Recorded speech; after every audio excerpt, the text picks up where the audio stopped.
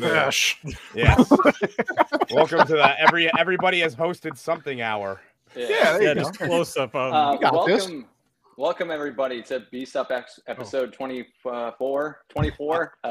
Yeah, sorry that I have terrible headphones. I just want to announce this will be the last time that we do a live show where I sound like crap. And Little Platoon, whose actual channel we're on, will be here momentarily. I love that he's not on his own channel. All right.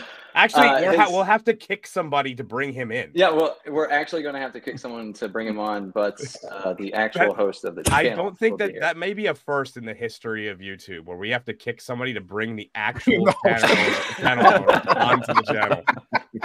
We may be breaking ground that no one's ever seen before. I think Platoon is trying to actually come on right now. Never mind, I can't get in. Well, everyone's saying kick Andrew. I'm not shocked by this. Kick Andrew. Why bag face? I haven't even. Bag face is like fuck this. I haven't even said a bad. He's gonna play with the cat. What we could do is just every 5 minutes somebody drop and somebody else come back in mid conversation. You can put me in the rotation. That's fine. I have to leave around between 8 and 8:30. So Felix Santos says Movie Cynic is like the budget version of Movie Cynic.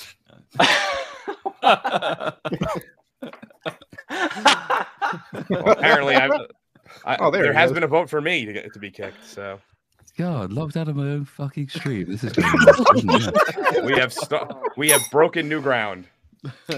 Hey, so yeah, for the sake of the comments, point something out. If you kick me, who are you going to yell at? We'll just keep yelling at you. You just won't be able to defend yourself. There you go. Yeah, I like it. You'll just put up a picture of me in the background. No, we won't.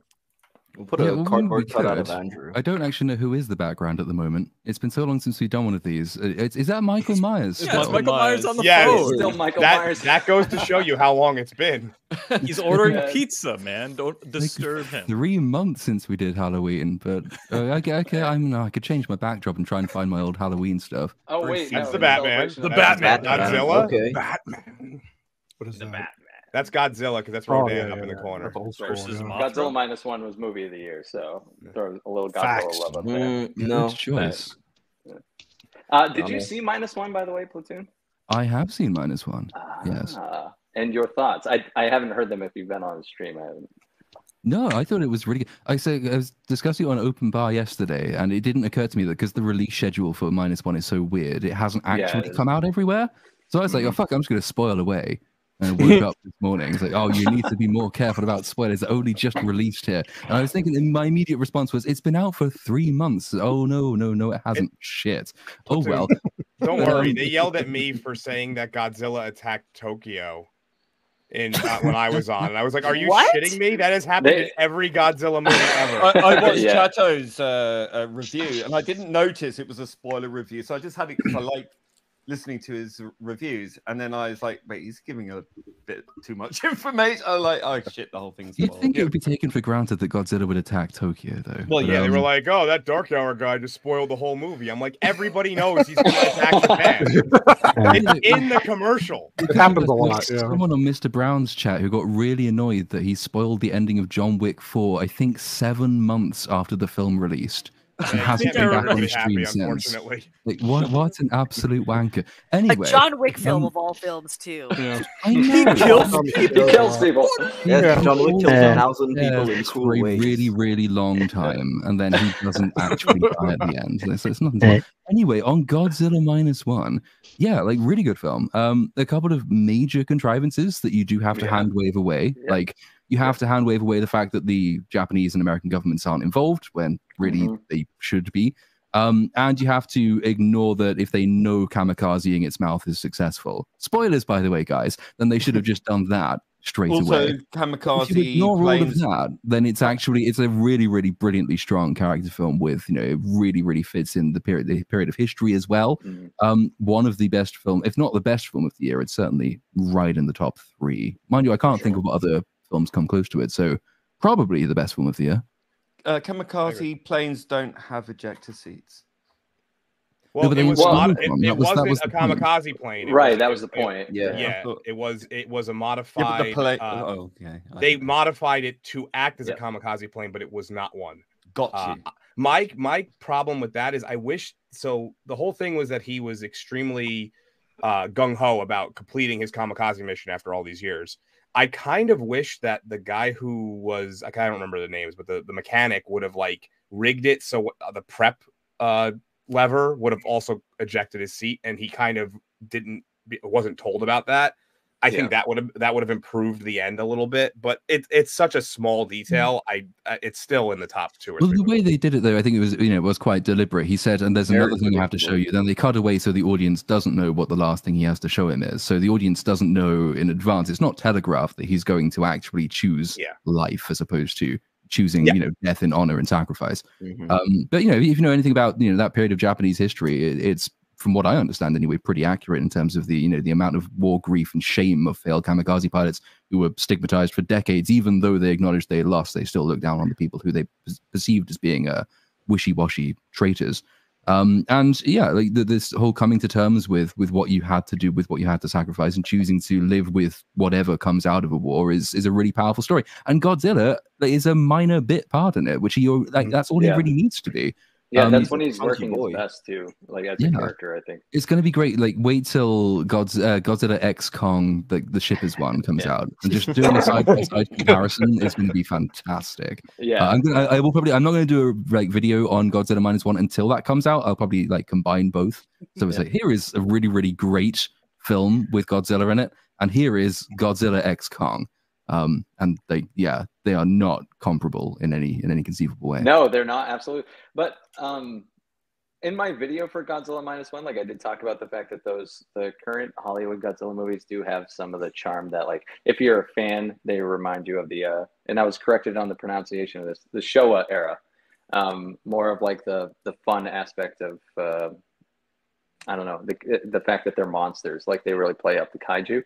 But Godzilla -1 was more closely related to the original, which was much more it's just a genuinely great movie. And it actually had something to say. But the Hollywood movies I'll still enjoy as this own flavor of Godzilla. The fun, goofy, smash your toys together Godzillas. Do you count the 98 Godzilla as a good movie? Or do you count that as a Godzilla? I got yelled at for my review because I said oversized iguana or something. People were like, "Stop talking about it. It's not a real thing." And I was like, it has its card though. I was just playing with words, guys. I'm sorry. It's listen, if you don't name it Godzilla, it's actually just an enjoyable monster flick. But the fact that it is associated with Godzilla makes it trash. That movie is. I don't think it's a good movie. Anyway, I rewatched it earlier this year. It's just the best part about that one is the cameo in Final Wars. That's the best part of that. Yeah, they renamed that one Zilla and just had Toho Godzilla stomp his ass real quick. Yeah, and it was over. Literally spins around, hits him with his tail, and then atomic breaths him to death in about 8 seconds. It's fantastic. Yeah, that's hilarious. I was literally going to bring that one up, because The Lost World does basically Godzilla in a shorter amount of time. And The Lost World's such an annoying film because it's serviceable until they go to, is it San Francisco? San Diego. San Diego. Yeah. So he can't even clean up the streets full of homeless people. He's basically useless. But at that point it just becomes a really dumb film. But Jurassic Park takes Manhattan. I think that actually does happen though in the last Jurassic World movie, right? I've yet to watch that. I don't think I ever will. I don't even fucking remember. It sort of does. Yeah, I actually took me a few seconds to remember what happens in Dominion. But yeah, because the end of Fallen Kingdom is when the clone girl decides that she has a lot in common with the clone dinosaurs. Yeah. So she releases them upon the world and is morally responsible for every death that results. And then Dominion is when they're already in the world, but the evil people are still trying to turn them into weapons of war. Locusts, right? The fire locusts at the end. Yeah, that was. Michael, was that 2023? Was that? It was. No, it wasn't. Dominion came out 2022, I believe. Oh, 22. Yeah, sure? I think it was I think it was 2021, right? Maybe no, it was June 22. Because I wasn't on YouTube in 2021, and I definitely did a video on that. So it must be tail end of 2022 then. Yeah. Well, that was They all get wrapped in together though. It's just this one continuous, unbroken chain of absolute shit films. The year is basically irrelevant at this point. But Platoon, remember the thing that the girl decided that was the thing she had in common with the clone dinosaurs is that they were all alive. That was the thing she had in common. We're all alive. That's deep. That's so deep. It's very deep. Wow. Life is a thing. Wow. But you know who's not alive? You know who's not alive anymore? All those people who will die because you just released a Tyrannosaurus on them. I'd like to see your take on Predator. In all honesty, if it bleeds, I can kill it. Bleeds. I also bleed. We'll take one 5'2" girl to take it out. Yeah. We are the same because we both bleed. Wow. What a film. But yeah, Godzilla. Anyone else is anyone dissent from the suggestion that Godzilla was the best of 2023? So Top 5, but it wasn't my best. Yeah, what was your favorite, Vex? Influencer was my movie of the year. Really? Quite, yeah. You know what? I rewatched it again last night after the stream. Jesus. Yeah, after Uninspired stream yesterday, because I really wanted to revisit it anyways, and it just I think it does a phenomenal job of putting a woman first of all in the front for a Western film, because like that entire premise has kind of been sullied by mainstream Hollywood in recent years. It's shot beautifully. The cinematography is great. The characters do what they need to do. It knows what kind of film it is. And it's a bit of a revolution in horror, where it does blend and appeal to a modern audience really nicely as well, while sticking to some of like the classic like horror thriller kind of tropes. So I really enjoyed that film. So that was in my top 5, but I think it was personally, I enjoy it enough that it's number 1. Plus, it has good unknown actors, like really unknown actors, first timers. I think most of them. Yeah. Chat's got opinions. Oppenheimer was in my top 3 as well. I forgot Oppenheimer was really good. Not mine. Yeah. I think I'm gonna have the same one as Andrew, to be honest. What? I think I'm gonna have the same movie of the year as you, man. I wonder what that. I have no idea what that could be. We briefly talked about it backstage. I just saw The Iron Claw on Wednesday. Ooh, and that movie is. I mean, it is. I was saying it's the best way to start your year, because everything will just feel better from that point forward. It's a series of hard gut punches the whole film. I'm looking forward to seeing that. Yeah, but that was another one of those like triumphs of the small studio. Like it was made on a relatively on a small budget comparatively to what we're used to, and it looks good. It's very well acted. The script is tight. Everything is about it just works. And if you know about the story about the Von Erichs, or you don't, if you do know about it, it's a great story. If you don't know about it, it's very educational for this very tragic family.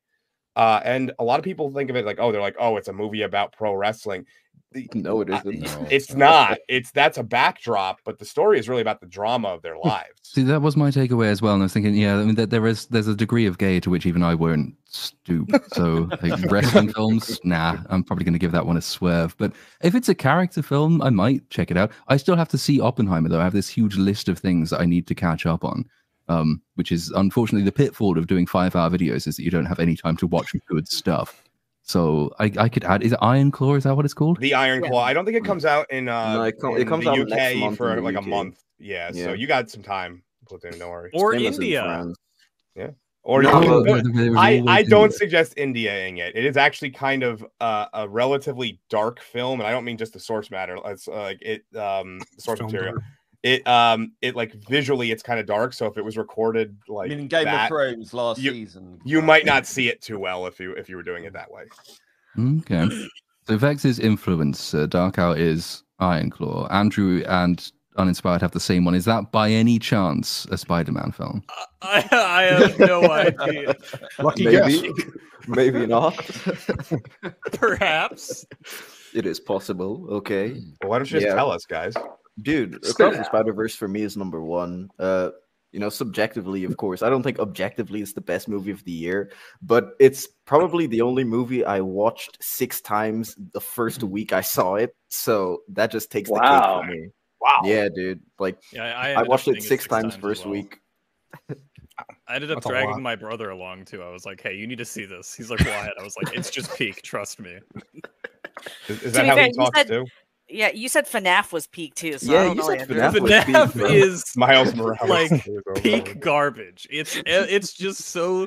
Listen, if you watch all the stupid lore videos first and then you go into that movie, it's just so stupid and just so funny. And then like, Dude. oh my god! And then We Matt put Pat FNAF in shows the up on the garbage screen, tier.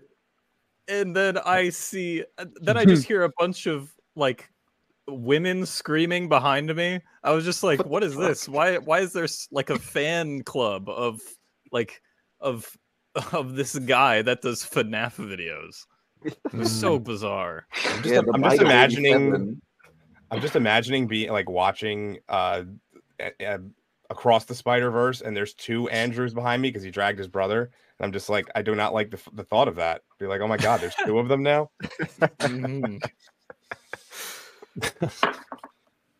Zach, what was your pick for 2023?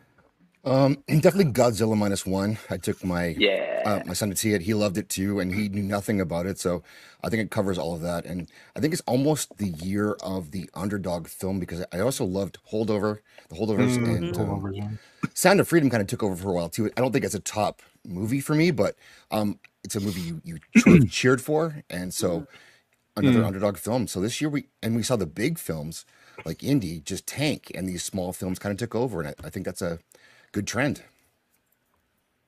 Yeah, if you look at both of those, Sound of Freedom and Godzilla, very, very small budgets by modern standards, and have raked in a huge amount of. Didn't Sound of Freedom beat Indiana Jones in the end? It did, yeah. It did, yeah. And Yep. Sisu as well. That was another fun one that people forget about because it was early in the year. Megan as well. That was a good film. Mithrigan. I like Megan, Mithrigan. Oh yeah, Mithrigan. I kind of forgot Sisu was in this year. I like that movie as well. Yeah. I had a problem with its some of the presentation of how they busted it up with like the Tarantino style, like this is this act, this is this act. I didn't like that, but from like a general like viewing standpoint, I liked it. And it was like 6 million euros to make that. So Yeah. great. Looks great to me. Cannoli, what was your pick for the year? I'm gonna surprise everybody. Mine was the Dial of Destiny. I'm just kidding. My mouse is just hovering over the kick button. Just At least we have diversity. Get out of here. No, I'm also going with Godzilla -1. I even took my teenage daughter to that, who has no attention span, and she sat through it, didn't move, didn't blink, and told me like that was the best movie she's seen in a long time. So that, if it can hold a teenage girl's attention that long, and she actually was asking me questions about the Godzilla lore and other movies after, and we watched a bunch of them after that. So started a whole trend. But that probably is my favorite movie, followed by Oppenheimer and The Holdovers for 2023. All excellent movies. But yeah, I think The Holdovers has passed me by. Which one's The Holdovers? It just came out. It's with Paul Giamatti. Christmas film.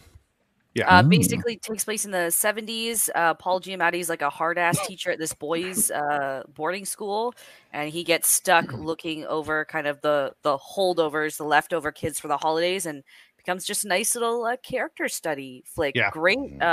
Was it breakthrough debut performance by Dominic Setha? Yes. He's a theater actor. He was excellent.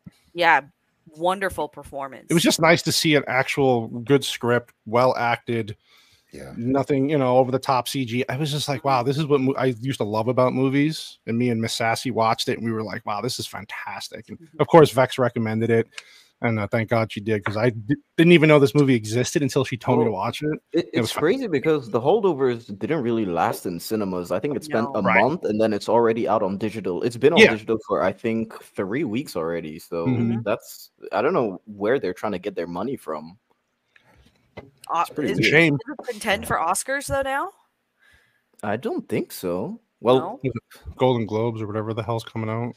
Yeah, not sure. It's nominated, right? I thought it was nominated. not sure. Who knows? Speaking of things I actually haven't seen, a friend of mine who I hadn't spoken to for a while got in touch on Facebook and said, please watch this and review it. This is Saltburn, which I still have not yet got around to watching and reviewing. But like, all the stuff I'd read in advance was just comically, hilariously, like something about some guy licking cum off a bathtub. Yep.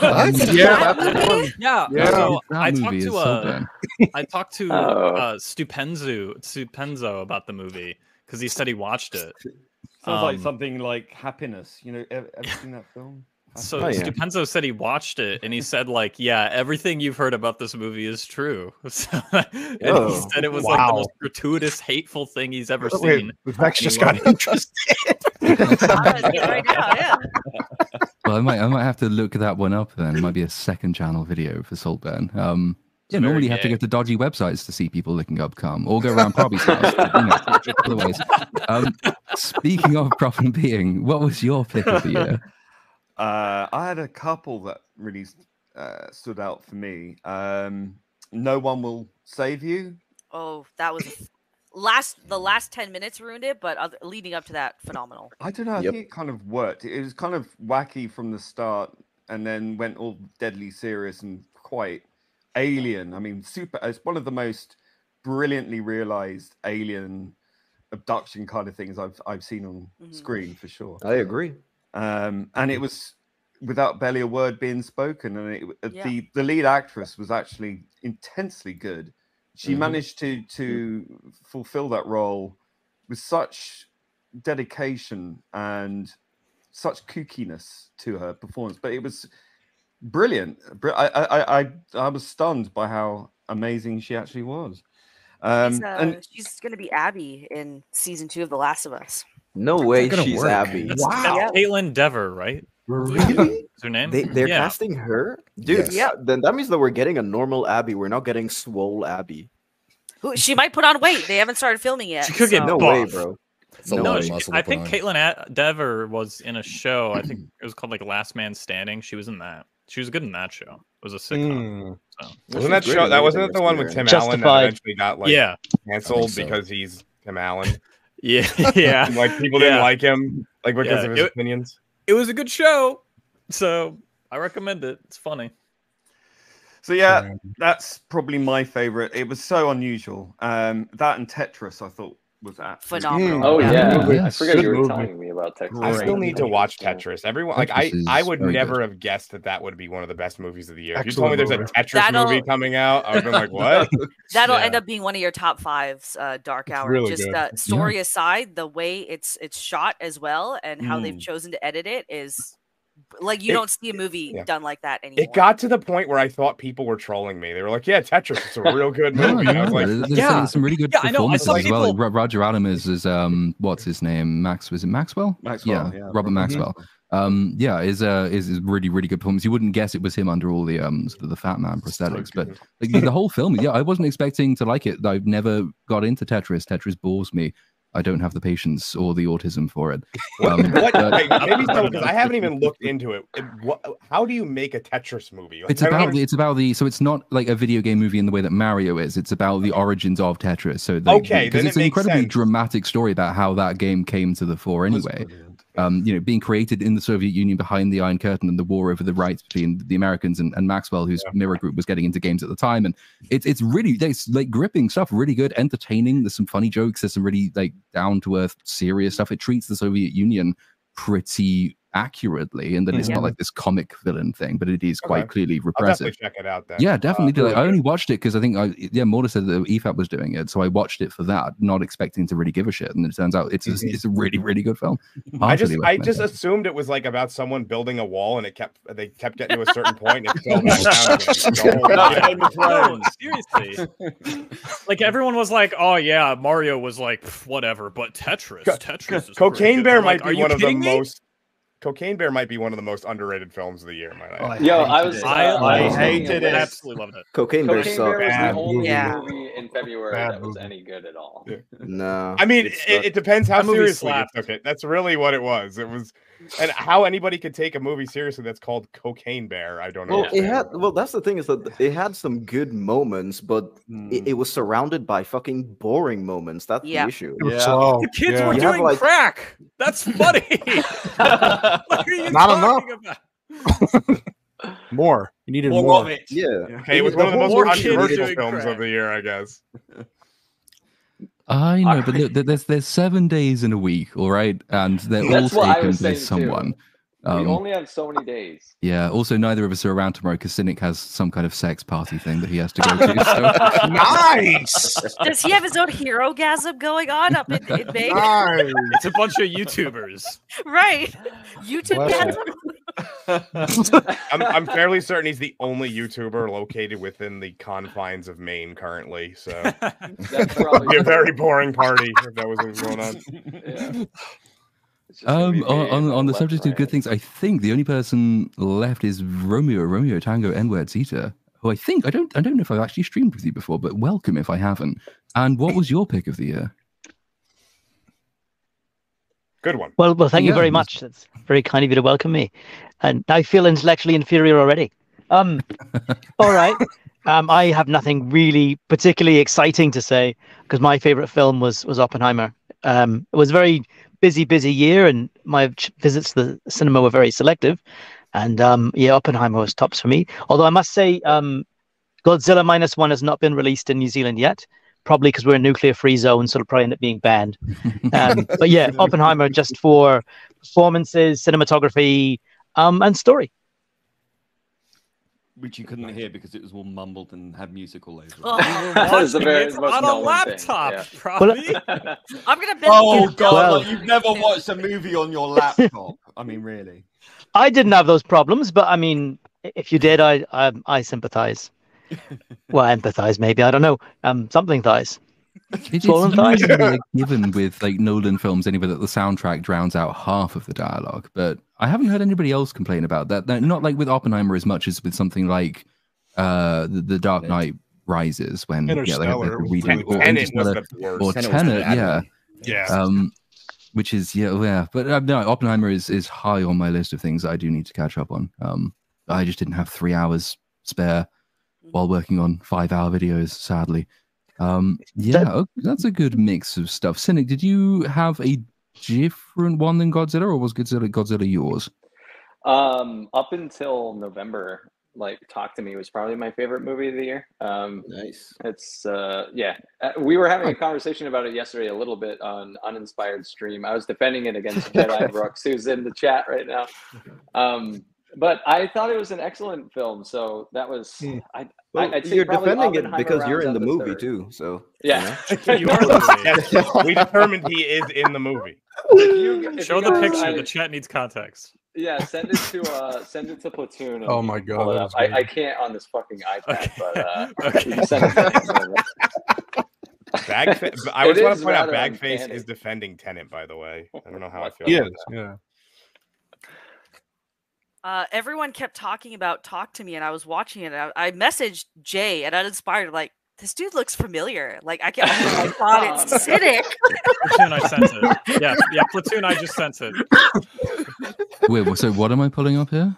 It's a Did- it's I a sent you an fantastic image. I picture. need you to pull that up. Between you and your Oh priest. no, that means I have to actually. My little avatar guy does weird things when I type, and my spacebar's broken. This will be interesting. Okay, Wow. stop spacing. I would love to see what I would love to Jack. see one of his scripts if his spacebar is broken. Twitter. That's It's why my just- it's spacebar's on the broken. movie Show, net. by the way. Oh my god, it actually is. Yeah.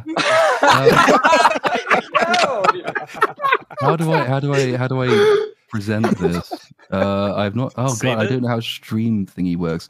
Do I save it or do I just present the tab? Or you can just present the tab. Present. Yeah. Just present. Yeah, leak our DMs. It's fine. It's share I love screen. Platoon. I love how Platoon's like, how do I do my job? I don't understand. I don't know it's how two, this like, yeah, works. two very professional people run this I have channel. slaves to do this for me. $10,000. So I hit this, right? And then I hit. What do I hit? You've got to add it to the Oh, stream. got it, Add it right, to the yes. stream. Share. Every question he asks 10 years to his. Is that now on the age. is that now on the thing? But oh No, no. hang on. No, you've yeah. got to. Oh, well, Oh, there there you you go. go. It's so good. It's uncanny. Oh my God. It's Thank blue you. Prosthetics are uncanny. Oh, God my damn. God. I could see Cynic wearing that jacket too. Like, Yes, yes. I mean, just Fresh out the if, 90s. if you compare it to his Oh my John God. Moxley shirt with like the fake painting look, it even kind of looks worse with that. You know, I Oh didn't my see it God, until I that is changed the hair perfect. color, and it was perfect. Someone Yeah. should really get you that jacket for your birthday as well, just to Oh, complete the in look. February, if you want to. Please. Just so you know. Yeah, Cynic, your Oh my performance God. in Talk to Me was Oscar worthy, man. I'm telling you. Really? Yeah, thanks. Dude, they de-aged actually you so had me well. bash my head off of that corner. You'll get an Oscar before YouTube sends you your damn placard. Oh, God. I get that fucking shit out of here. Make Platoon it the doesn't know how. background. Make it the Platoon, background, make it yeah. the background. To make it the Yeah, there you background. go. I don't know how to do that. Of course, it's Ah, not. His perfect. space bar is broken. It's all. I feel like Platoon needs a caretaker for whenever he does streams that he's. I have like Cynic, but Cynic's on his fucking tablet, so he can't do anything. He's a useless butler. I mean, I can press buttons. I don't know if I'll leave. I don't know if I'll shut the stream down. Let's see. I'm gonna hit this one. Okay. He's just gonna Doesn't randomly spin. start kicking everybody for this. Yeah, I know. interaction About his... Everybody's gonna go off the screen. Yeah. Oh, that's an even better question. Which one Still was the here? real me? Which one is it? I can believe you'd wear a jacket like that, so I think that's probably yeah. you. You're cool Yeah, we enough. know for I that. mean, Yeah, they were both the real him. That's Yeah, and the whole blue point. hair is officially back. Mhm. Yeah, he's blue hair and blue hair to based yet again. Based I actually wanted to pull up that I made a list of like the best and worst of every month. Ooh. And it was That'd be TV or movies. And in January, the worst. And it's crazy to think it's only been a year. But Well, hang on, Velma I figured out was how the to worst. share a screen now. Can you send it to me and I can bring it up on the screen? Oh, he's learned. He's Yeah, upgraded. I am a pretty quick AI. I'll have you know.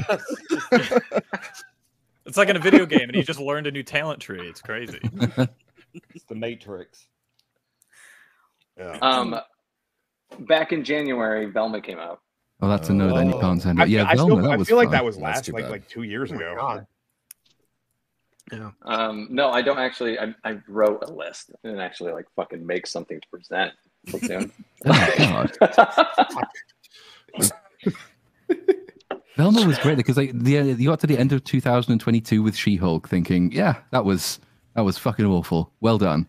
12 days later, Velma comes out. Oh my goodness, yeah, it took 12 days. That's all it took to actually get to top She-Hulk for worst, like most misguided attempt at comedy on screen. Yeah. And season 2 comes out, I think, in the first 3 months of next year. It does. I got I about can finally 50,000 use my subscribers off unused that show, scripts. so I'm really looking forward to it. There's like on my last She-Hulk video, there's the comments like pre-She-Hulk or pre-Velma and then post-Velma, because the title of the video is like She-Hulk's the worst TV show ever, and then every comment after Velma was Velma says hold my beer or Velma says hold my soy latte or something. Yeah, so Soy latte. Oh. Oh, he Oh, did geez. exit himself. Oh, shit. He's gone. Oh, Well, now that he's gone, who are we bringing in his place? All the people who were crowding to get in have given up because we ignored them, so there isn't anyone to replace them with. Shit. We'll just have to carry on. I do have now He's have an got the excuse list. to use my unused season 1 script for Velma because I never put it out. Oh, So I you could should. just throw That show is gold for YouTube. So I'm looking forward to seeing. I just got a message from Cindy saying "lol BRB," so he'll be around. He's being teleported. Annoying. I don't know what else was on his list for the first month of the year, though. So, Velma, is anyone looking forward to season 2? Can season 2 of Velma, which apparently is definitely happening, be any worse than season 1? I didn't even watch season 1. I guess I have to I now didn't that either. I have a monetized channel. I think I'm obligatorily have to. I didn't see it either until my friend was like, "You gotta see this," and I was like, "Why?" And he's like, "Because it is just so bad." And he's like, yeah, he's pretty like he's left leaning too, so he's like, "I don't even know who this show's made for, not me. let's just make fun Yeah, of this it show." succeeded in pissing off everybody, which is I know, very it was hard crazy. to do. It's Yeah, it's that's like the Rachel Zegler of TV shows, man. Yep. That's pretty it. Yeah, I think it's actually more difficult to piss everybody off than it is to make everybody happy. So like they actually achieved the even harder of the two. Dude, Velma was fucking ass. I watched one episode. I turned it off like halfway through. Yeah, I 'Cause watched 3. Dude, I'm a big Scooby-Doo fan, and seeing that shit, I was like, "What is this, man?" Just Yeah. Norbert. It's like, What are they come doing on, here? dude. Complete Yeah. bastardization of characters. I think I only made it to episode 6. There we go. And then I How many episodes were there? Only Either to episode 12? 6. Jesus. 12? There weren't 12, were they? Because I 10? thought I look covered it all up. of them, and I only did like 4 videos. Oh, no, but I did Interesting. combine a few episodes in the last 2. I thought it was. I didn't think it was 12 though. Maybe Google will 10 tell me. or 9. I'm on it. You wouldn't think there was enough spite in the entire world for 12 episodes. You think they 10. exhausted all the spite? Yeah, Well, 10 they would have exhausted all the spite after 8, the way they were going with that show. But I'm amazed they had enough spite and enough hatred for humanity at large to produce an entire season. Well, Well the thing is, done. once you're on to what Velma considers to be a good thing, which is jokes about insecure white men having small penises, you can just really do that over and over and over again. And that is what comedy is in the year 2023. So it wasn't new forms of spite. They just found all their forms of spite and just repeated it over and over again. Which 1.6 was, yeah, on IMDb. 1.6. 1.6. That's good. I'm surprised it's that high. Amy Schumer. That's impressive, actually. In Well, you itself. can't go lower than 1 anyways, so. Yeah. Yeah, that is true. Yeah, you can't do a 0 on IMDb. So We still haven't had there's blissfully even there is actually no Scooby-Doo yet in Velma, but there was that secret.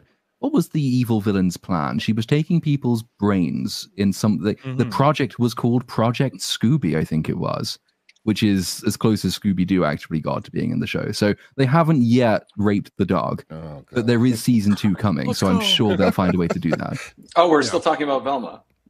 Well, you The dog win. is I just didn't gonna know be a what else furry. would add on your list. I know. Will the Scooby snack? yeah, we couldn't progress the list without you. Yeah, It was no, Well, I impossible. don't think they'd my even put apologies. Scooby-Doo in Velma because didn't Mindy Kaling say that she wanted something, kind of realistic? So I think the name was kind of just like a reference. And I No, don't wasn't think there a she- puppy that shows up at the end or in the last episode that was supposed but- to allude to Scooby-Doo coming in? No, but they won't make him talk anyways. Like they'll just add it as a puppy. That's it. That's all. The irony Good is on that you. Mindy Kaling has a baby with a white man. So Yeah, which is like her excuse for why she's allowed to say the things that she says. Yeah, crazy allowed to thing be that she racist. wrote I The lack Office, for man. I'm allowed to be racist. My baby is half white. That's basically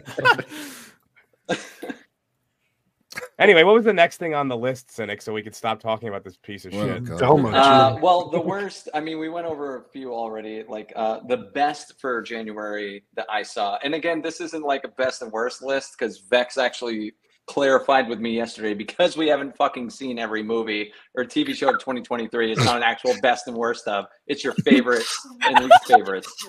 Okay. Challenge That accepted. makes for a really good thumbnail too, by the way. Our favorites and least favorites of 2023.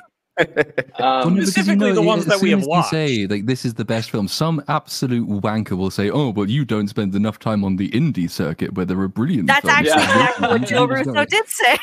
Change your media I mean, diet, I you would damn say plebs. that more that Sounds like Lofty. Yeah, I would say people watch Kidding. like on the whole.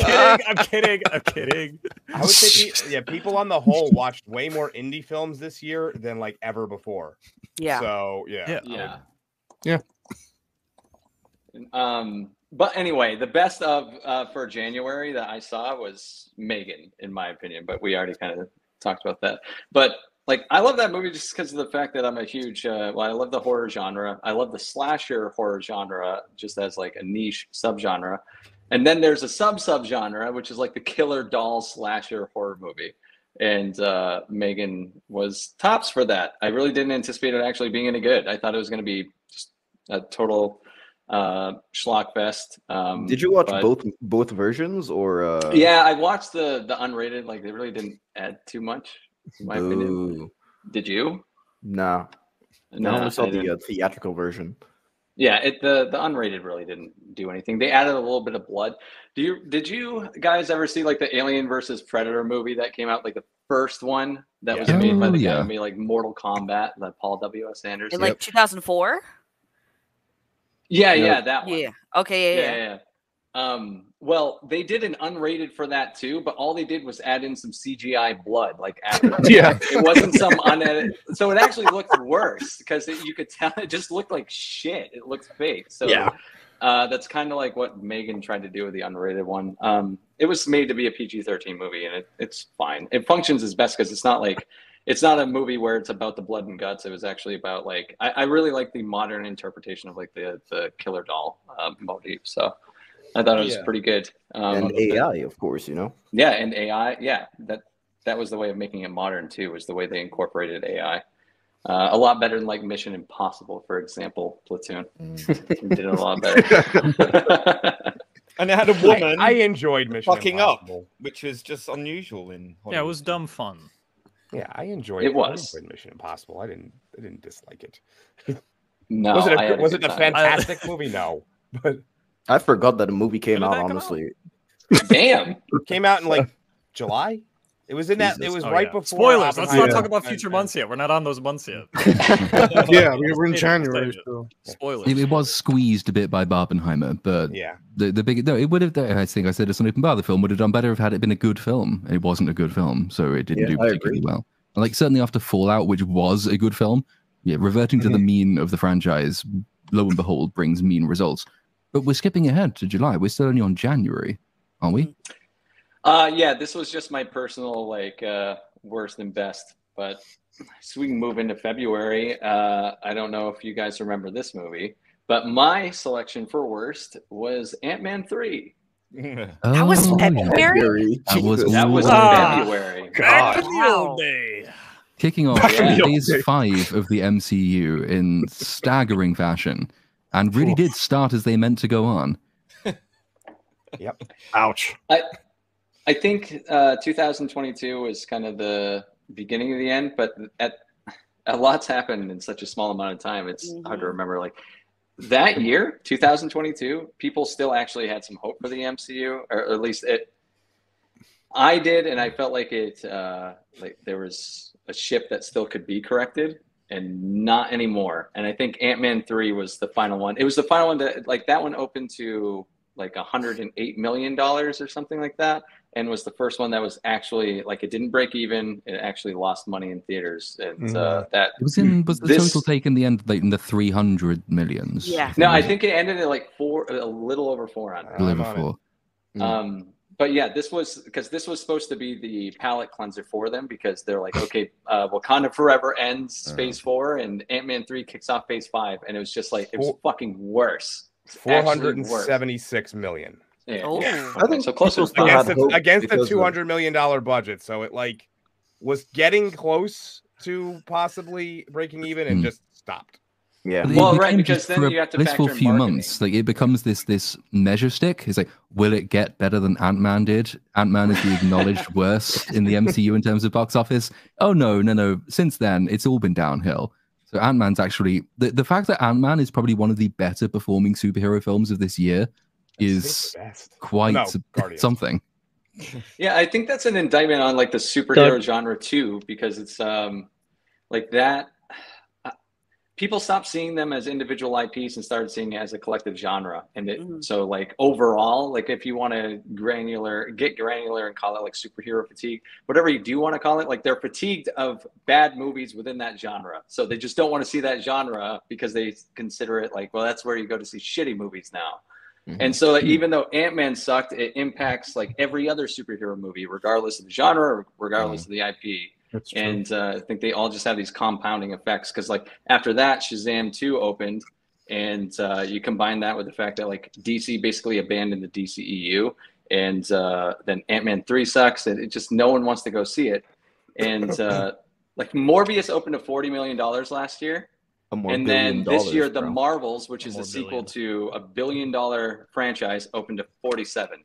You're jumping way ahead now. Yeah, I know, but just to illustrate like the light year impact that like Ant-Man 3 and these movies have on each other now is Quantumania was like the first one where the normies, like, that's what I was gonna say. Yeah, the people that I knew outside that weren't paying attention on, like you said, a granular level to a lot of things. That was the first one where I remember like them being like, "Oh no, this was really bad." Like this was well, Love and Thunder too, actually. No, yeah, I think Love and Thunder still had some of that. Like people were still like, "Oh yeah, it wasn't the worst. Hemsworth was funny." Like no, I'm saying like there was still things that people were picking out of Love and Thunder where they were like, "I can enjoy this part, this part, this part." Quantumania was the first one that I recall in the MCU where people were like, start to finish, everything about this movie sucked. Yeah, agreed. Yeah, even Twitter didn't really like this movie. And they like everything. Didn't also James Gunn announce the whole new DCU thing like right before or right as Shazam 2 was coming out? It was right after Black Adam, basically. Which was right before. After Henry Cavill's video. Oh, God, yeah. Why are you reminding us of all these horrible things? Because that's what we do in the movie. Dude, it's crazy how you have Henry Cavill coming out and it's like, yeah, I'm Superman now. Like a week later, he's gone. Goodbye. Because the show is BSUP, the best shit that underperformed. Oh, that's like that. That's pretty good. That's a much better title than the one we actually went with. Just made it up. On the Ant-Man thing, though, I know a few people, there had quite a few comments actually in my Marvels video, because there's a bit at the end of that where I quote like, extensively from Kevin Feige announcing the beginning of Phase 5 and all the projects. A number of people who did not realize that Phase 4 finished with Wakanda Forever, that they thought we're still in Phase 4, which, to be fair, you can forgive, because most of the phases have traditionally ended with the big uniting Avengers film. Phase 4 didn't have one of those. And everyone, like, Phase 4 became synonymous in most people's minds with just generic shit Marvel film, and that's all we've had since. So I've managed to depress a few extra people by realizing that actually no, all of Phase 5 is just as bad, if not worse, than Phase 4. Yep. This is not all Phase 4 anymore. We've moved on. Not that anybody really noticed the difference. Those folks probably fell asleep during the second act of Eternals and just woke up now. You know what? Every time someone mentions Eternals, I suddenly realize I've still not seen it. And that will probably be true forever. Yeah. Well, well, your life is not complete. Then you should rush out and see it right away. Especially if you need a good sleep.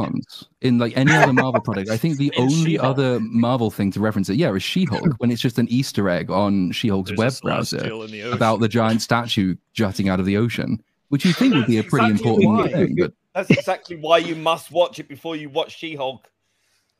True, it's necessary. Yeah. Eternals looks good. That's the only compliment I'm giving. Yeah. What was the best? It does look nice. Curious what the best thing in February was. No. Yeah, Eternals saved lives, you guys. Oh yeah, they had death saved lives. Sure. Yeah, what else That's came right. out in It did February? it had the death robot for some reason. The robot was February. February was a pretty dead month. I had Cocaine Bear down as the tops because I mean it is just let's go, baby.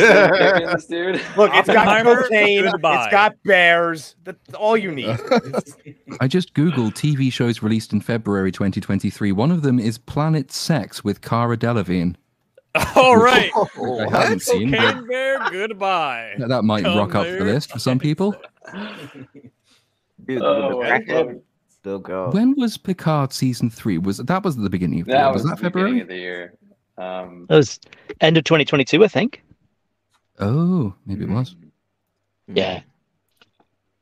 Yeah, nothing else is coming up. No, February was a barren wasteland for stuff. Like nothing good. All right, what about March? Well, March. Moving over to March. The worst, and this is my opinion, is fucking Scream 6. I hated that movie. Oh, didn't see it. I hated that movie. And I've never heard anyone talk about this, and I don't know why, because I figured like people would be jumping all over this shit. Scream 6, I called the killer because of the fact that they were the only white people, and it's not the first time. It's not the first time that I've made this call, and I'm just like, God, you guys can't even fucking like. you can't even sell a movie without having to do this shit. Like I called it because you can't let your politics like not interfere with the fucking twist. Like you just can't. I think that to me, like Scream 6, the thing that brought the movie down completely, apart from the characters acting very, very stupid. Already, it's better than Scream 5 in my opinion. Scream 5 was just fucking terrible. But I won't say it, of course, chat. I won't spoil the movie. But the killer reveal at the end just makes the entire movie stupider. It's not. There's nothing to reveal. It's the only white person in the fucking movie. Hold on, we did say spoiler for the whole stream, so just go ahead. No, not the white guy. Yeah, the only white man that was in power as well, you know? Right, like what the fuck? It's such a bad movie, dude. It's fun. I'm so glad that that franchise did. There's so many things you can do that with. My dad and I were watching The Last of Us, and there's the episode where there's the group of people, and my dad says the Christian commune. My dad said that guy's going to be a cannibal. I said, how do you know that? I said, well, he's white and he's Christian, and lo and behold, he was. Yeah. Wow. I think you mean that's communion. Technically, that's what you mean. Transubstantiation. It's religious cannibalism. Right? Yeah. Religious cannibalism. The only acceptable kind of cannibalism. This is my body. You know. There you go. Probably beat me to it. So if this Movie Insider article is correct, Shazam 2 also came out in March. So yes, Scream 6 is worse than Shazam 2? Shazam 2 had that one chick in it that's pretty hot, so we had that going for it. Yes, yes, it was. Yeah. Well, that chick. Scream 6 doesn't Scream 6 have Jenna Ortega? Jenna Ortega. Oh, yeah, sure. Yes. So all that leads us to disappointment. Andrew's like, I can't Scream 6 looking better every day. Listen, all I need is Jenna on screen, and I'm going to the cinema. That's pretty much it, man. I'm telling you. Was it Rachel Ziegler who was in Shazam? Yeah. Yes. That wasn't the one I was talking about, though. What the fuck's her name? Yeah, you're talking about the white chick. She's kind of tall. Oh yes, Grace. You remember Andrew? We literally talked about her for like 30 minutes. We did. Grace Caroline Curry. That one. Oh Grace yeah, Caroline Curry. Dude, every Casper's time Wonder Andrew, Woman. Vex, and myself are on a stream together, we start devolving and talking about how hot women are and how ugly the men are. Yeah, all it's Every four single horses time. in chaos. In fairness, Uninspired, you do that on every stream ever you've been on. You're just like, I believe Mr. Brown is doing a hot women stream at some point, so make sure you get on that one. He says he's yeah. Well, apparently he tried to do it before, but all the pictures he picked were mocked by everybody else on the panel, which might say something about his taste. I don't know, but yeah. Listen, let me pick the pictures. I have yesterday we said that we'd be doing a boob stream someday, so yeah, we'll see how we do. And Yeah, then we'll eventually, have hopefully. educational content. The best 2 reasons to see in a film. Away from tits, there were actually March. There were quite a few things out. I don't know if anybody has seen any of these. I know I saw a couple of them. There's Creed 3. That was just before Scream 6. There was 65, that dinosaur thing with Adam Driver. That was quite possibly the most forgettable movie I think I've ever seen. John Wick Chapter 4, of course, comes out at the end of March 2023. And then the final one that kind of really resonates, I think, is the Dungeons and Dragons film, which actually emerges over the course of the year as being not that bad, I'd say. But John Wick is fairly big. Does everyone here vaguely like John Wick? Did anybody not like John Wick 4? I don't think they loved it. I enjoyed John Wick 4. Yeah, I loved it, and that was my top pick for March. That was my favorite movie of that month. That I saw. It was fun. It was fun. It was fun. enjoyable. Yeah, it knew what it was going to do. So, was it too the long, best in though. the series? By far, no. But it was definitely an improvement over the third one. No, the first movie in that series is still the best. Yeah, by a long the best. shot. Yeah, definitely. Yeah. Being that it's the only good one, yeah, I would agree. Well, there you Am go. I the only person on the panel who really didn't like John Wick 4 very much? Somebody else back me up, or is it just me? No, listen, like, I think man. that John Okay. Wick 4 doesn't have rewatchability value because you start to see that it drags out a lot. I think can it's put on the better long than side for that. Yeah, I will agree with you on that. The Especially length at of the the film does staircase. 2 words for you, my friend. Donnie Yen. Come on. Donnie Yen carries that film. So good. Scott Adkins rules in that. Oh, he's brilliant. Brilliant. Yeah, Scott Adkins. Oh, The thing I love about Scott Adkins in that movie is that he shows up, he's got the inhaler, he's just a big fat guy, and then they completely forget that, and he's just doing all of his martial arts as if he's not any of those things. It's like Copa's comment is right. Extraction 2 was 10 times better than John Wick. Yeah. Extraction 2 it was better. Crazy. Great movie. was that also March? No, that was later in the year. No, I'm just That's spoilers, but Okay. Yeah, it is. spoilers for the future. But yeah, For the future. Sorry, but I had to say it. I think I enjoyed the D&D movie more. So I that's why. Yeah, the It was D&D fun. movie was actually I haven't surprisingly seen it, not so bad. it's Like, I mean, Shockingly good. yeah, I went into it being like, it was they're pretty good for a tear video this game apart. movie. Okay, I'll have to check it out. Uninspired not is a right. video game. Sophia Lillis was in it, so that's why I like Yeah, it. Sophia Lillis was in it, so you know I have you to get correct my ass Vex. in this week. Yeah, some of the humor in Dungeons and Dragons actually landed fairly well. It was Also, I actually Owlbear wasn't was a bad cool. film. Owlbear was Cool. I did like Such the a fact cool that thing. I did like the fact that they kind of played off the fact that you can have a critical hit or a critical miss, and occasionally they would really screw up, and it was as if they did a critical miss. I did like that little play on the mechanics of the game. Yeah, there were a couple Roll like the that. There's one. the one where they have to revive the corpse and they can only ask it 5 questions, which I think is another of the Yeah. mechanics. But yeah, they kept asking Yeah. it incorrect questions. That wasn't bad. And I thought Hugh Grant was quite good in it as well, playing his kind of old melty-faced ledgerer's role. As a complete aside, Princess Fiona with perhaps the most depressing comment of the evening so far. Planet Sex with Cara Delevingne is a documentary about people not having sex, which is basically meaning there is no reason to watch Cara Delevingne. Why is it not called Planet Lack of Sex then? Planet No Sex. sex Nobody's gonna still with watch that it. title. That's why. Yeah, Planet Planet Stable. Sex Less. Planet Cheese. I think my biggest criticism of the D&D movie is the editing. I thought the editing was really bad in that movie. And the writers' interviews about it actually killed that film. Really? Really? Oh, why? What did they say? They were saying how they wanted to tear down the male protagonist. Oh, and that yeah, was with one of the Chris goals going Pine. in, but that didn't happen in the film. Yeah. Not there at all. But that's how they hyped it. That's horrible hype. Yeah, it's a good way to ruin your movie. Like, Yep. especially with the introduction of the failed wizard or the magician guy, the editing in that scene was like really jarring. Yeah, but overall it was neat. I think emasculate was the term they used. The writers. Yeah. Which is funny because they didn't really do that in the film, from what I can remember. They sucked at doing their job. They failed at that. Pretty much everybody was bad. Even was it Michelle Rodriguez even failed quite a few times. It wasn't they didn't really they tore everybody down pretty much the same and built them back up throughout the movie. So And to be fair, she was the most masculine character in the film, but she always is. So Yeah. I mean, yeah, there's I was nothing if really there's special about that. if there's one actress I'm okay with being like the masculine character, it's her.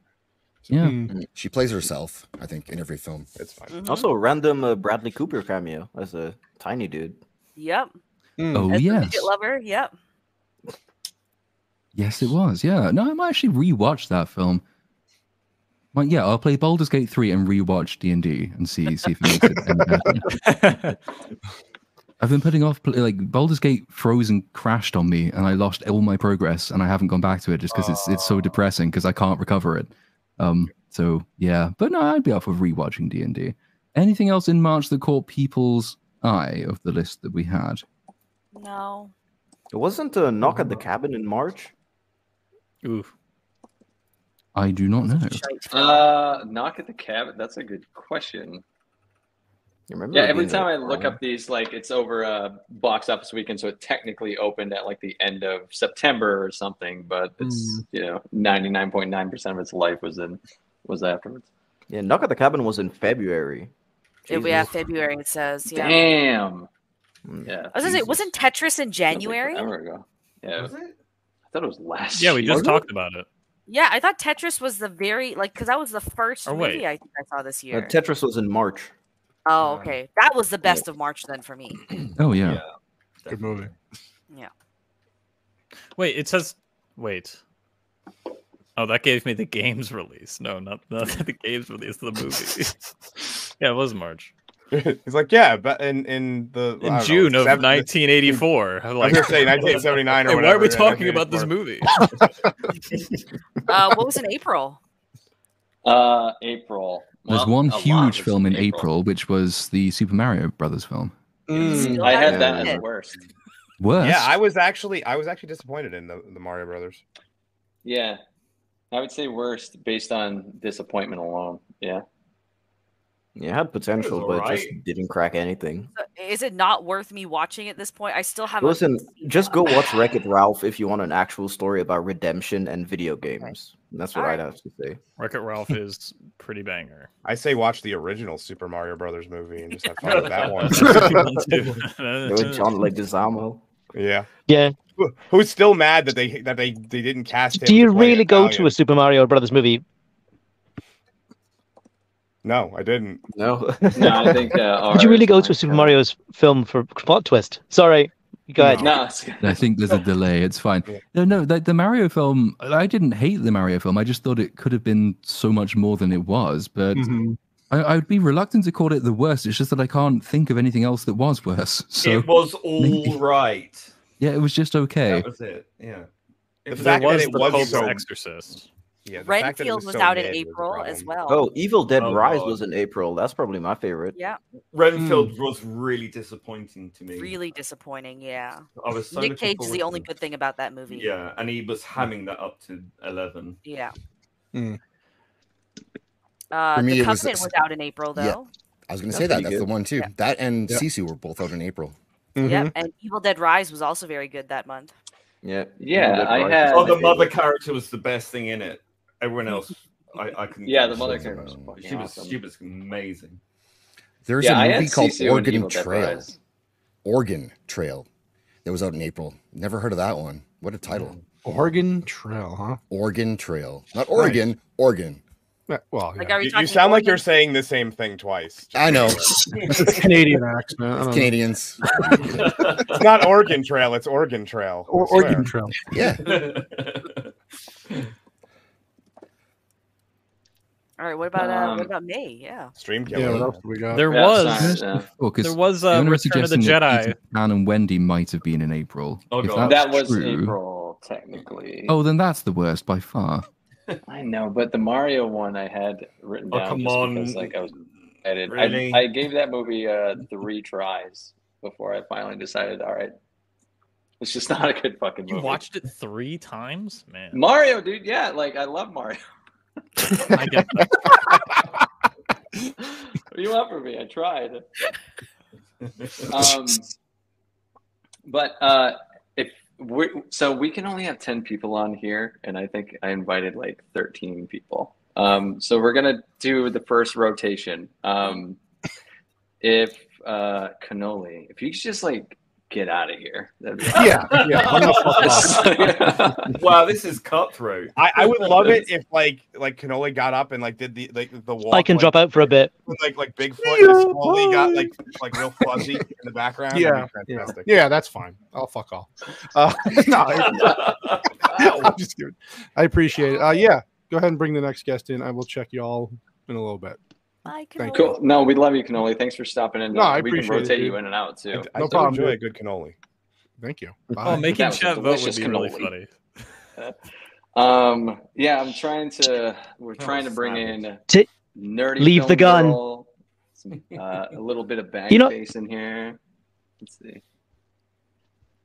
Wait, actually, you know No one, what? no one said the never perfect mind. line as he left. Don't let chat vote. Leave They're the gonna gun, vote me out Take the immediately. cannoli. Make chat All vote right. could go really badly though. 'cause They there's really always want a Andrew out of chance. here. Yeah. Jesus. No, Listen, Andrew's staying I'm- for the I'm their entire favorite fucking show guest. now. Look, just because you're the most frequent guest doesn't make you the favorite guest. Okay, that's not how it works. But yeah, if I can let's see, pop out. who else is cool exiting here? I can pop out for a bit, and you Yeah, just message same. me when you want. Oh, me. perfect. Yeah, I can you're drop the out for a token bit. chick. We'll swap out one token chick for another one. That works. Kick Cynic, you've been voted. All right. No. All right, yeah, just shoot me a message when you want me to. The cycle problem back. is if Cynic kicks himself, then the list doesn't progress. He has the list. That's We're true. stuck on April. We're stuck, You're in, stuck April. in April. Talking about movies none of us ever watched, like all the way down the list. Whenever you're ready, nerdy film girl. Let's go back to the list then. So we've moved on from I April just, to May, right? Before sorry. we move on. No, I had a few things I wanted to mention from April too. I didn't watch Beau is Afraid, but I wanted to ask anyone else if they had. Well, if I recall correctly, Nerdy Film Girl was really about that movie. So if you get her in I know. here, she'll be in here. Stupenza actually talked about it yesterday on the stream, and he said that it's either a movie that you would say it's fucking gourmet shit because that was the tier we had, or it was absolute garbage.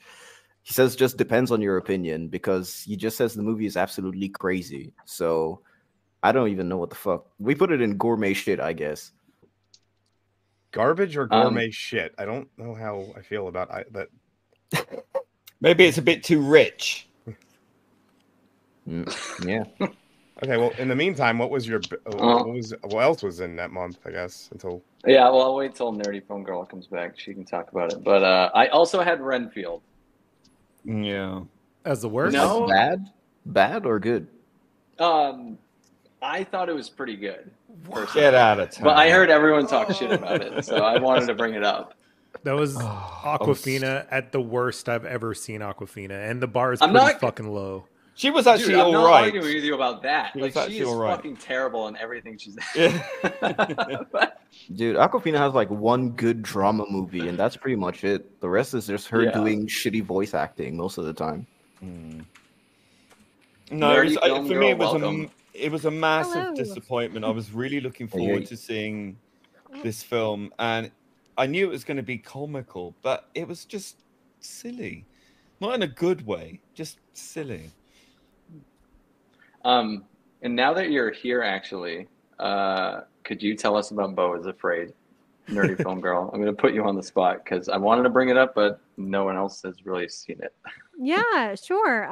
It's Ari Aster. He did Midsommar, and oh my God, we all know the other one, the really big one he did with Hereditary. Yes, thank you. Thank you. Yeah. Thank you. Yeah, it's Joaquin Phoenix. It's pretty much a introspective, trippy movie that's a horror film comedy, dark comedy. And I think it's like an incredible feat to make something like that and just have a studio like A24 trust you. And it's definitely not for everyone. And I recommend it to people, but like when I say that, I'm kind of like, but if you don't like it, I totally understand why, because it is super, super out there, but the performances are incredible. And it's a really cool script. It's a very like therapeutic. It's like Ari Aster's therapy session is what you're watching essentially. The only thing I didn't like that Ari Aster did that I've seen so far, I really didn't like Midsommar that much. Boo! I don't think anyone likes it. Boo! That movie fucking rocks. You guys are wrong. You also like Tenet, so let's be clear. Yeah, that's true. You like. I don't know anyone that doesn't like that movie. Fucking takes.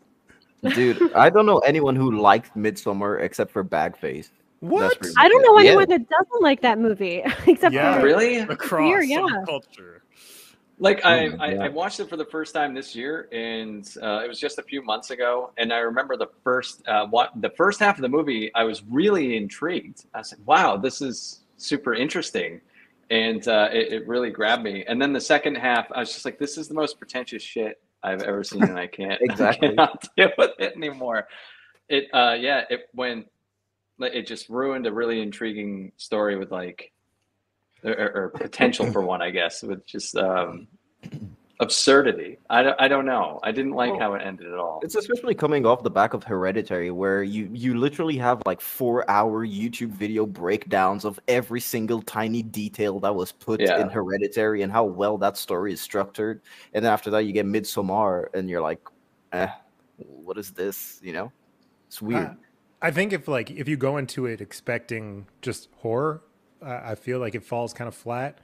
But once you kind of like take it for what it is, like the story being like her dealing with her grief and like letting go of abusive relationships and all that, it's pretty nifty. It's got some issues, but I thought it was pretty bold to try and do like a horror movie in a place where it's always day, and it's really like the juxtaposition of like the actual cinematography to the story was always so interesting to me. Yeah. Yeah, like I can see that argument because a lot of times when we have this stream, the argument is like, well, cinema isn't just a storytelling.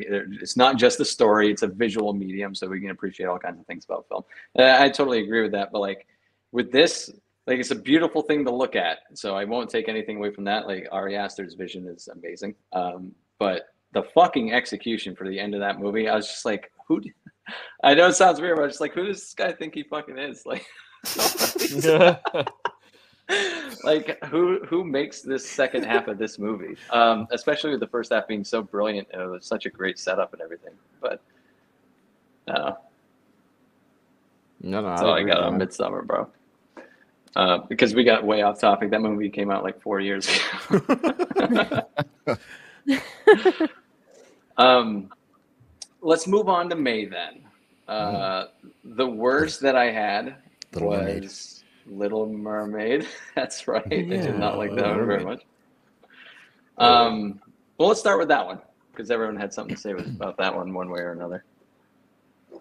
Aquafina again was trash. There you go. Oh my god, I forgot she was in that too. My ears are still hurting. Yeah, the scuttlebutt. It's like the one thing in the film that everyone, even people who liked the film, thought was horrible cringe. Yeah. Oh, goodness. Dude, yeah, I think that was included in everybody's review of that. Yes. No, I actually read it out. I read all of the lyrics, but without any inflection. So it was just me with my accent reading the scuttlebutt. That would be quite soothing, I think. That would have been better if they'd have put that in the film. Could you give us a line or two? You bold of you to assume I remember a single line from. I mean, you could always just pull up the lyrics. I could. Bear with. Bear with. Talk amongst yourselves. I like how his avatar just got the Forrest Whitaker eye for asking that. By the way. Well, okay. Well, it'll be like the world's cheapest heroin. He looks that up. Yeah, it existed. It was horrible. Yeah, I'd rather not remember it. That's the best way I could put it. Dude, it's actually on my worst list. Actually, I'm trying to do a worst list and best list. Yeah, but I have like 24 films that are on my best list, and I'm whittling that one down. But Little Mermaid is on the worst list of the year. Yeah. But I didn't see a lot of like the super garbage that a lot of everyone saw that I'm thrilled that I didn't get to witness. So, oh, we should have done a proper like produced tier stream where super garbage is like an actual category that you can just dump stuff in. There's garbage, and then there is super garbage. Me and S tier garbage. Me and Bagface are doing that, and the bottom tier for the worst of the worst is just called Death Sentence. So that's fun. I'd put this movie in Death Sentence just for that Aquafina song. Yeah. Yeah. Yeah, that was one of the movies that I went to India for, and I had to pause it and leave. I was just like, nope, I can't. I'll come back later. I think I literally like turned it off for about an hour, and I was like, I just my ears they could not handle it. Dude, I watched it because my sister forced me to, because she's been watching all the live action adaptations of Disney. I don't even know why, because every time she finishes watching it, she says, "Oh, this was trash." I'm like, "Yeah, no shit."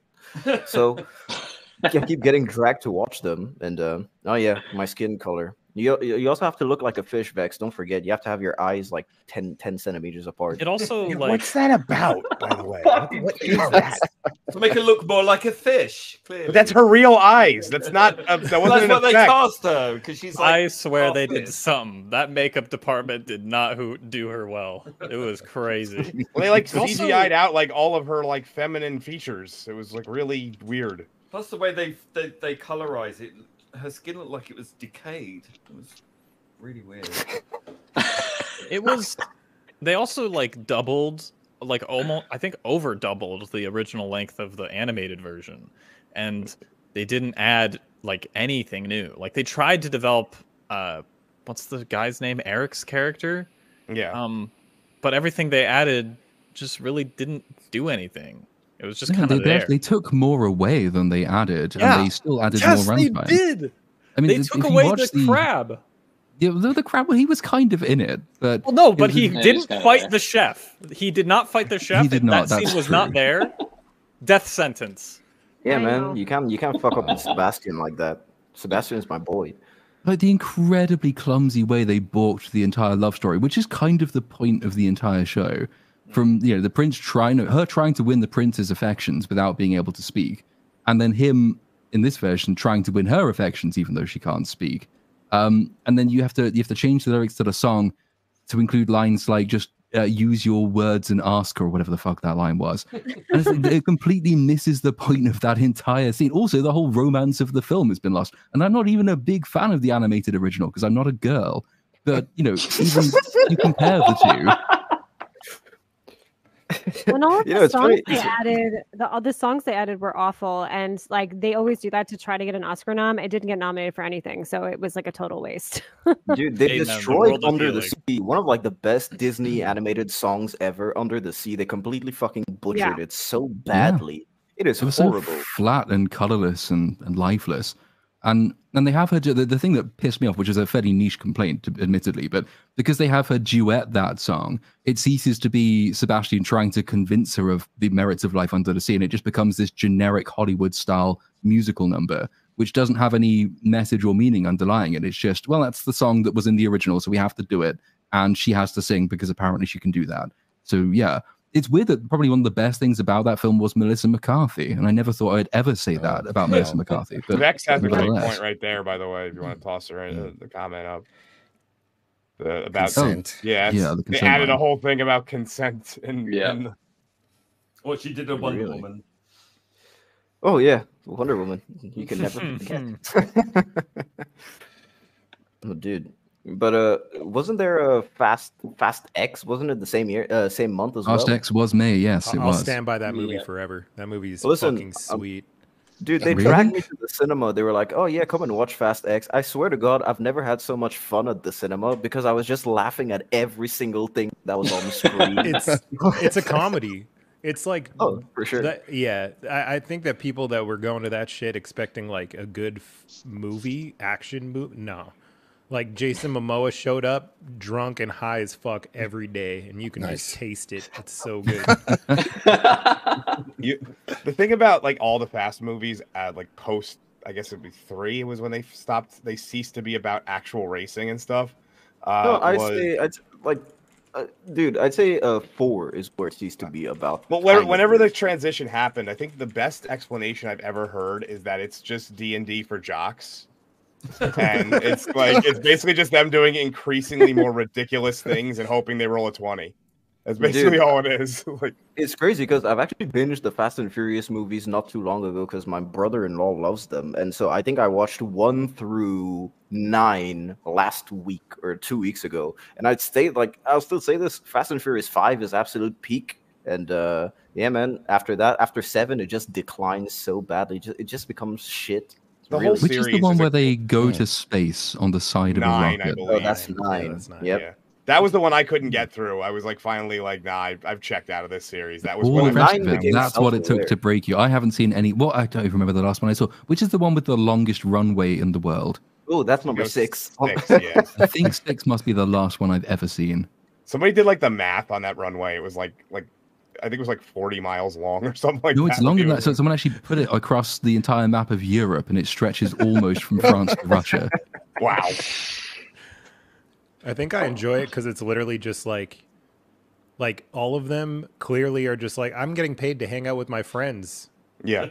And they are the very definition of turn your brain off movies. And it's they're like basically Adam Sandler and Friends, but high octane, pretty much. Yeah, but if I want to see idiots doing strange things with cars, I just watch Top Gear. I don't need to see. Good point. It's a good point. Also, aren't they not even friends? Like isn't Fast and Furious the movies that created like the martial arts economy?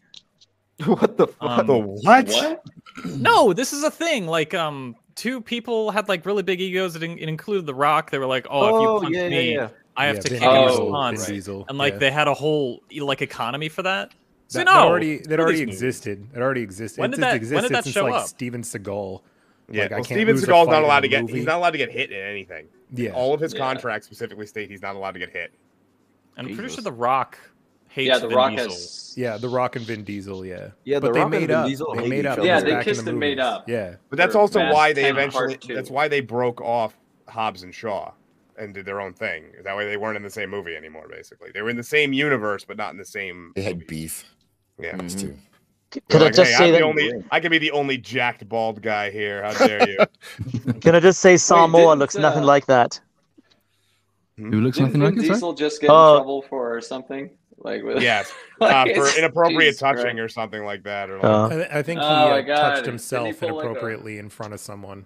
Or so Louis C.K. Yeah. Yeah. Oh, yeah, no. in front of his ex-assistant who was like working for him for I think a week, and then she got fired. So that was it.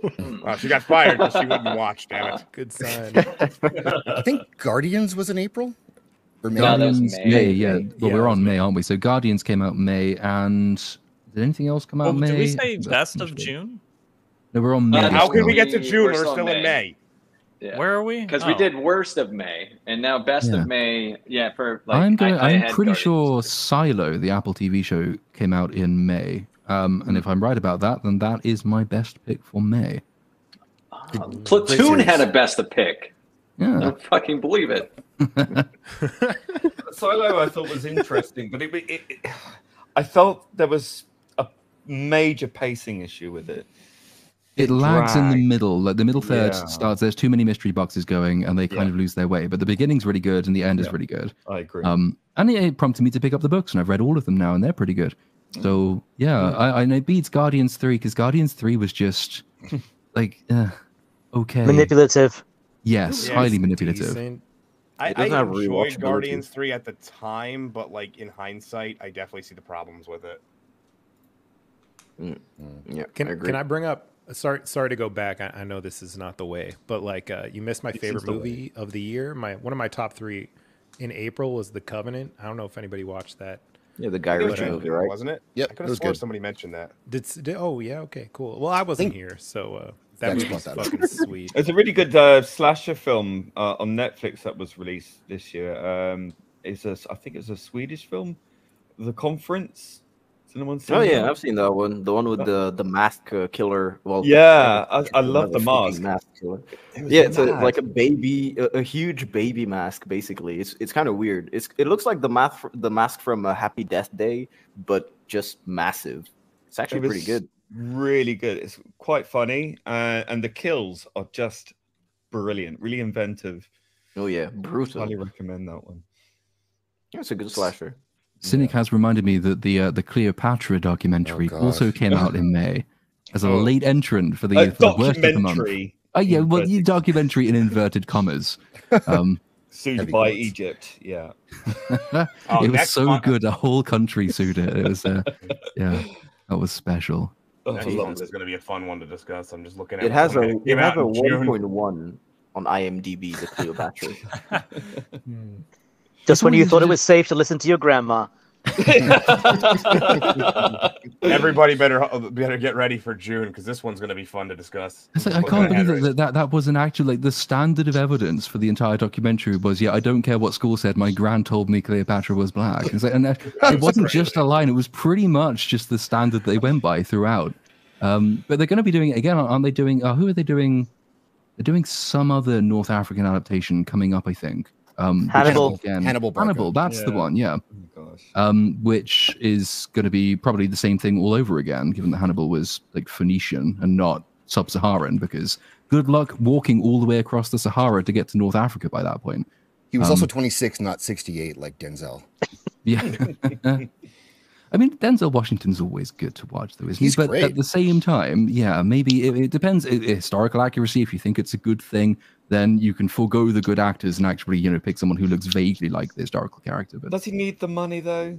Really? To do no, this? you would think not. But Well- then isn't he in all of those Extraction films? Which suggests that he does need money. Maybe he's got a gambling Equalizer. problem. The Equalizer. Equalizer. Sorry, yeah, not Extraction. Well, he has to make up the difference for all of his son's flopping films. So Oh, hey, that's not it's very not nice. not the quality of the actor. Just saying, his films have not done well up to this point. Well, he's a shitty actor. What do you expect, man? Jesus. I actually didn't even realize what was it when he was in Tenet. I had no idea that he was Denzel's son. I was like, what the hell?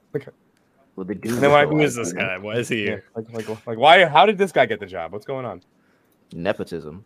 There was also Machine, that came, or The Machine that came out in May, and that was Wasn't really that unfunny. Bert Craig? I don't even know how you fucking pronounce his name. Kreischer? Yeah, Kreischer. I'm still away for a second, but I fucking hate Bert Kreischer. I'm so glad that's Bro, yeah, that movie, it's like the stand-up set that it's based off of is funny because like that's what the story's kind of built for. But then even the trailer, like trying to adapt that, and then you got Mark Hamill there. The trailer was probably one of the most unfunny things I've seen this year in general. And then the movie was just meh. Did we get any good comedies anyways this year? There was No Hard Feelings. That was all right. Yeah. Well, that was this year. That was June. I watched the film. That one wasn't that bad actually. I was a little surprised. I watched We're gonna the talk about June, the other day called "Don't Suck." Don't know if anyone knows it. It's about like a stand-up comic who ends up going on this road trip with this guy who's a terrible opening act, but he says, "I'll pay for everything if you take me." Then it just turns out he's a vampire, and it's what the fuck? It's really weird, but it kind of, it's a low budget film, but the comedy is actually quite good, and it's not woke at all. And then the fact they make really good sort of jokes out of certain woke characters in it. It's a weird one. It's got a strange ending. I'm not quite sure what happened, but it was amusing. So I kind of recommend it just as a curiosity. No, it's got Matt Rife and Carrot Top in it. Okay. Yeah, that's only a cameo, and at the end, it's like he's trying to get the vampire guy to give him his contact number, and he's like, "Yeah, I'm not going to call you." So that was kind of cool. Yeah, man. So this year we kind of got full frontal Jennifer Lawrence and full frontal Sydney Sweeney with Anyone But You. So, but she's the first woman ever she went to go full frontal somewhere. Yeah, but she's the first one ever to do that. Which one are you asking about, Bag? Wait, but Sydney Sweeney, hold on. Sydney Sweeney. Yeah, wait, what? What? Wait, I heard. Listen, I heard that she went nude in Anyone But You. So hold up, I might have to leave the stream early to get evidence. Anyone But You. That sounds like Andrew can't leave yet anyway. Well, you can't come yet because Across the Spider-Verse comes out in June, so you're gonna have to. I think You People was this year. That was one of the worst movies I've ever seen. Oh, don't worry. What do you mean competition? Eddie Murphy. Oh yeah, that fucking Netflix contract. Oh wait, movie. there's more. It was awful. I think June might be the worst month though. But June has my June favorite movie of the year. Should we get on for so just as a brief list of some notable things that came out in June? Across the Spider-Verse came out in June. Yes, then it's quite rapidly downhill from that point onwards. Transformers: Rise of the Beasts, The Flash, Elemental, Extraction 2, No Hard Feelings, Indiana Jones and the Dial of Destiny, and I think that rounds off the notable film releases. It doesn't. It doesn't. You're Past missing Lives. one. You're missing one. Past Lives. Yes. Who said Past Lives? How did I know? I just knew that would be your favorite. I just knew. Best fucking movie of the year. It is so good. I'm not the only one that thinks this. My goodness, it's not free yet, which I'm kind of upset about. But I get A24 is kind of trying to milk the rentals right now because it's a huge award season. I don't blame them. Also, I mean, they have their releases tend not to, except for like a couple of their movies. More often than not, they don't make. I have never seen an A24 release in France. I shit you not. It is crazy. Well, that's their big. That's their problem. Is their international releases don't really garner any money because by the time it comes out elsewhere, it's on home distribution. So they don't need. They lose a huge chunk of box office because of that. So for those of us who don't know, what is Past Lives? So. It is true, It's yes. like the best commentary of not like what ifs, but different paths people take and kind of like re-examining the choices you made, but in relationships, but not really not like in a it's not like regret because you can see different things just happen and it's okay, and you can have connections with different people, and it's also like acknowledging that you're a different person than you were back then, and it's just so subtle. My other favorite movie of the year, which we'll get to once we get to December in this list, or November, I guess. This is a much more understated film. The writing is incredible. It is the most realistic dialogue I've heard in a film in a very long time. It's incredible. The ending also. Celine Song directed it. It's incredible. So highly I should recommend. check that out. Yeah, Past check it Lives. out. Yeah, she gave me a list of movies of recommendations that I absolutely need to catch up on. 7, Past Lives, Poor Things, The Holdovers, Saltburn, American Fiction, Anatomy of a Fall, and Maestro. Oh, Anatomie d'une chute. Yeah, French movie, man. Fuck yeah, French cinema is making a comeback. I always find it hilarious. I stream with him every week, and I forget that he's French sometimes. And when he just randomly says something in French, Did you see Anatomy of a Fall, uninspired reviewer? No, I haven't seen it yet, actually, but they're still playing it in incredible. cinemas here. Yeah, pretty it's good. so fucking good. Yeah, I'll check it out. great screenplay. I rarely watch French movies in cinemas, anyways. So Arrêtez conneries. And most of it's in English, actually. Most of it is actually not in French, which is really it's a French film with a French director and everything, but it's spoken mostly in English. Oh, that kind of sucks, dude. I thought Espèce de con. There's a reason. Yeah. Dude, that is basically just cussing in French right now. I wanted to bring up too, as the resident horror person for this, Boogeyman came out in June. Did anyone else see Boogeyman? That shit sucked ass, man. It did suck ass. It sucked. That is on. I don't even my remember worst it being list. released. Yeah. Yeah, I do recall the trailers though, and I remember thinking to myself, like, we've gotten to the bottom of the barrel. They're like, you were afraid of this and this, but will you be afraid of the Boogeyman? It was like how the fuck low do you need to go for this shit? Cynic, when did Cobweb come out? Wasn't it around that The time following or later? month is July. Oh, okay. Yeah, I'm gonna get to that one. On my list of worst, also, the Flash came out in June. Everyone remembers that. Yes. Yep. But I did not Las like Vegas. at all Asteroid City, and that was which one was that? Wes Anderson. That's the Wes Anderson. Yeah, that was one, Wes yeah. Anderson. It reminds me to add it to my list because I knew I'd forgotten to add something to that. I've not seen that one yet. Why did you not like the Wes Anderson film? Because someone who has a style can become a caricature themselves, and that's what he's almost Zack Snyder, for example. with this movie. Yeah, Zack Snyder. Well, Zack Snyder was but- always a caricature of himself. Yeah, he was always a joke, and but Wes Anderson, I told you this when I saw the movie. I said this movie is the most Wes Anderson movie Wes Anderson has ever Wes Anderson, and I'm holding to that. You've been talking to me too much. It's Wes Anderson time. It's Wes Anderson time. That's right. Muted color I'm interested palettes, to see what you motherfucker. think, but yeah, muted color palettes. A lot of contrast. I don't know.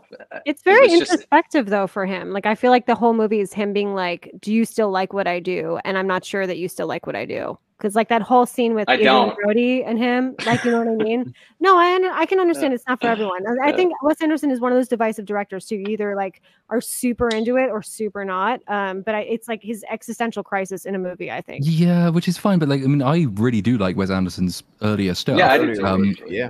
I very, very rarely like any director who decides to put their existential crisis on screen because that's not what makes you interesting. Wes Anderson isn't interesting because he's Wes Anderson.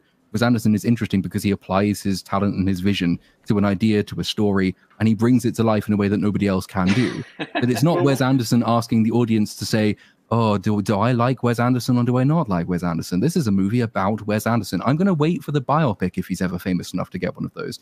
To watch a film about Wes Anderson. I don't need to see Wes Anderson doing himself. I think you need to be Jewish to get away with that. I think if you look at, it's true. It's true. It's so true.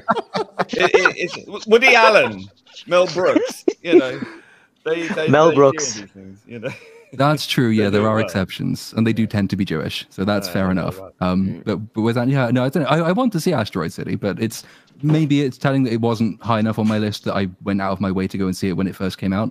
But if you go back to The Life Aquatic is probably my favorite of the Wes Anderson films, which is not everyone's favorite. There's something about that I really like. Moonrise Kingdom is lovely.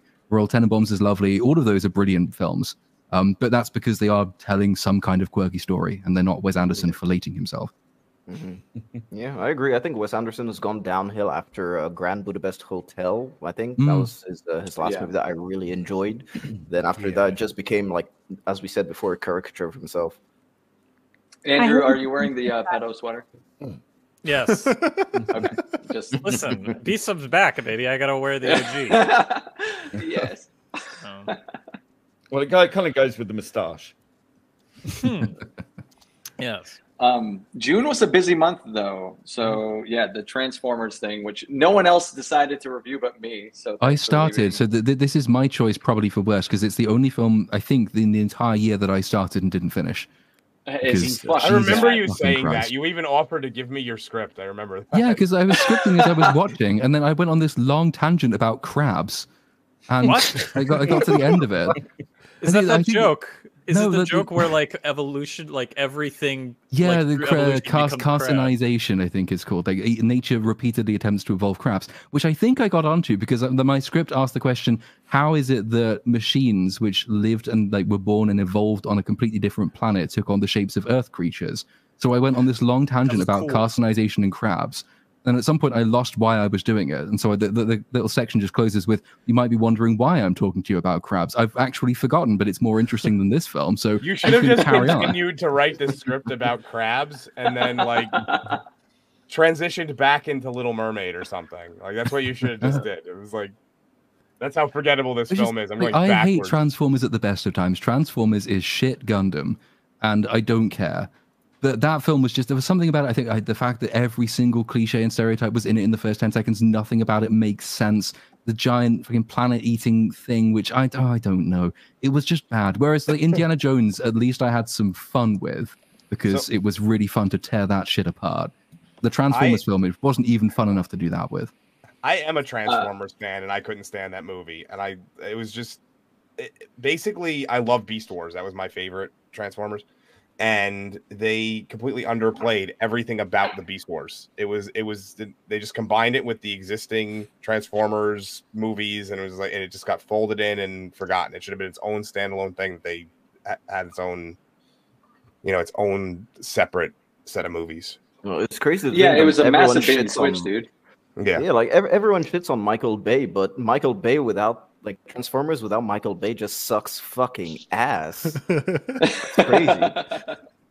Don't forget that G.I. Joe rap in at the end. That was yeah, I know. Like, if it hasn't been a clear sign that a cinematic universe is like that whole idea people don't care for anymore, and then they just shove that in one more time.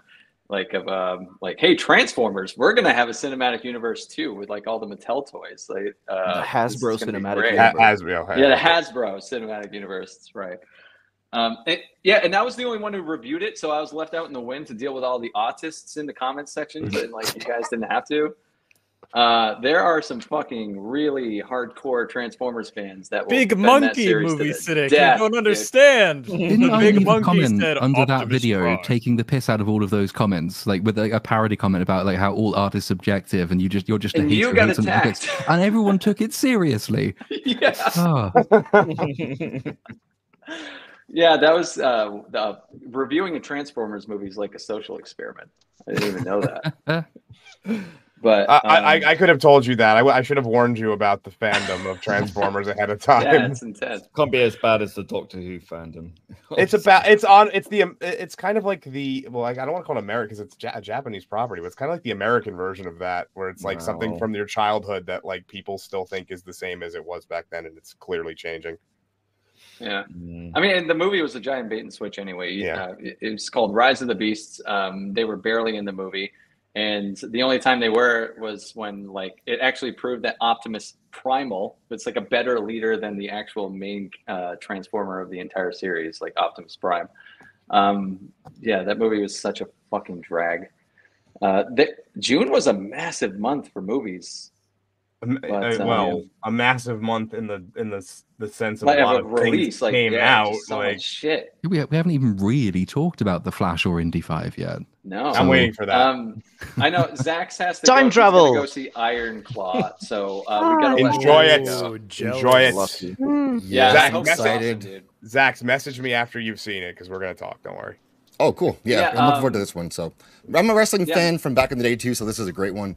I'm excited to see this story, but it's so dark. They had to cut one brother out of the film entirely, apparently. So Yeah, the youngest one. yeah. Well, yeah, that actually would have been incredibly it's already depressing. If they would have added when a 5-year-old died, that would have been even worse. Whoa, spoilers. Spoilers. It actually doesn't take place. It's not in the movie. Bro. I'm talking life spoilers. I haven't read the bio yet. I don't have the lore yet, bro. Calm down. And then one big recommendation I want to leave people with is The Bear. Yes. If you haven't watched The Bear, go watch The Bear. It's fantastic. Somebody else television. recommended that to me recently. So good. I love Yeah, it. Jeremy Allen White. Incredible show. And season 2 was actually better than season 1 for me, and so it's worth the watch. Some great character work. It's outstanding. So and it snuck up on me. So recommend that one. And thanks for having me on, guys. I appreciate that. Always a pleasure having you. Thank you for coming. Take care. Enjoy the Happy film. New Year. Good Happy seeing New you. Year. Oh yeah, Happy New See Year. you, That's Zach. coming up. That's a thing. So, which would we want to tackle first, The Flash or Indy 5? Oh God. I think Which Indy is 5. worse of I the two? vote. Which I is the vote Indy worst 5. film? I vote Indy 5. Dark Hours I or think Indy the 5? Flash will be faster. No pun intended. I see what you did there. Well, and yeah, I guess there's Like probably that. less to say about the Flash, to be honest with you. So Yeah, there probably is. That's It's why I got should some know. redeeming qualities, Flash. It's not just complete bollocks. Dude, Indy 5, and I'm not even an Indiana Jones fan to be mad about the movie, and we did an entire BSUP dedicated to Indy 5. So, Oh, we yeah, we did. should do the Flash We did first. do that. Yeah, I mean, look, I'll put the Flash up there with the Fast X, where it's stupid but fun if you want to have fun with it. In comparison to Indy Listen, 5. I ain't having fun with it. This movie is death sentence. I hate everything this movie stands for. And Andy Muschietti is in charge of Batman now. So, He hey, is. I can't I wait for forgot. Batman to be making weird fart jokes and putting babies in microwaves. This Yeah, movie's a 0 talking out shit of about 10. Pattinson now, motherfuckers. Who was it? Was it Romeo? But did you say that The Flash had some redeeming features? What were the redeeming I features did. of The Flash? I did. Well, where to It ended. start? If you no, but anyway, so if you look at the scenes where Ezra Miller has to act against himself, the whole point of them scenes is to show how insufferable he is. So he takes a poke at himself there, and his both his character and I think to a degree his actual persona, but also his scenes with his mother, particularly at the end of the film. I mean, babies in microwaves. Get over it. You know what it was about. Anyway. Oh, yeah. Yeah. Oh, yeah. That scene. Oh, my God. Yeah, It they wasn't break plugged all in, the for way- fuck's sake. it wasn't plugged in. I'll give it. For fuck's sake. Get Okay, over yeah. it. The whole thing. I mean, about, that's like, oh, we gotta of be all the careful things with to pull bodies, apart in or else that they'll throw film.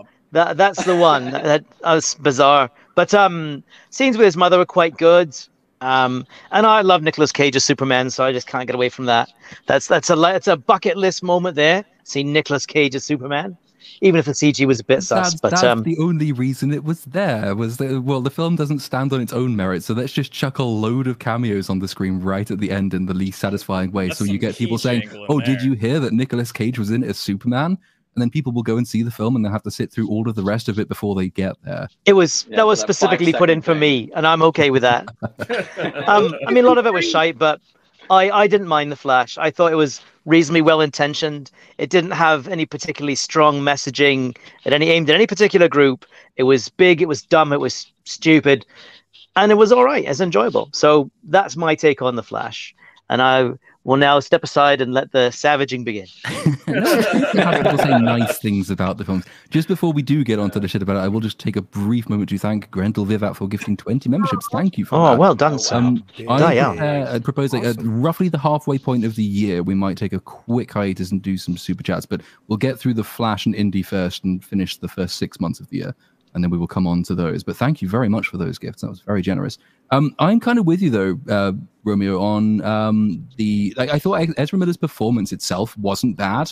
Especially Can I when he just was say that playing makes off me himself. feel smarter already? He was like the fact that he's an absolute all of the bad words in real life doesn't detract from the fact that, on his day he's actually not a terrible actor, and playing against himself was not bad. It worked pretty well. It's just like when they started inserting lines like, The super, like whatever what are their what was their superhero organization name called? I can't remember what it's called. Justice League. Justice League isn't good at mental health stuff these days. Trust me. That the most meta comment in the world at Warner itself.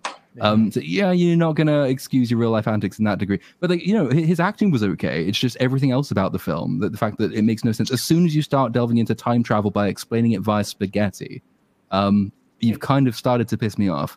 And then It's when nonsense. I have to try and figure out how it works, I get even more pissed off. My biggest problem with the movie was you spend this whole time explaining this long, convoluted, like you can't change things because bad things will happen, and then he just changes things anyway, and bad things happen. He doesn't learn his lesson. He doesn't learn his own goddamn all the way lesson up to the very end. And that was my biggest problem. I do agree with RR that there are some redeeming qualities, specifically in the acting portions.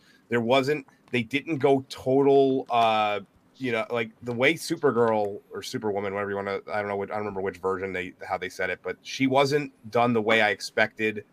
They really did a bad job of how she was marketed, might I add. But the way that they went with her was not the way I expected. It actually kind of made the section from Man of Steel, like the redo, it actually was an improvement on the Man of Steel movie. So indeed, agree. I mean, you can improve that movie. So there was anything. redeeming qualities to it. It wasn't good though. Michael Shannon sucked ass in The Flash, though. You can tell that he was just there for the paycheck. It is crazy. I'm even surprised that they haven't announced that they just like CGI'd him into the movie with AI voice acting to work with. Like they didn't. He was disappointed, I think, too, because he was like, "Oh, when I did Man of Steel, I was there for like 6 months and like really put everything into it." And he's like, "Oh, they showed me told me to come up in front of a green screen for like 3 hours, and that was it." And he could tell like he was not happy about that. And don't worry, I just read that comment that was brought up. I'll be dipping out so Lofty can come in for Barbie. Don't worry. Oh, we have space for him now. Yeah. But I'll be dipping out after June. So we'll. I think that if you're going to compare The Flash and Indiana Jones, I do think there are moments in The Flash where. It is like those scenes with him and his mom are so genuine. And I think I haven't seen Indiana Jones, but from what I've heard, Indiana Jones is the worst film because you're not getting any authenticity at all. Definitely. You're getting some moments in The Flash. If you're trying to do a direct scene comparison, I think the scene in Indiana Jones that comes closest, or like tries to fill the same dramatic role, is when he and Marion get back together at the end.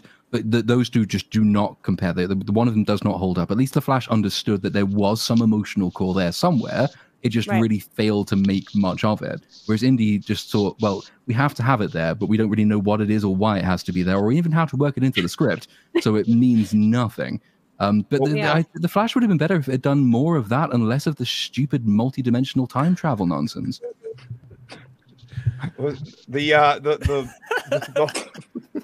whole thing with Indy, though, it's like they actually had a pretty decent out for him of just being like, I'm now part of history. I want to die in the past. And him dying there wouldn't have affected the future or anything. And it's like, no, punch you out and just take you to back to the future. And we're just going to make sure that you live. It's like they had this whole, basically an emotional payoff there that in a movie that did not deserve it. And they ruined even that part. It's something just Stream killer. Got it. This is why I said. Sorry, I'm so distracted, just fucking harassing Andrew. What's so funny? This is why I said nobody vote, because if they vote, it's just going to be against me, and I'm not democracy. Okay. Did anybody enjoy Michael Keaton in The Flash? No.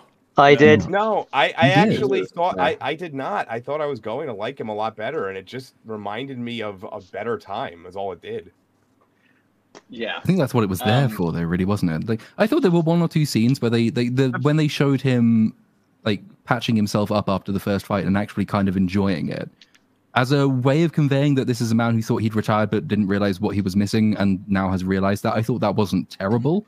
But as for the rest of it, I think he was pretty underused. Yeah, the lead up to it is just so stupid because it's like, Gotham has no crime, and it's like, okay, number one, that's just not true. And number two, like you're gonna just be a weird homeless person in your house for some Nobody reason. even jaywalks in Gotham anymore. That's how pissed scared they are. Like, I don't know. Can you imagine if I feel like Batman's it would only job in extend the world his- is to like prosecute jaywalkers? Yeah. There's no other crime, but if you cross the road before waiting, Batman will come and beat the shit out of you. But surely if he's retired, I'd pay to watch then that surely film.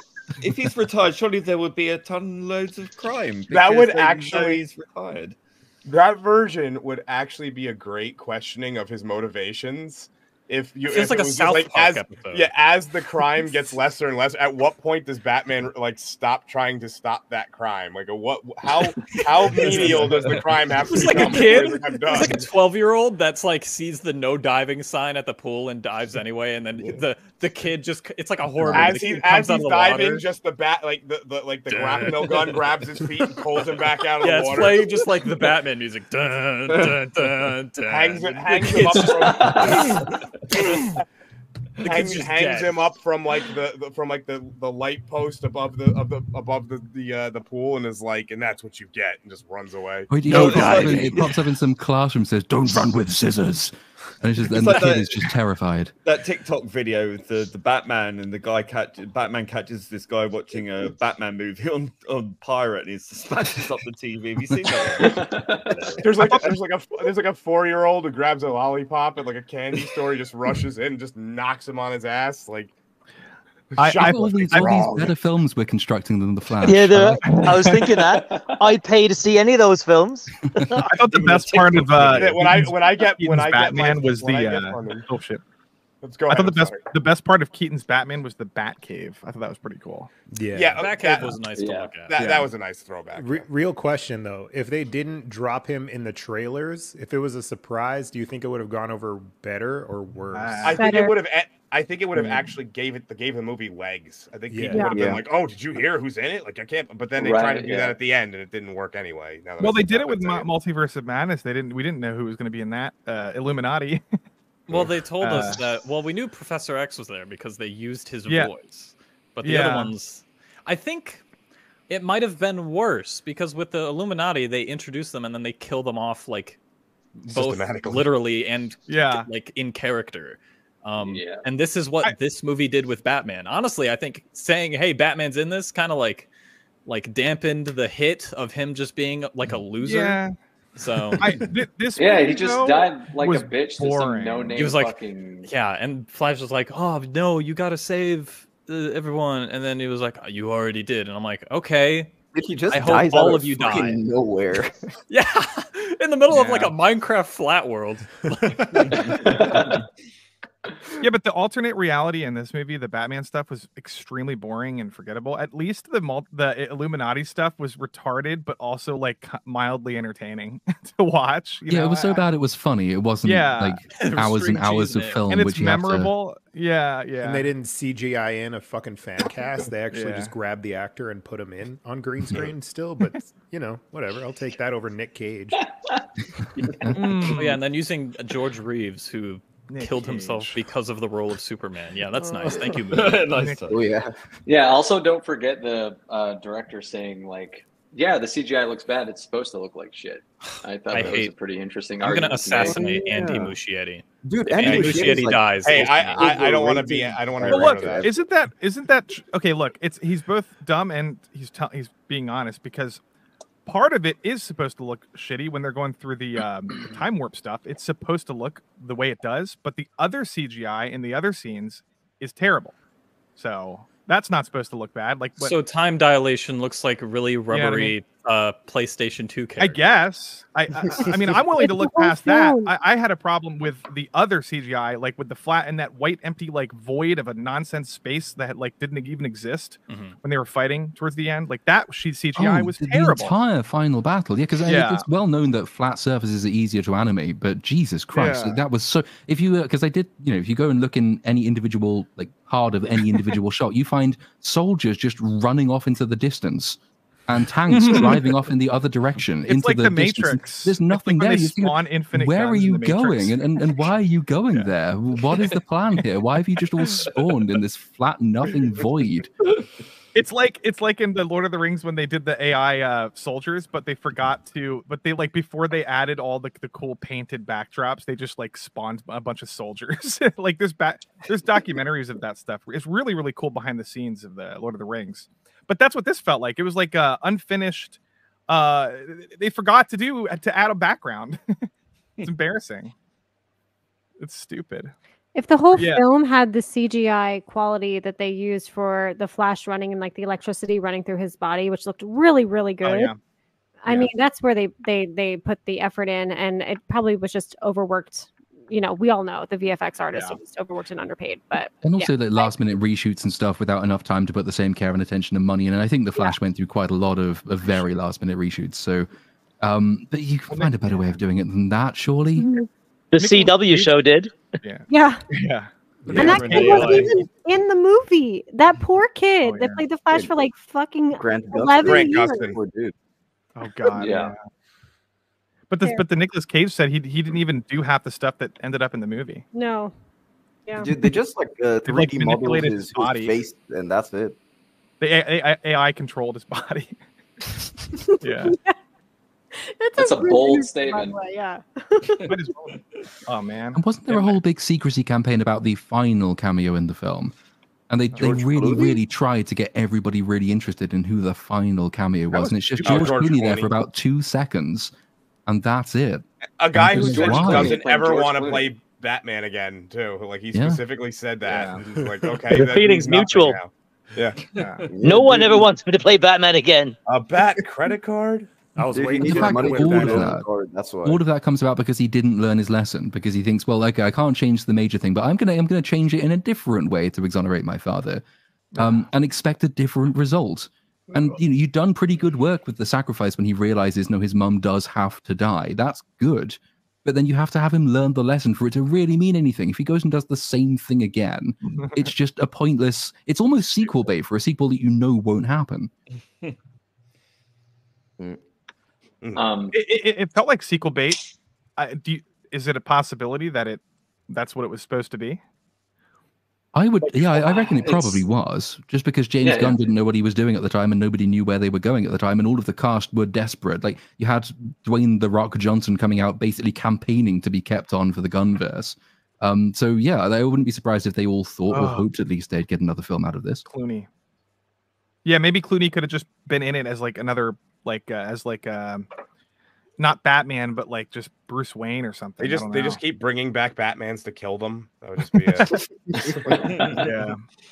My God. Like, yeah, we hated this version too. We're gonna kill this one. Sorry. This is the terrible. Was it a worse year for DC or Marvel? Both. Yes. Marvel. I think Marvel had the biggest fall from grace. DC was just like, yeah, of course that movie performed like shit. That's kind of DC was just the bar is so low. DC they hit their quotas, which were all below breaking even anyway. So so sad. Are you not going to give? Will you not give DC a bit of props for heading off a disaster and canceling Batwoman early? Or Batgirl, sorry. No, Batgirl. really, wasn't that 2022 though? Yeah. Yeah, and it's the I don't know, Warner Brothers and DC is such a fucking mess, man. Like we mentioned it earlier about how like it really does it as an outside perspective, like objectively, it makes the studio look like they have no clue what they're doing because like in October, Black Adam comes out, like Superman's back. He makes an announcement on social media. Everyone's crazy. Oh wait, this movie bombed, and that really was the last straw. So we're actually pulling. Like we're absolutely pulling this entire universe off the shelf. Like we're not going to do this anymore. Thank you for captioning my pain. Yeah, I will absolutely not give Warner Brothers or DC any credit. They look like they have no clue what they're fucking doing. Because they don't. They also Warner Brothers is a terrible company, and I hope they burn. Yeah. But as opposed to Marvel, who have an idea, is just a really, really terrible one. Yeah. Well, Warner Brothers is essentially pulling a Sony, which is like make shitty, low effort superhero movies. That's what Sony's been doing for years. And now, I thought DC actually had. I don't know. I like the first Wonder Woman was not great, but it wasn't terrible. First Wonder Woman was pretty good, actually. First Wonder Woman sucked in the third act. And Cavill's Superman stuff was awesome, and Affleck had some cool moments. The movies are not good, but like they're all. I hate Sony with a passion, so maybe I'm biased, but like I think Sony movies are just worse in general than any DC movie until this year. I don't know. Now it's. But then we got Madam Web and Craven coming out next year. It's so. Web. Madam Web is going to be the. Man, I'm going to be there seated first, front row. It's Craven time. Craven time. Yeah, Madam Web. Web. Bit of Crave all over it. Sony had a big flop this year too. What was it again? It was a big disaster. It was something bad. The heck was Sony? it? Yeah, everyone had but 65. 65 was a terrible movie. We talked about that earlier. Oh, okay. Sorry. Terrible movie. But yeah, Indy 5. Well, yeah, I guess we probably should get on to Indy 5. Yeah, Dark Hour. Yes, I gotta go. I want to say the one good thing that came out of Indy 5 for me was it got my channel monetized earlier this year. So that's the one. Which is what I was. I remember I was on the BSUP stream right before it, and I had released my review video and then I came up BSUP. I went to bed. I woke up and I was like, "The fuck is this?" It was like out of nowhere. My phone had blown up with like 1,000 comments. I was like, I have no idea how to react to all of this, and I spent the next 3 hours going through them, and like, yeah, I give up. I'm done. I can't answer these all. So that was the one good thing that came out of Indy 5 for me. But other than that, I do have to go for tonight. So. Peace, brother. Yeah.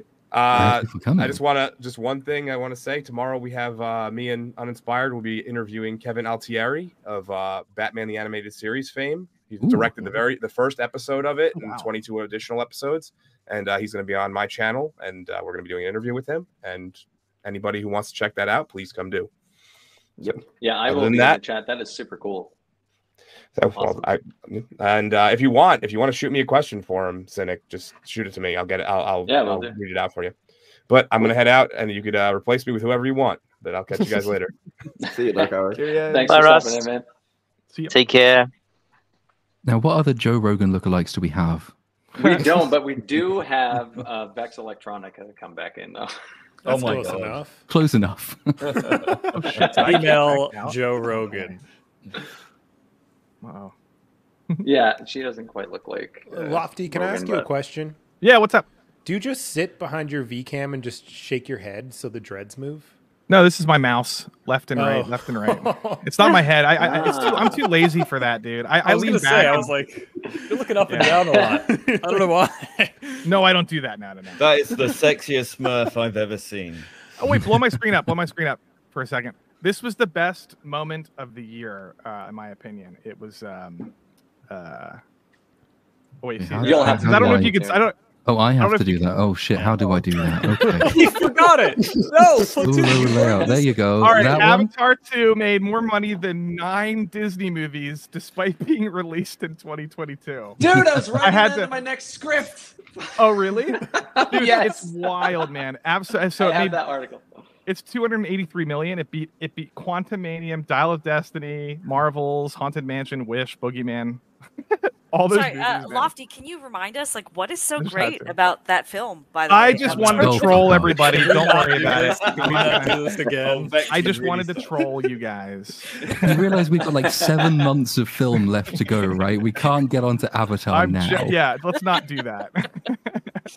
It might come up though when we talk about Aquaman. That's true. Oh, there's a lot of parallels with that. Yeah. So. Yes, water. People. Water. No, besides that, yeah. No, I think there's yeah. Cultural appropriation. Cultural appropriation. Yes. Well, we're on Indy 5 now.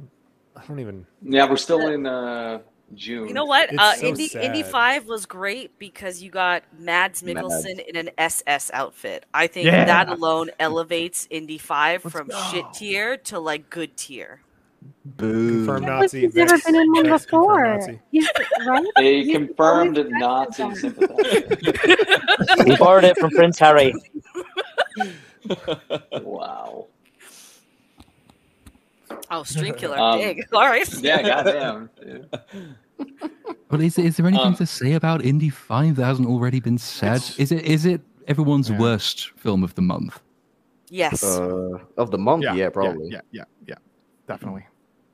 Is it a contender for worst film of the year? I suppose is the next question. No, because I think it's probably forgettable to the point that once it's become the worst film of that month, everyone's forgotten about it by the next month.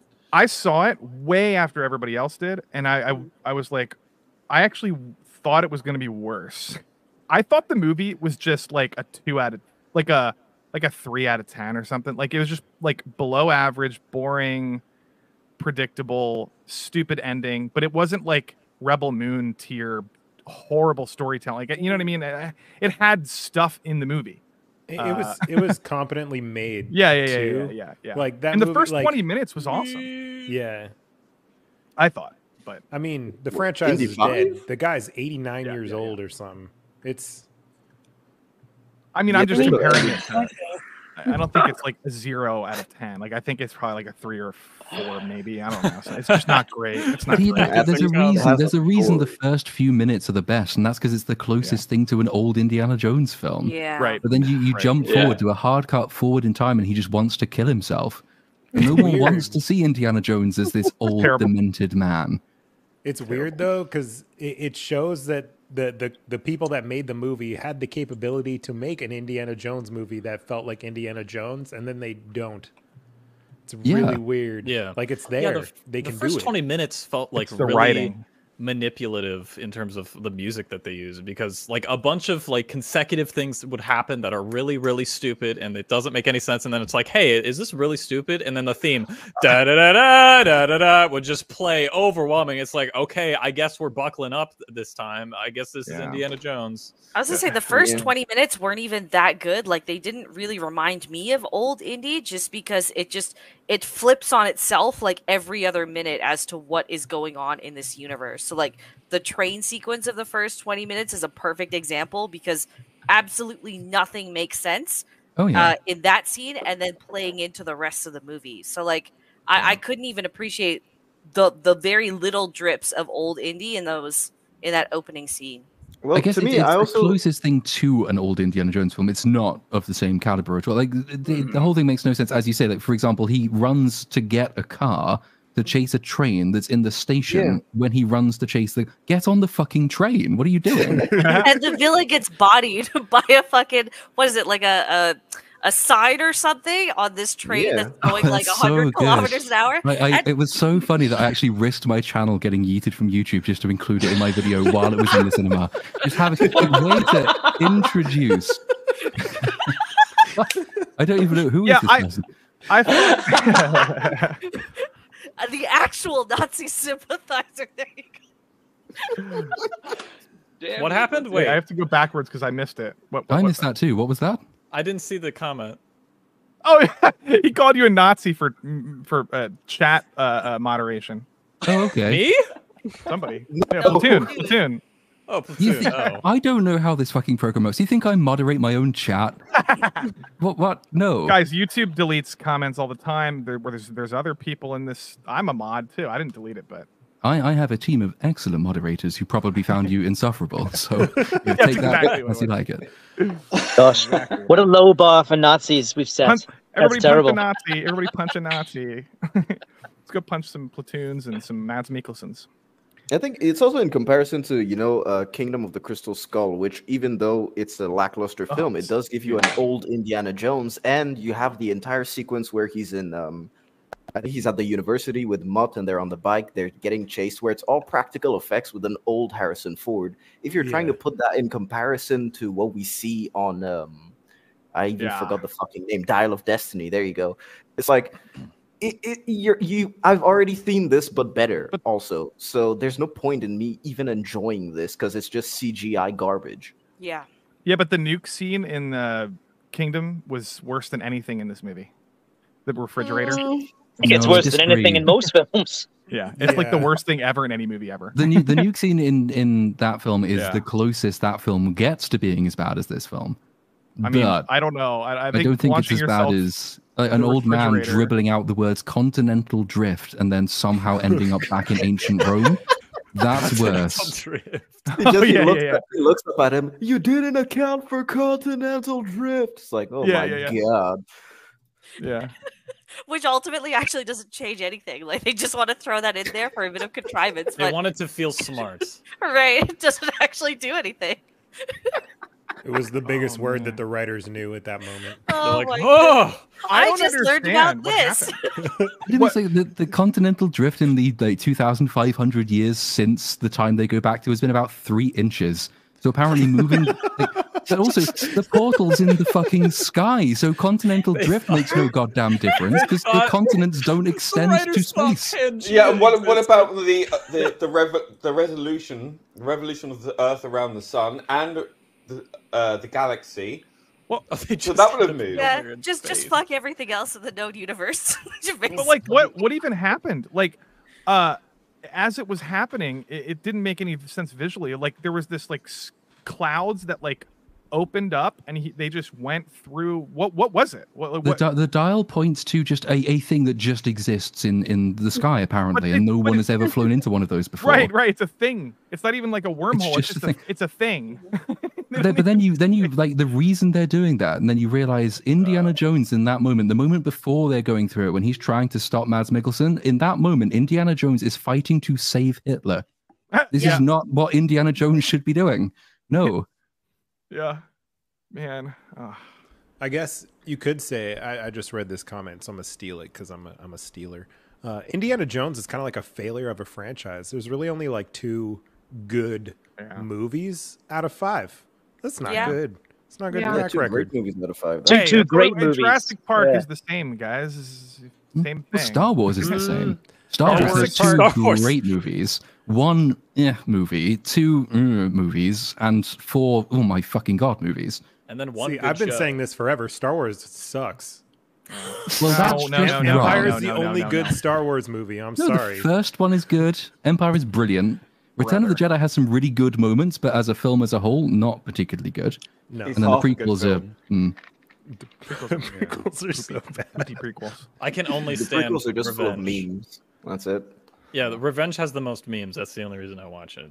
The others 2, ugh. I still love the prequels, but yeah, they are not good movies. No. Does But anyone if care we start about the talking about Gungan? Star Wars, we are never going to fucking finish this year review of films. Anyway, so let's not do Indiana that. Jones. Next month? Oh, can we stop talking about this Indiana movie's Jones? Yeah, this fuck movie's- Indiana Jones. This movie's this ass. movie's on par with Temple of Doom for me. Bad movie. Goodbye. Well, it's on par with Temple of Doom. Oh my goodness. Temple's better. You're just asking Temple to be kicked, is aren't you? terrible. Oh, Temple is terrible, and I'm tired of trying to say that it is not terrible. Dial of Destiny Hold on. is Just so to, much just worse. to clarify, though, Andrew, was that a prequel or was it a non-canon sequel? Like what? Oh, God. It was Technically, it is a prequel. It was a all right. sequential prequel reboot remake. I don't know. Okay, thank you. Moving swiftly on. I think we're on to July, aren't we? Yeah, do you want to do super chats? You've Yeah, got let's do Secret that. We've Invasion covered that came about out in June, 6. too. Oh God, Secret. Does anyone want to talk about Secret Invasion? No. Nope. No. No, I didn't Okay. Goodbye. At You the talked about it 6-month point, the 6-month point, we will take a brief hiatus and just do a couple of super chats, and then we will pick up with, I believe we're on July when we pick up. So, from Waylon Bucephus for $1.99, who put in the worst performance of 2023? Holy crap, that's an interesting question. That's a really difficult question. Everyone in Rebel Moon. Oh yeah. I want to That's an say easy one. Javier Bardem in The Little Mermaid because he was asleep. That's a the good whole one time. too. No, Considering what what's we've that seen guy him in do. the guy in the Flash we were just talking about? Ezra Miller. No. Michael Keaton. No, No, the guy who plays General Zod. Zod. Yeah. Zod? Oh, Michael Shannon. That might be Shannon. the worst performance. That's Oh, not Wait, even a no, I performance. love it. It's Amber Heard in Aquaman 2. It's really bad. She's like looking all over the place, making weird facial expressions in the background, trying to get attention. Yeah, She's probably that's trying to a have a pretty bad shit. performance. Her crying was better in that movie than it was on the stand. That's very true. Yeah. I'm just gonna say, there's nobody worse than the one gay guy in Wonka, who made me want to like walk out of the theater. Honestly, he was Timothée Chalamet? insufferable. No, the he's a villain. twink. There's a difference. One of the villains. Everybody in that movie was terrible. Even Chalamet, who I like Chalamet a lot. Terrible acting in that entire movie, but the gay guy was the worst. Guys, I didn't even know. Nobody here probably saw it. I did not want to see it. Yeah, but Got don't Paxton even. I saw Joseph the in film. it. He's good. Oh god, those villains were terrible. And you know what's the worst part about it? Keegan-Michael Key didn't make me laugh once, and he's one of my favorite comedians. It was I couldn't believe how unfunny the movie was. It was just, I don't know. That's my worst performance. You know, the gay guy. Yeah, I'm gonna go with Mary Elizabeth Winstead in Scott Pilgrim Takes Off because it sounded like she gave zero fucks returning for that role, even though that's what made her famous. I like her.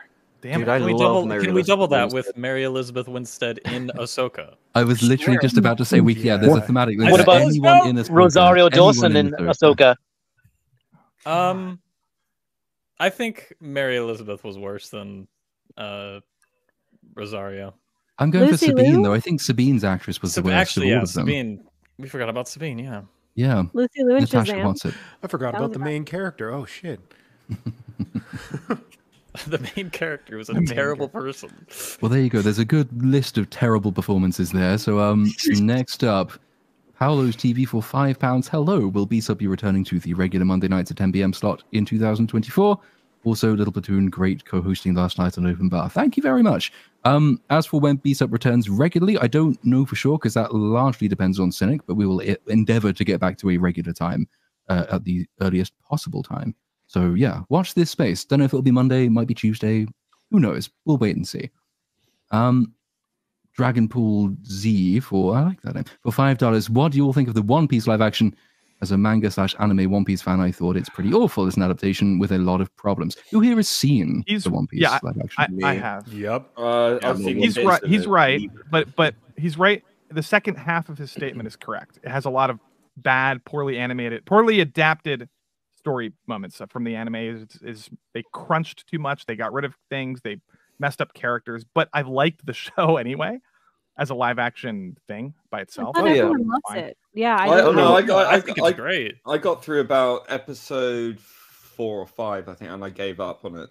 I was bored. So I think it's good. Like, I'm a huge One Piece fan. I've caught up with the manga. I've read it 3 times. I've caught up with the anime. I've watched it twice till like episode 1080 something. I watch it weekly, and I love the live action adaptation. I do think that as an adaptation, I agree, it is pretty awful. Especially what they did with before Arlong Park, the way that exactly. Usopp's entire thing, the Syrup Village arc was basically fucking decimated, and but I do think that on its own, it's pretty good. Apart from episodes 3 and 4, where it shits the bed a bit. Those are terrible. Yeah, the cat they people, are the worst. Oh god, they're bad. Yeah, but really, it gets better. No, the reason why it's good is even though it messed up the adaptation is because it got the vibe down really well, and the cast was like really cast good. Is perfect.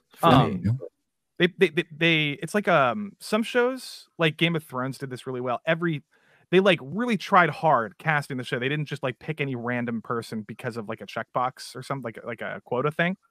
They actually went out of their way to find that Luffy actor. Like, it probably took them a while because he's perfect, you know? And they did a good job of casting. And even for the nationalities, I know some people were complaining when it first came out, like, oh, aren't they all Japanese and shit like that? It's no, they're all. It's exactly the way Ichiro Oda wanted them to be. They're the same nationalities, I think, except for Sanji, Sanji is supposed to be French, but here it's not a French actor. But that's pretty much it. The rest, 10 out of 10. Yeah, and my wife's on that show, Emily Rudd, so don't talk shit. Oh, yeah, Emily Rudd. Yep. True. Yeah, I don't watch anime because I'm not a nerd, but this show is pretty good. Is that a Spider-Verse album in your background behind you? What?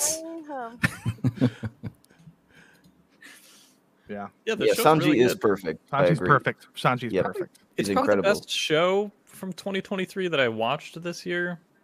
Yeah. I can't think of any. Oh, really? Shows. I say it's up on the list. I wouldn't say it's the best, but it's probably one of the one I had the most fun with, I think. Yeah. Fargo is really good. Fargo season 5. I didn't watch a lot of shows that came out specifically this year. Yeah, Succession. I only watched Succession is pretty much. Succession is the best show. Y'all need to watch Scavenger's Reign. That was the best show of 2023. It's funny that like I started watching that last night actually, and it's weird as fuck, and I love it. It's so science fiction and it's so inventive. Beautiful. It's beautiful. I just think it's funny that Loki is up against Succession and House of Cards for best show of the year. It's like, why Loki? There's a bunch Coughing of Baby shows. versus 2 hydrogen bombs. Yeah. It's bad. Loki's not good, man. No, I never even bothered with season 2 because I realized I'd have to watch all of season 1, and I tried. Season 2 is confusing. It's a And no. mess. Time travel. I'm allergic to time travel. Just stop putting it in things. Yeah.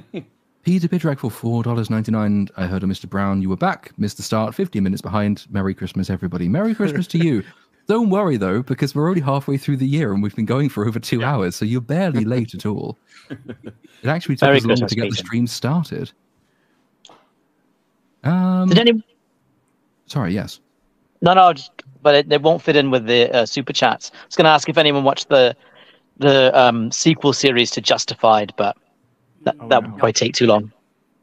No, I don't think I even know what Justified is. Never even heard of Justified yet. Same. Have you not? Well, if you've not heard of Justified, do yourself a favor. Neo-noir Western starring Timothy Oliphant and set in the... Yeah, worth a look. Okay, I shall check that Pretty out. good. Andrew, would you like to take this one? Sure. Waylon Bucephus for $1.99. Cocaine Bear was a good movie to watch on cocaine. Agreed. Oh my God. Okay. He knows all too well. Bagface, your turn. Yeah, Genmai Cha. I think I said that right. Given that there's Nintendo players here, what do you think of the announcement of live-action Legend of Zelda and future Nintendo film projects? I'd like no. I don't have hope for it, but I'm not gonna like come out and say it's gonna like 100% be terrible because like One Piece was decent, Last of Us is decent. I think they're gonna figure out the video game formula at some point, and we're gonna see and Mario is fantastic adaptation of the games. Like it just felt like a game. At some point they'll figure it out. Zelda is better than like adapting like some other like I don't know. You know what I mean? Like Zelda is sort of. I can see it working more than like other video games because it has like a sort of mythological, like kind of grounded feel. It depends. And the director said he wants to do a live action Miyazaki. Number one, they should just animate it if that was what they want to do. Yeah. But also him saying that is kind of like gives me some hope because at least he understands like the vibe. Because Tears of the Kingdom is 100% like inspired by like Princess Mononoke and Nausicaa and stuff like that. So I don't know. I'm kind of disappointed it's going to be live action because I kind of wish it was animated in the style of the video game, just kind of leveled up a bit. I agree. So I don't necessarily mind about that. I think the problem is going to be when we talk about finding the video game formula. Is that going to mean it's going to be like Mario in that it's just a bunch of references and it's just supposed to evoke memories of playing the game as opposed to telling any kind of story? Well, no, The Last of Us didn't do that, did it? It told a decent story. No, I agree with... Yeah, but Nintendo's formula might be... But Mario, I agree that that's what The Last of Us attempted to do, and that's good, and it might not necessarily have succeeded, but at least it tried to tell a story based on the games. But it's easier to adapt the story of The Last of Us because it has a story to adapt, unlike Mario. Right. But they didn't really... Like, Mario has a basic story. Some of the stuff it does is okay, but it just felt a bit kind of lazy, and a lot of it is just, you remember playing this game, right? You'll enjoy watching it then. And I really hope they don't do that for all of the NCU films, which will undoubtedly be coming down the line. I know. I agree. I think they were playing it safe, maybe, and maybe now they'll. Well, it worked. We'll see. Episode 3, I think, was like the best episode of The Last of Us. It was like such a bottle episode, and it was just like so. I liked it. I agree. Yeah, weirdly enough, it's my favorite episode. Like, I don't think that they succeeded that well on the rewatch because I've seen it 3 times. First time, I really loved it, the entirety of the show, because of course, it's that initial watching, especially seeing what you love playing on screen. But then on the 3rd time watching it, I was like, man, this show has a lot of flaws that people didn't really bring up. Yeah. I think it was serviceable, but episode 3 is the only one that stands out as actually having told a really good self-contained story. Very good. The rest of it, I can take or leave. Yeah. Nerdy Film Girl, would you like to take this one? Absolutely. Contrarian 420 for $2. Worst thing of 2023, death of Cormac McCarthy, R.I.P. I forgot. Oh my God. I forgot. That sucks. I love The Road. Yep. He did No Country for Old Men, right? No Country and Blood Meridian. Yeah. I love No Country for Old Men.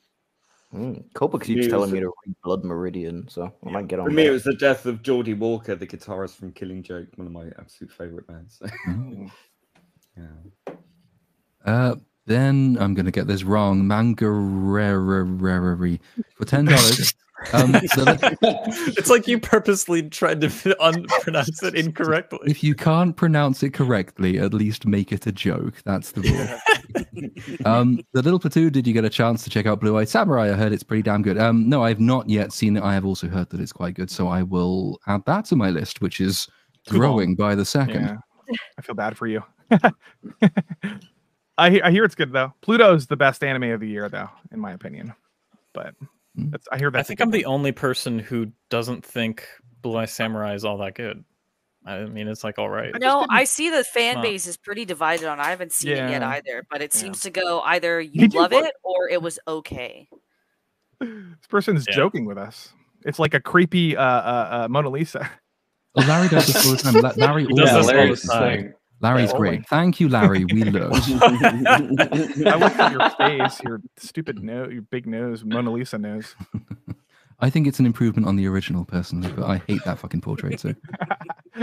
And I think finally, before we move on with July onwards, Heathen Monk for $5. Hail Little Platoon, love the Marvels review. Hope the new one goes well. Which genre of cinema do you think will take off in 2024?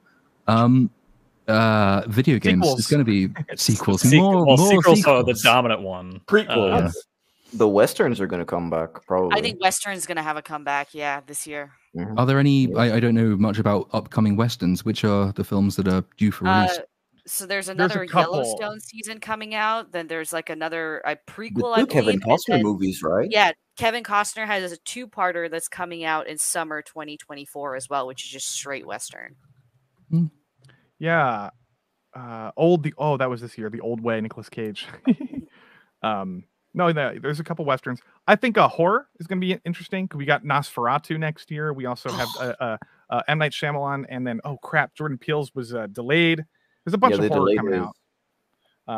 Tim Burton's doing a movie next year. I think I don't know what that is. Isn't it Beetlejuice? Beetlejuice, yeah. Oh, okay. Beetlejuice. Doesn't have yeah. Jenna Ortega. Yes. Yeah. I'll be there. I'll be there, bro. I'll be there. We will be seated, chat, won't we? Yeah. That was creepy as fuck.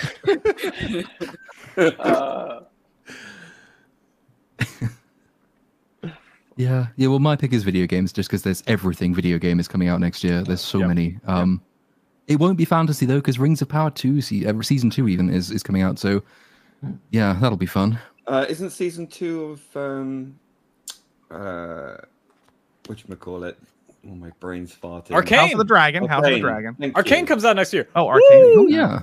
That'll be good. Apparently, The Acolyte is also coming out at the same time, and it's going to be based on exactly the same premise of having a twin that's a sister that's evil and one's good. Fallout. We're really spoiled for shit media because we've got so there's Velma season 2, Rings of Power season 2, Halo season 2, Skeleton Crew, The Acolyte. I think Echo looks better than all of them. I'm not fucking Echo. I forgot all of the Marvel stuff. Echo, Ironheart, maybe. Ironheart's 2025. Oh, is that 25? Why are they doing Ironheart? I feel like that's going to flop more than the Marvel show. They shot that shit in 2022. That's why they pushed it back. Oh god, because it's not. They know it's not going to do well. Well, I mean, it's streaming, so they won't have to give away their numbers anyway. The Echo trailer kind of like impressed me a little bit with the action. I'm not gonna lie. Is it R-rated or no? It's bloody. It's bloody. Yeah, it's mature. Got Daredevil vibes, but I don't think it's going to have the same writing quality. We'll see. Well, the writing could suck, but probably, yeah. But also, Luke W. I'm sorry, but Andor is delayed. It's not on the slate for 2024. Fallout's coming out in Yeah. 2024. Fallout could be interesting. Yeah. Well, since we are now back on talking about films that are coming out, I think we should probably get back to the year breakdown. Yeah. Yep. Cynic, what did you have on your list for July? Well, the thing that defined July really was Barbie and Oppenheimer. There was some other good stuff in there. That's when Talk to Me came out. Cobweb that I Mission really Impossible. enjoyed. Yeah, Mission Impossible. But But probably what defined the month was Barbie and Oppenheimer. That was the most divisive thing of the summer by a long shot. I personally loved Oppenheimer. Well, yeah. I personally loved Oppenheimer and despised Barbie. That's become like a fucking. I cannot believe how contentious Barbie became over the summer either.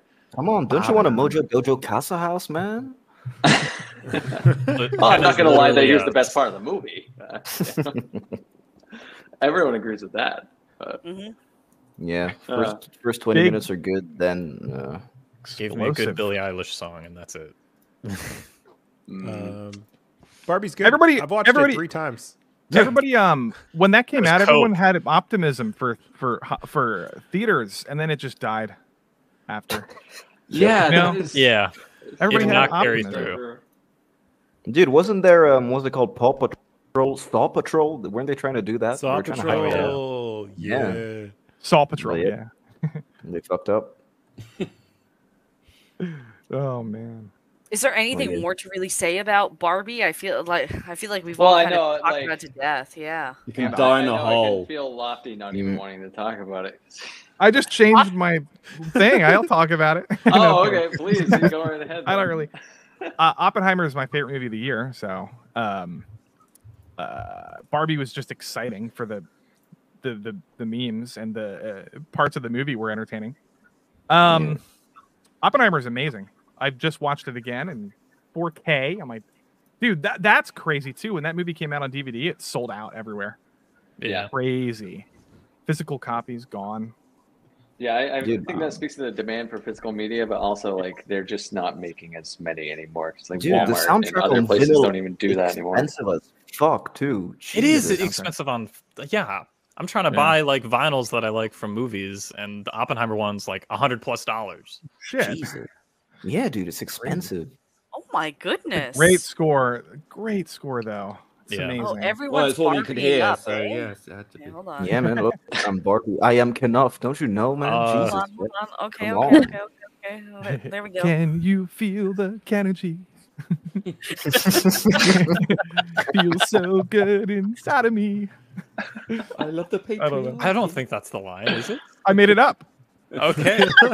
That makes it's better. It sounded like it fit right in the movie. I wish his song was better. Like I watched it actually for a second time to reevaluate what I thought. That song is not that good. They could have given him something. It's amazing. It's not that good. Yeah, I don't know. Ken is the peak of the movie. It's like you watched the full version though? The full version? Listen to the full version? Maybe better. not. I would say this film is a Ken movie, not a Barbie movie. He had all the songs. Agreed. Barbie had no songs. Barbie had no arc either. Nothing. Yeah.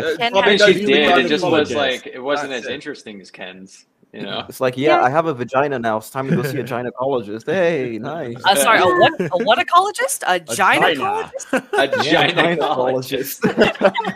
I still stick to like the first 2 acts are really good, and then the third act is like a complete disaster, and like that's my issue with it.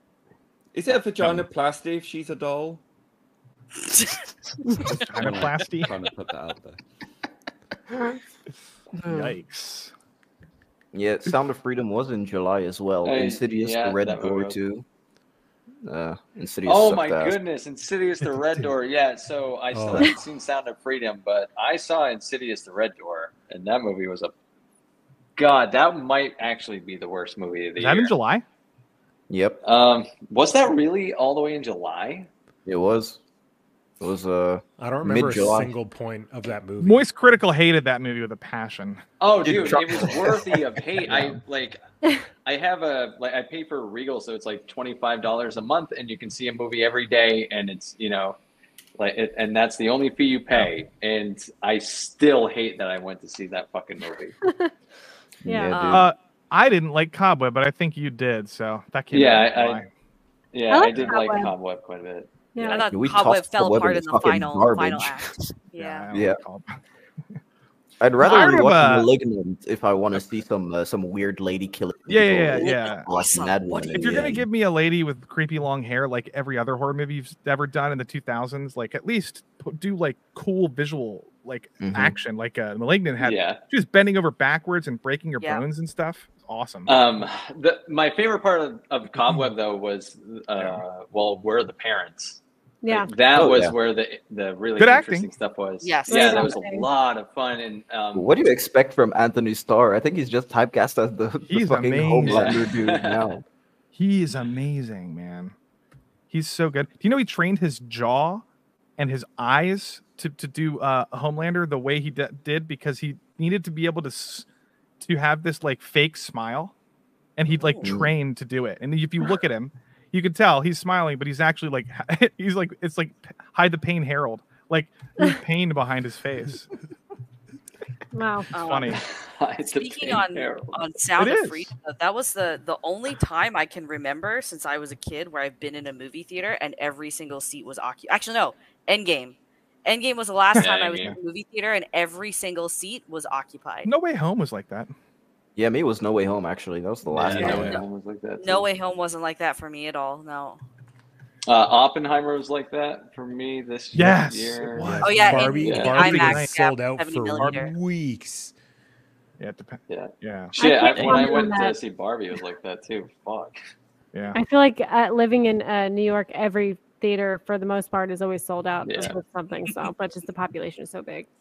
Yeah, that's probably it too. Because, like, dude, I live in the middle of I mean, I live in a Roman town, but let's just say the cinemas are fucking empty. When I went to watch Talk to Me, it was me and a woman that was like around my age. Yeah, So I was then I'm in it's a kind of small becoming a town. date, to be honest.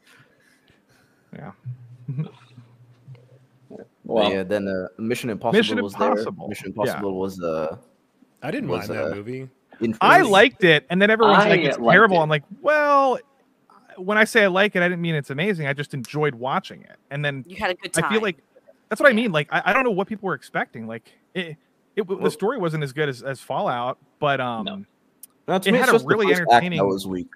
That's it. I thought the airport scene was really entertaining. I thought the car chase was awesome. It was like 20 minutes long. It was insane. Really, really good car chase with like no visual effects, all practical effects. Very good car chase. I loved it. The problem is the stupid AI subplot. That's like the worst part. It made the movie bad, but the movie's entertaining, I think. I don't know. Still haven't seen it. I need to watch that still. I would say you should. It's kind of, you don't have to. It's okay. It's just there. There's lots wrong with it. It's not the worst film in the world by any means, but like some of the problems have already been mentioned. The AI villain is just so indefinable and stupid. And the fact that he communes with its human thing with some weird coffin, which is in the film for about 2 seconds. But the bigger, like the crime with the film, though, is how much of Fallout's good work it undoes. Fallout establishes that he has a real life relationship. He's moved on from his wife. That there are people he cares about. And then this film comes along. It's like, yeah, no, but we don't really care about any of that stuff. So we're gonna kill her off. Goodbye. And it's not like they undermine him because everybody else is like, he's like, I still care about you. I don't want you to involve all his friends. And they're just like, well, too bad. We're gonna be involved in this mission. So you better just deal with it. So yeah, they got rid of Did at least the like all the practical effects and the stunts make up for the lack of story? Dude, yeah, the fucking third act, like the train, the entire train sequence in the third act is fucking really cool. spectacular. Really cool. Haley It is if you don't pay too much attention. Like they look impressive. Yes. But they Just make no silly. goddamn sense. It's silly. We were talking about the earlier. fact that one of the main characters only survives because one of the planned stunts goes wrong, and so that he jumps off the cliff on the motorbike a bit later than he was planning, and he happens to fly in through the exact right window to hit the person who was about to kill the other person who he didn't want. Like, it makes no sense. It looked cool enough, but the problem is that you can do cool looking action films pretty easily. Loads of action films look cool. Yeah. The thing that made Fallout successful is that Fallout went above that and actually told a good story with good characters as well.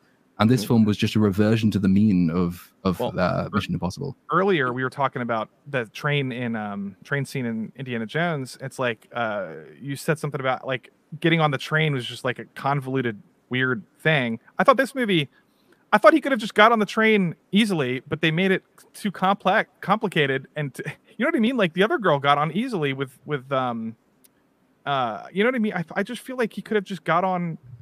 Like with a he could have gotten motorcycle. on way easier. It's just the fact that they wanted to have a huge stunt. Yeah. And it's the always stunt an that they excuse used to to have market an the awesome movie stunt. too. That was the main one that they used to market the movie. It's just him jumping off a cliff with a motorbike. That's Yep. it.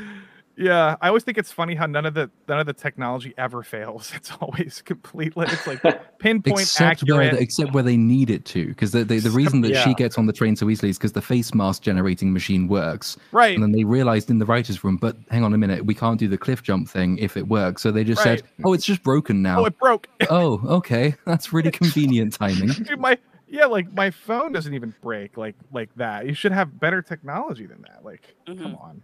Yeah, I mean, look at what they did in Fallout. Fallout, they had the bathroom fight, and then it fucking destroyed the the mask maker, basically. So it was logical. Showed it.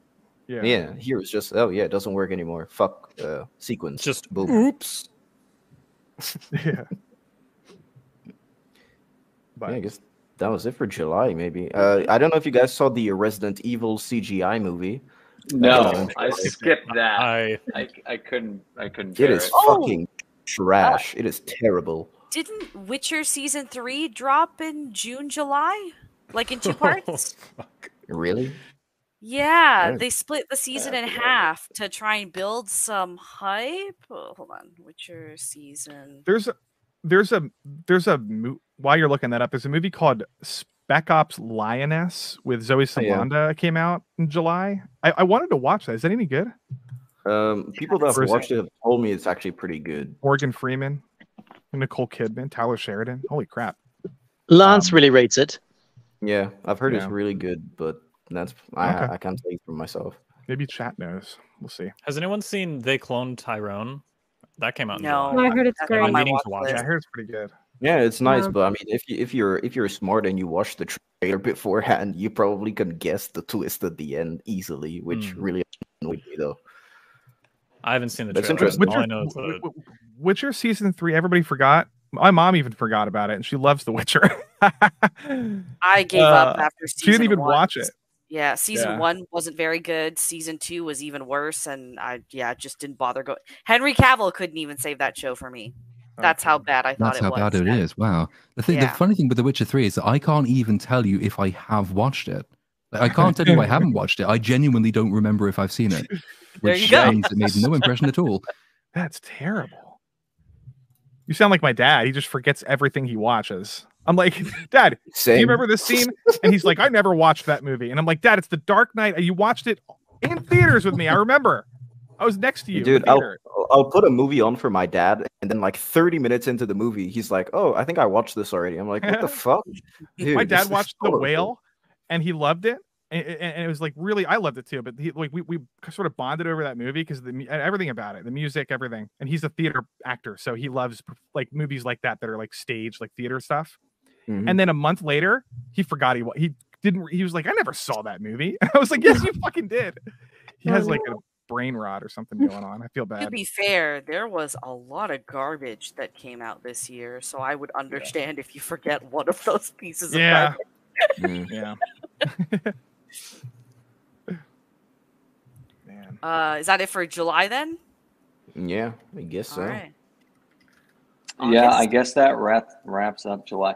August, I really didn't have too much to note, but for worst, it isn't even that bad of a movie, but I didn't have anything to pick. I didn't like Blue Beetle very much. It wasn't very good. I didn't either. You put Blue Beetle below Meg 2? Well, I didn't see Meg 2, so I didn't want to. Meg 2 is just about fucking garbage, man. I have never seen like someone flung shit in my eyes. I mean, I guess in reality, like seeing Meg 2 means, or not seeing Meg 2 speaks volumes about the movie. I didn't even want to go see it. Yeah, I wanted to. Meg 2 was actually my most anticipated movie of the fucking year because I saw the trailer. You were gassing that up. You were fucking gassing. It was like a crazy 180. Like everyone on Twitter, you're like, bro, the Meg 2. And Dude, he was so upset too. The day it came out, he's just like, bro, this is trash. And I'm like, okay. Dude, I swear to God. Rapid character development here.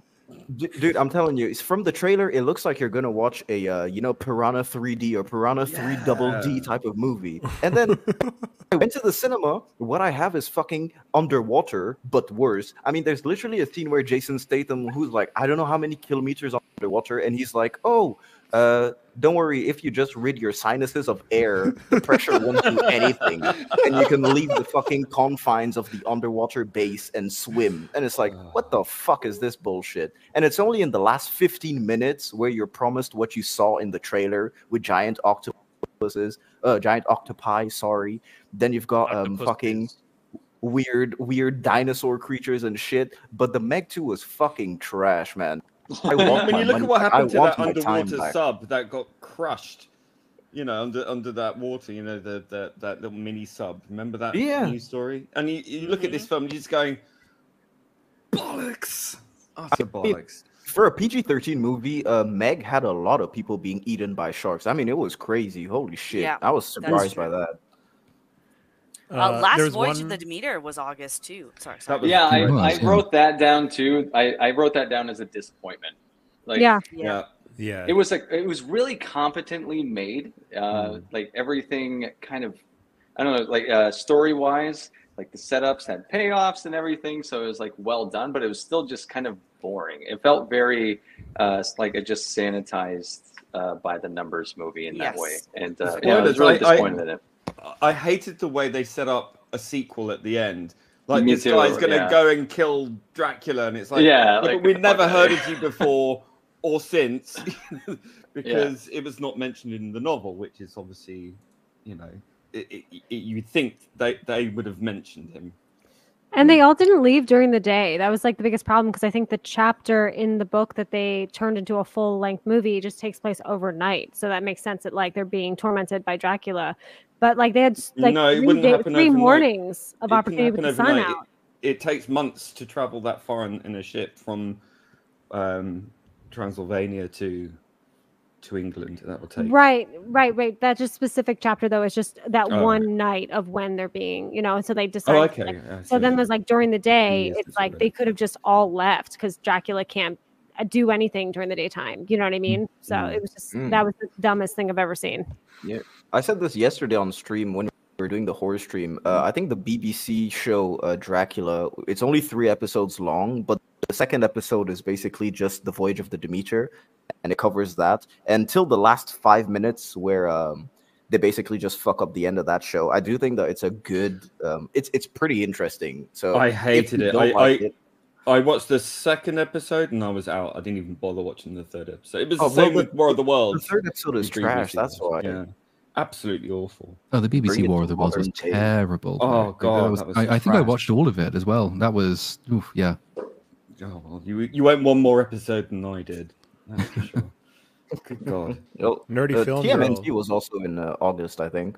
Yeah, there's a couple of things that I now remember coming out that I didn't see. So TMNT is one, and Gran Turismo, didn't that come out in August as well? Oh yeah, it did. Yeah. Gran Turismo was good. It was actually good. Yeah, I liked it a lot.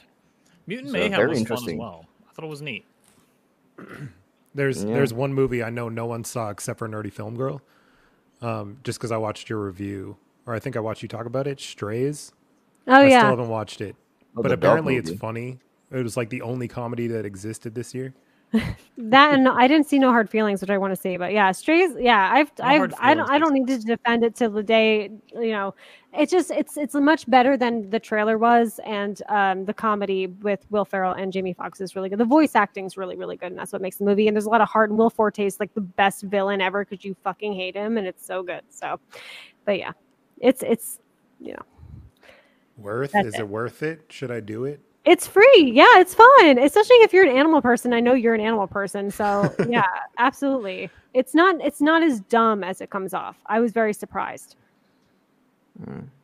Well, I think the last one of the month that we didn't talk about was Ahsoka. It came out in August, didn't it? I didn't even finish Ahsoka. Bro. Yeah. Good. I didn't even finish it. Nope. Yeah, it did. It came out the last week of August, Ahsoka. So, yeah. Don't watch Ahsoka, ladies and gents. Sucks ass. Yeah, don't. If you want to know how bad, just watch Andrew's channel. But it can't be that bad because Dave Filoni got promoted off the back of Ahsoka. So, you know, I'm sure they promote people based on talent, right? Yes, and quality. Oh, yeah. I mean, yeah, he's going to save Star Wars. Don't you guys understand this? Come on. Tissue of lies. Is this another Zack Snyder incident where it's just like, we haven't seen his vision yet? It's coming, guys. Yes, unironically, because Ahsoka is not a complete story. It's just set up for another show, which is just going to be Heir to the Empire. Which is going to be set up for another show. Which is going to be set up for another show. Gotcha. Yeah, I think that's Dave Filoni's specialty. That's what he did with that's what he did that with Mandalorian a lot, setting up the end of that show for space cowboy time finally, and then Jon Favreau benefits from quite a lot of the Zack Snyder effect, though. So the Mandalorian is a case in point. You know, Mandalorian season 1, it's actually not that good, but it's better than everything else. Jon Favreau is in charge, and everyone says this is proof beautiful. That Jon Favreau will save Star Wars. Mando season 3 is absolutely terrible.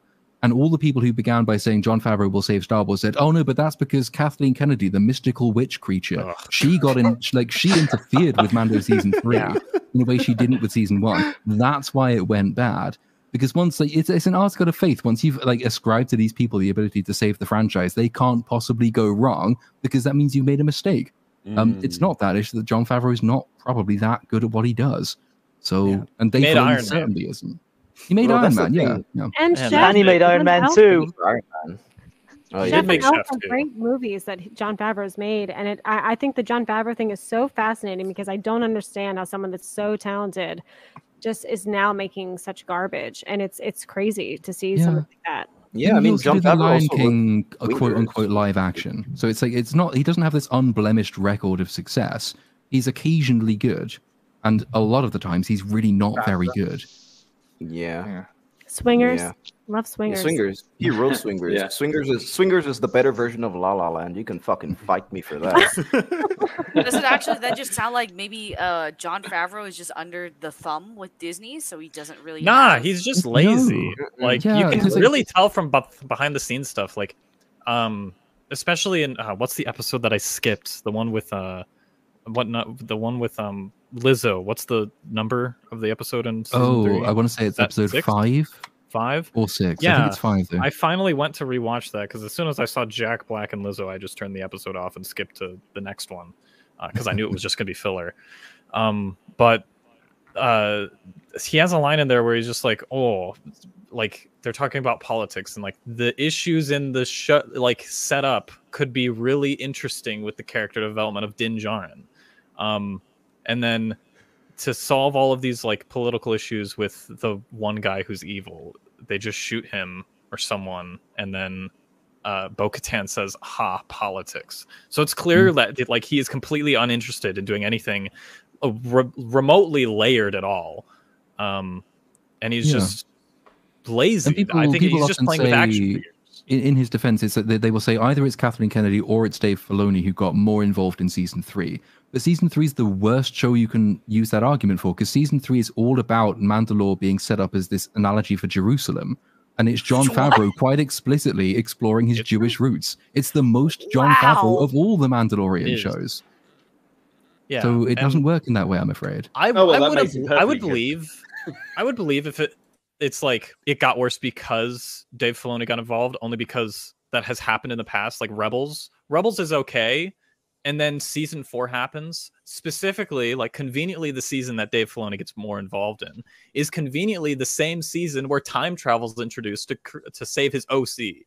So it is very believable that it could have gotten worse because of his involvement. But yeah, it's clear that it's got the same like writing tropes and problems as like season 2 and season 1. It's just like drastically like more apparent. So I think he's probably quite good at it. Like if he's given a film to do, or if he has a story to tell, he can tell the story quite well. It's when he's told, right, we need X number of episodes of content and we need X number of series of that content. Please try like scrape the bottom of the barrel and find what you can. That's why we got the Book of Boba Fett, for example, which does not need to exist. There isn't a story there, so that he didn't really do a good job. On his day, he's not bad, but as a rule, no. Are you talking about Filoni or Favreau in this case? Favreau? Since Did we did Favreau start with write Ahsoka. the show? The Mandalorian, he wrote the majority of it. There were a couple of other writers he brought on board. Yeah, do you think like the quotas now are gonna hinder that? With like, do you think they demanded like a big writing team? Maybe that's why the show sucked, as opposed to like just him doing his thing.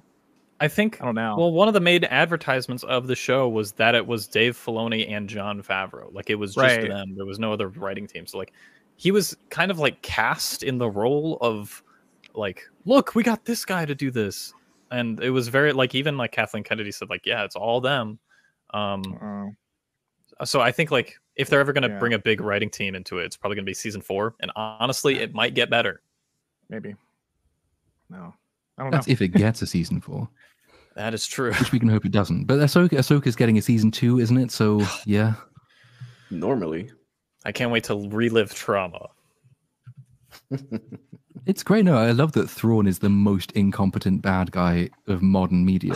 And that's really funny. Sucks too, because the author of the original Thrawn novels, which are pretty good, he was like really passionate about like giving Dave Filoni all of this stuff to use for Thrawn. Like, hey, this is how you do Thrawn. Like he helped with the creation of the canon Thrawn version for Rebels, which I think the Rebels version is like fine. He's okay. Like I don't think he's as bad as people say. He's definitely not as bad as Ahsoka version of Thrawn. And Dave Filoni really just said no and threw all of his stuff out the window to make just blue Elon Musk. Would you say that in Rebels at least Thrawn comes off as being one step ahead for most of the series, whereas in Ahsoka, Thrawn comes off as being Star Wars Dr. Evil. Yeah, really, because I think Dr. Evil's more competent than Thrawn, isn't he? Yeah.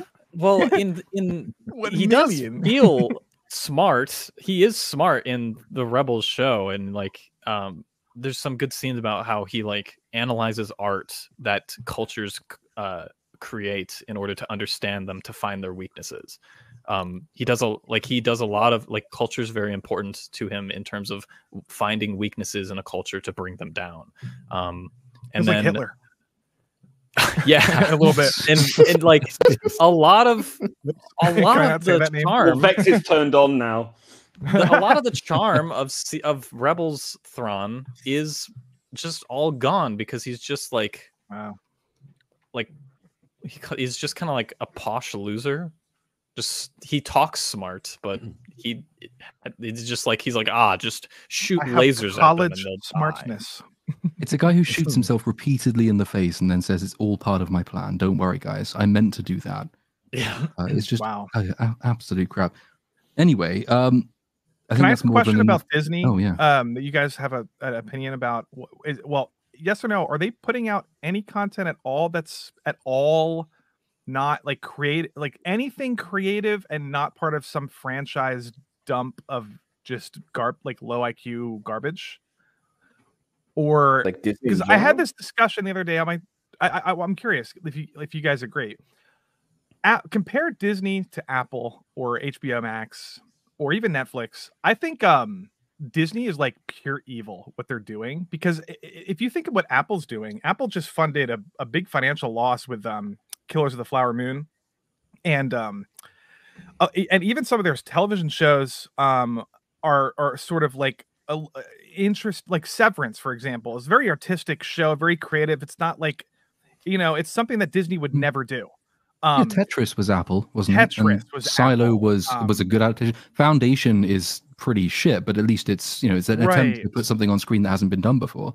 And Netflix is doing The Killer, right? Yeah, so but the point I'm trying to make is like, if these big corporations and streaming services sort of like, I think Disney is the most capitalist brain rot of all of them, like quarterly bottom line earnings mentality of all of them. At least Apple and HBO are like, they're trying to do for them, they're trying to put out interesting cultural, artistic stuff that isn't just blockbuster, like AI written nonsense. Disney's the worst though.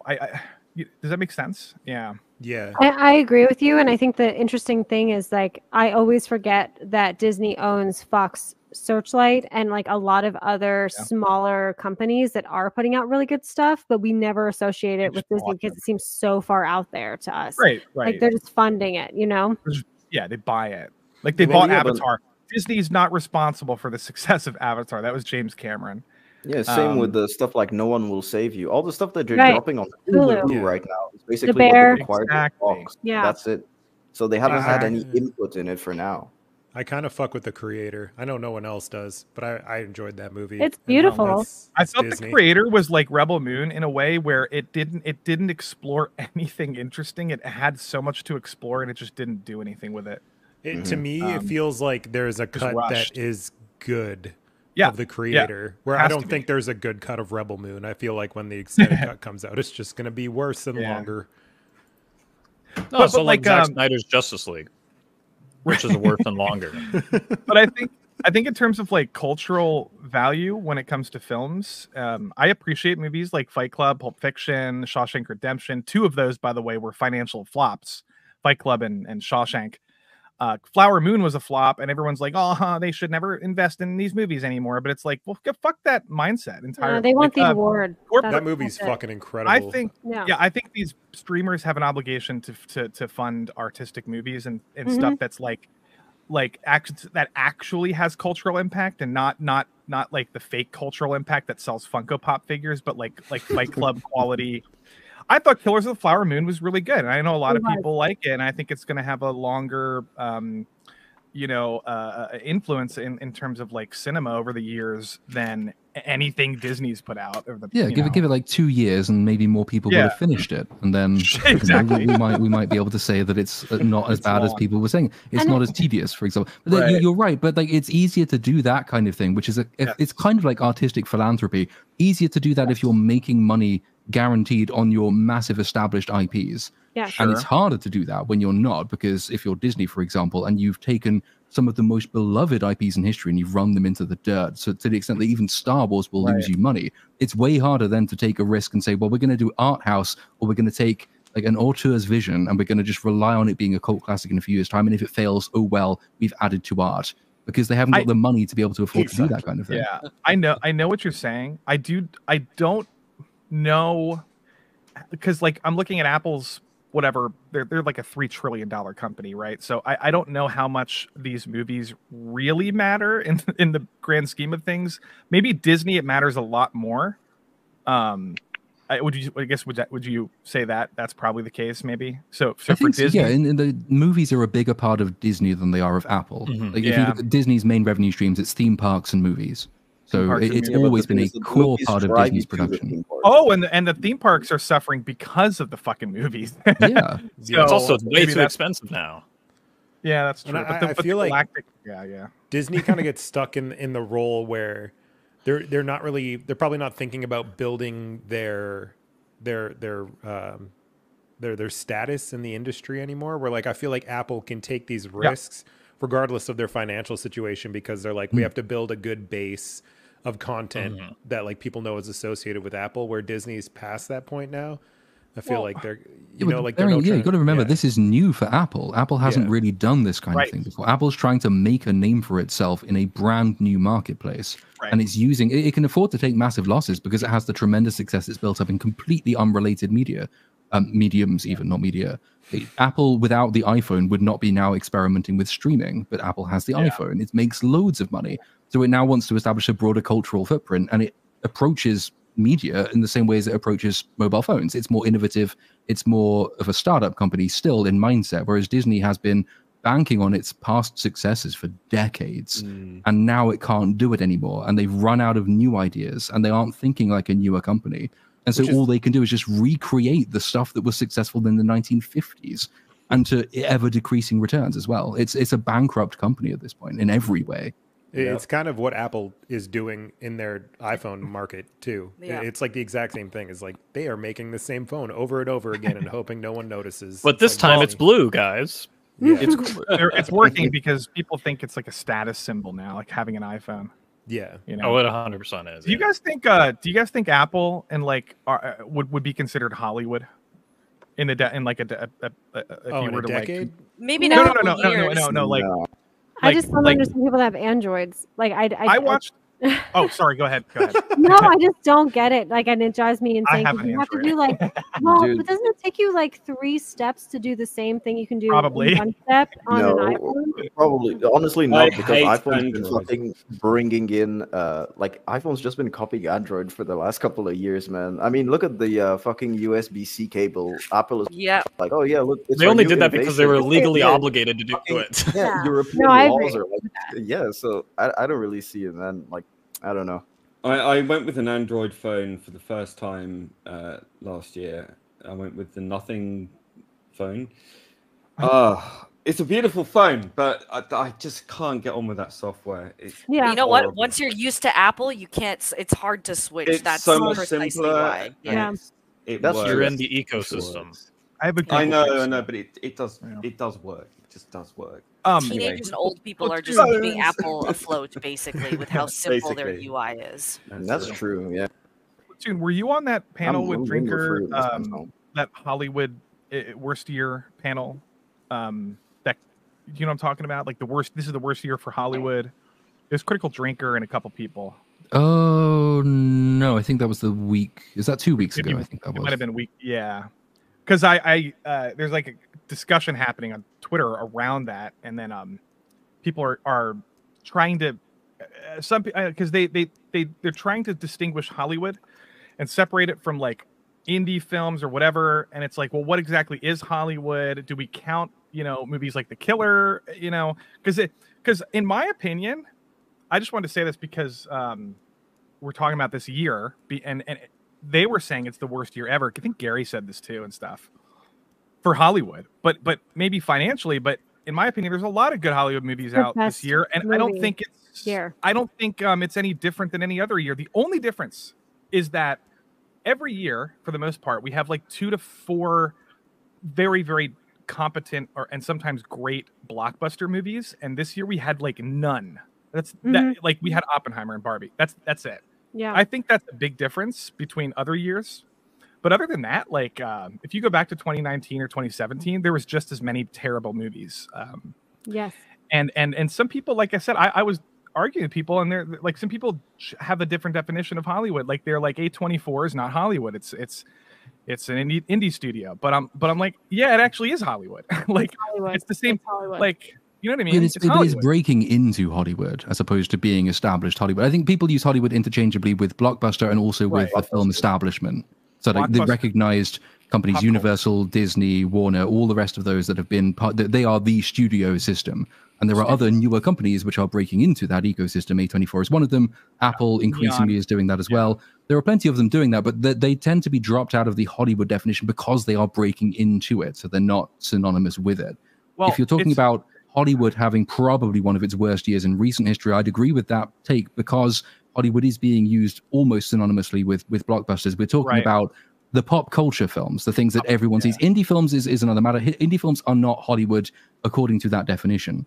And if they were really, really brilliantly good, as some brilliantly good indie films have been, stuff like Sound of Freedom made a huge amount of money, then we'd probably be talking more about them. It's the fact is that you're looking at the greatest number of destroyed franchises of well-loved IPs over the last decades, which have all taken place within the space of about 2 to 5 years. And this year has really compounded that. I just, maybe I misheard what you said, but I don't think the Sound of Freedom was good because it made a lot of money. I think, and I don't think The Killer was. No, it made a lot of money because it was good. Well, I mean, The Covenant didn't make any money, and that's a really good movie. Yeah, but The Covenant was up against Mario, to be fair. So I'm just saying, military film, family cartoon film.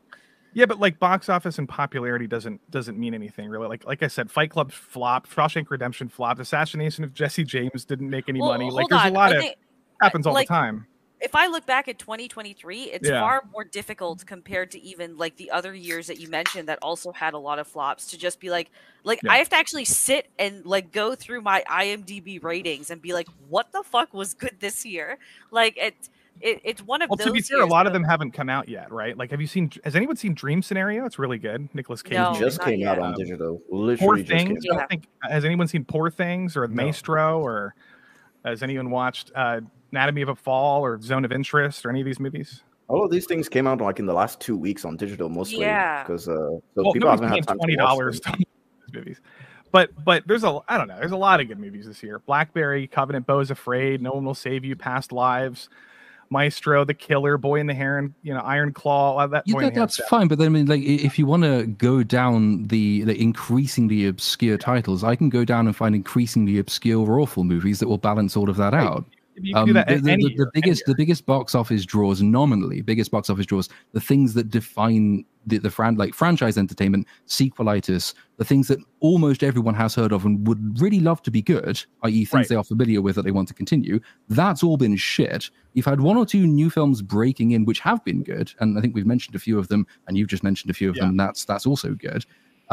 But there are, for as many of those you can name, there will be a billion things that no one's ever heard of that are fucking awful. Well, it's always going to be like how you weight the conversation. But I don't think it's unfair to say this has been at least one of the worst years for like Hollywood entertainment. Does it have to do? So, like, I feel like it has to do more with recency bias in like financial terms, I guess, where like people really got used to, multiple billion-dollar films a year that weren't very good. And I don't know if it's so much Jurassic to do World Dominion. yeah. And I don't know if it's so much to do with the actual quality of the films. I don't think it is, man. As much as it's the changing landscape, and like people stayed inside for 2 years and really liked watching movies inside, and like they'll go out for things like Barbie and Oppenheimer because they're like cultural moments where like if I want to watch Ant-Man Quantumania and I'm not, doing YouTube, I'll probably just wait 3 weeks till it's on Disney Plus.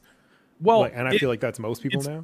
It's Disney, isn't it? Like, they have so much of the attention on them that if they have all the flops and they have their worst year ever, then suddenly Hollywood has its worst year ever. I think, you know what I mean? Like remember when Mission Men in Black International or whatever came out, and then Ghostbusters 2016, and then you could go every year. I did this on my stream. You can go every year, and there's a list of top 100 worst movies of the year, and there's so many blockbuster movies on there. Terrible. Jumanji, all these stupid Rampage, it's endless. And I don't think this year's any different. I just think we don't have those 2 to 3 really, really good.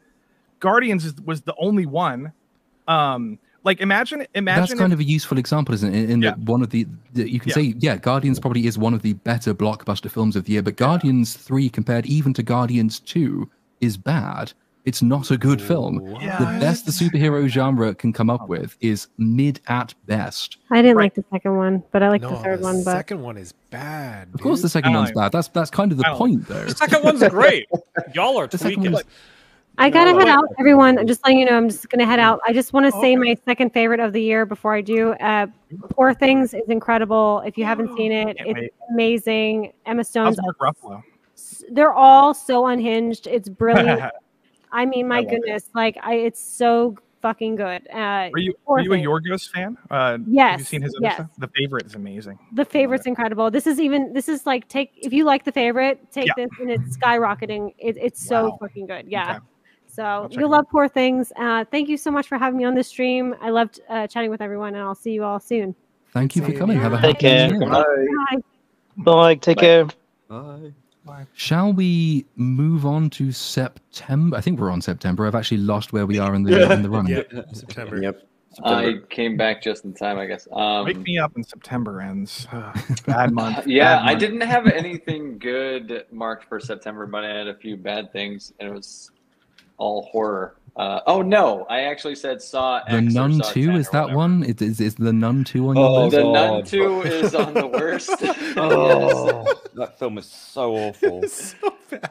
I can't even. Is that part of the Conjuring verse? Yes, it is. It's a spin-off. Yes, it is. Yikes. Oh, man, the Nun 2, none the wiser. It's exactly like the Nun 1, but I think it's in Italy or in France. I don't even fucking remember at this point. Sucks. The movie's not worth remembering, but they're going to make another one because these movies are made so cheap, and they always make a profit because I don't know, people like me just show up anyway. I guess. I know. That's like the Blumhouse motto: is just pump out bullshit. Yeah. On the bright side, That movie was so terrible, it's not even worth dissecting. But it was Saw X or Saw 10 or however you want to say it. You thought it wasn't good?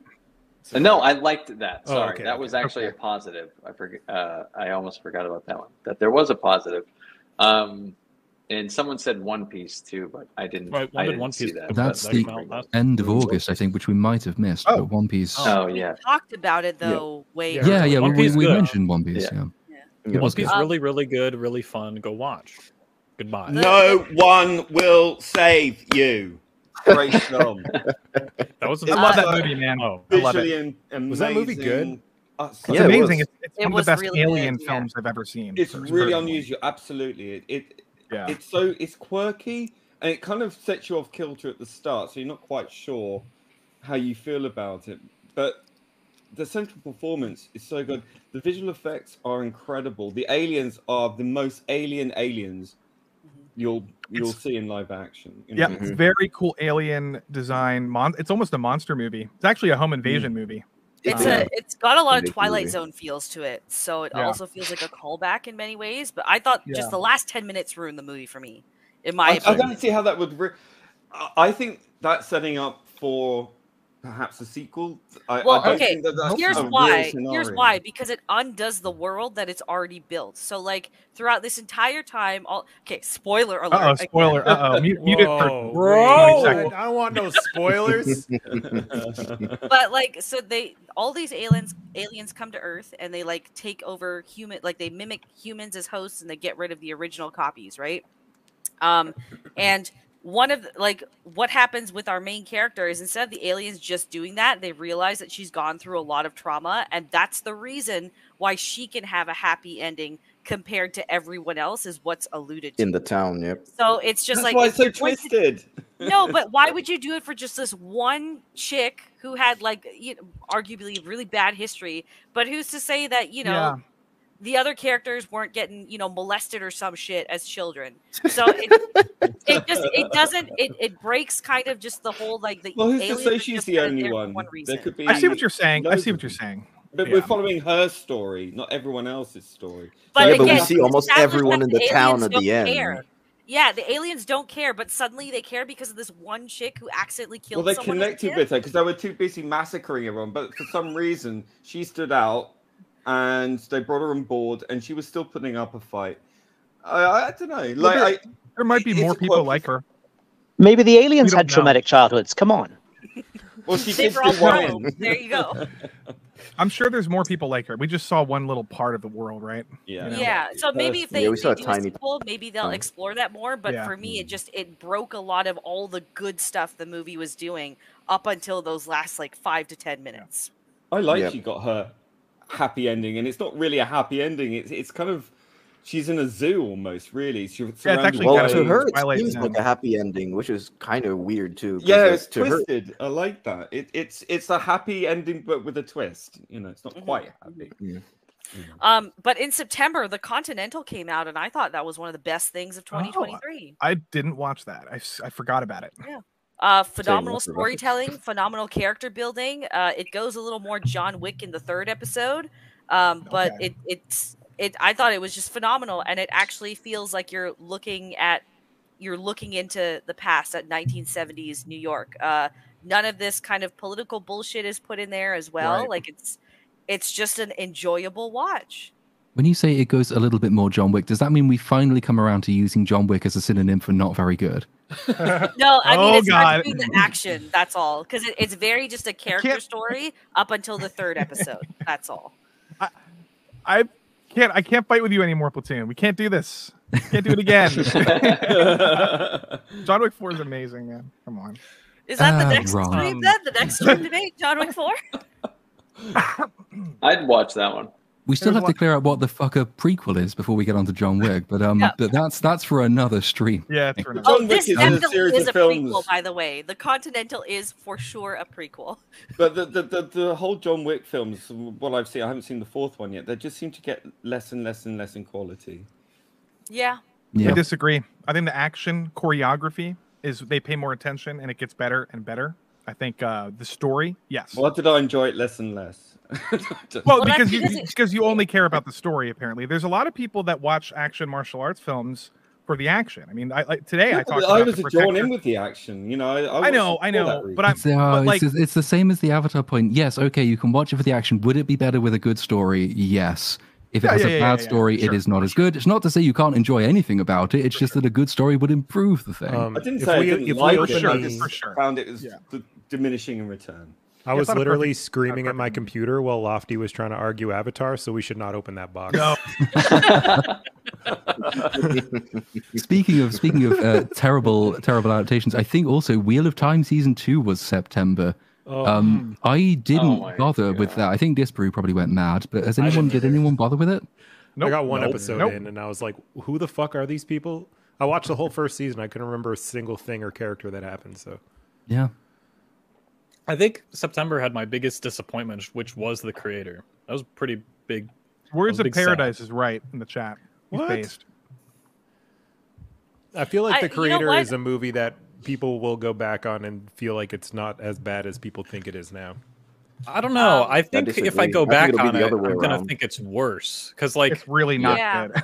Really? It's I watched it. Yeah, I watched it twice, and it did not get better on the second rewatch. It's just it quite literally was written by AI. It was a terrible film. It was really, yeah. I think the intro was really strong with the. It was just like really fast, like, oh, this happened, this happened, this happens. Oh, just sell your identity to an AI. Then this happens, this happens, this happens, and then boom, nuke, and it was like, I'm in. And then everything after that really. I was like, oh no, because I really wanted to. If it was as good as like Rogue One, which Rogue One's like pretty like mid, like in terms of Rogue One had better action, man. Yeah, and also Rogue One, like it sets up character development and sets up for a payoff, but then they skip the payoff and they just kind of act like the payoff is gone, and in the third act, and they kind of act like the characters have developed. And Creator's a beautiful movie. Creator is a very good looking movie, and like the stuff that they were able to do with their $80 million budget is fantastic. It makes Rebel Moon look like it was made with an iPhone, and it's like, and also that had double the budget too, which is crazy. It was a Sony camera. It was crazy. Yes, it was a $5,000 camera. Yes, an FX3 baby. Yeah. No. When I watched it. When I watched The Creator, I'm just reading what I wrote about it so I can remember. I said it reminds me of like a montage of Avatar, Elysium, Rogue One, and Blade Runner, all like visually well presented, but completely rushed. And like there's almost like nothing happening in the movie. They just go from like point to point to point to point to point. The creator is like, it was trying to present so many different elements. Like, for example, it was trying to say, oh, who's bad, the humans or the AI? But then after that, just leans into completely, oh yeah, the humans are bad. They're just, kind of like a militaristic force, kind of like an Avatar, And that's Avatar trying to explore the duality. And that's you guys know? Do you know there is a 5-hour cut of the movie somewhere? Wouldn't make it any better. Gareth Edwards came out and said it was make complete sense to me. Better. I think it would make it a lot better. It's one of those things where like I feel like a lot of people went into that movie really wanting like, I want sci-fi concepts and a lot of world building, and I want these things to happen, and he put in this thing, and where it's kind of just like, but they took all that out. It's a simple story-ish about like grief. No, I wanted a simple dealing story. with grief. Well, the issue is that he introduced those elements that people wanted, but he didn't explore. And that's why I think a them. longer That's cut would be problem. good, because I feel like if he got 5 to hours. flesh out the elements that he talks about a little more, it'd make all the payoffs a little better. But why wasn't it fleshed out in the first cut, though? That's what I don't understand. Well, if you're trying to build a good world, why wouldn't you do it the first time around? I feel like that has more to do with studios and shit. Like it could have to do with Gareth Edwards not being that good of an editor. But if you're going in with 80 mil and you're like, I'm going to make a 5-hour cut of a movie with $80 million, I think you're stupid. You should like make this as short and as efficient as possible to really hammer that budget efficiently. I mean, and if you're, it is like the same thing with Zack Snyder. He's like, oh, I'm gonna make a 7-hour cut of this movie when he's only given like barely any money to do that well. And it's like, yeah, I wanted a simple story that was written well, and it really, was not written that well. Like the dialogue was really dull. Sometimes it's not really their fault when they get their shit chopped down. What I don't. Yeah, but I think it's Zack like Snyder just in the script. I think Zack Snyder knows better and has been in the business longer and just fucking does this all the time, and it's becoming a problem. Like, for example, Ridley Scott's 4-hour version was chopped down, and it's pretty obvious that they did it because they had a theatrical run, which made like $200 million or something. They're not gonna have a 4-hour movie in theaters, so it makes sense. Otherwise, I feel like Ridley Scott would have just put the whole thing on Apple for like a 4-hour long version of Napoleon. And it Zack still would have Snyder, sucked. But no, I don't know about that. Zack Snyder had the opportunity to do that, and he's just not doing it. Yeah, he is up his own ass. Zack Snyder does this shit on purpose. Like, he does director's cuts on purpose. He absolutely does. Look at the amount of time these director's cuts are. It's always like 3 hours and 1 minute, because 3 hours is an epic runtime. Am I right, guys? And then it's 4 hours and 1 minute, because 4 hours is epic. Am I right, fellow edgelords? Yeah. This guy's a fucking joke. I'm not giving him the benefit of the doubt for a couple reasons. Number one, Fincher and Del Toro have been able to put movies out on Netflix without any studio interference at all. Number two, he's already talking about part 2 of the movie and trying to get people hyped for Rebel Moon Part 2 when the director's cut's not even out yet, and they're talking about like August for that. And it's like, how can anyone get excited for part 2 without the director's cut? And he's not even addressing that problem. So are the Snyder cultists also going to say that like Rebel Moon sucked because of studio interference, even though he totally I can't wait to bully them in the cut? Rebel Moon video. Look, Jujutsu Kaisen sucks because of no, it's great, but the animation's worse because of studio interference. Everybody knows this. Wait, did you just say Jujutsu Kaisen? No, Jujutsu Kaisen, like Mappa's interference in that anime, by the way. Oh, the animation is so good. It's great, but it could be better, way better. But they fucked up the anime. That's not their fault. Lost, bro. It's Mappa's fault. Well, some people know what I'm talking about. But in this case, it's Zack Snyder's fault. It's like it's his own stupid, and he would come out and say if it wasn't his fault. I feel like he has, he could have talked about how his movie got cut. When it did, we wanted it to be rated R, and he loves to make excuses. So was Snyder also the cinematographer on Rebel Moon? He did the cinematography as well. Yep. He should just be a cinematographer. Sang the theme tune, wrote the theme tune. He's such a bad cinematographer. Holy shit! Dude, get Brendan Fraser on one of Snyder's projects. He's gonna put lipstick on that pig. I wouldn't say he's bad. That's cinematography. I think that's a little bit of a. No, I think he's dead. Yeah, that's bad. I would say Watchmen had some great parallel panels from the comics. Fantastic. You have to do cinematography on that. His first cinematographer credit was Army of the Dead, and then after now I think it's Rebel Moon. Jeez. It's like if you gave a YouTube person that watches videos on how to shoot movies all day, and you gave them $150 million. That's exactly what the movie would look like. I think what it is, it's a case of you get certain directors who get lucky, they do a good film, and then they get more money, and they're not really presented with those same limitations that actually made them forcibly more creative. And he's never done a good movie, though. That's what blows my mind. George Lucas syndrome. He's done like what was that? The first zombie movie he did was that was the only reasonable movie that he did. Guys, that was such a butchery. They butchered the original. They butchered. They did butcher it, but it was still an entertaining movie. Go watch it again. Go watch it again. It sucks. After that, he's never done anything good. Like Watchmen. Watchmen is overrated. Fucking meh. Watchmen is okay. It had a better trailer. Is great. Watchmen had the best trailer in movie history, I think. Watchmen. It was amazing. Go watch the trailer again. I will agree with that. Because he shoots 3-hour trailers. That's literally his aesthetic. Yeah. But oh man. Oh, 300. 300 is decent. But it's not very good. It just looks good for like 20 minutes, and then it drags for like an hour. Yeah, that was cool. That was before slow-mo became in a Zack Snyder movie became a meme. And he did creative things like instead of punching in on shots, he had like 3 different lenses all set up so we could cut to different like takes of. He actually like used his brain during 300, and that's gone now. Perhaps that's because he had source material to work from. You can argue that both Watchmen and 300 are reasonably faithful adaptations of strong source material. And as such, Snyder isn't creating, he is recreating. They're just using the visual medium to convey the panels. One thing that we can be certain of, he may be a bad filmmaker, but he's certainly a worse script writer. Oh God! Yeah. Wait, guys.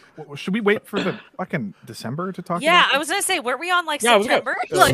November. Oh yeah. We're done on September. Anytime's a good time to shit on Zack Snyder. I know. We just get There's no slow-mo in Man of Steel, just saying. Well, there is. When he's about to fly. When he's about to fly. The ground goes slow-mo. Ground. Proven wrong.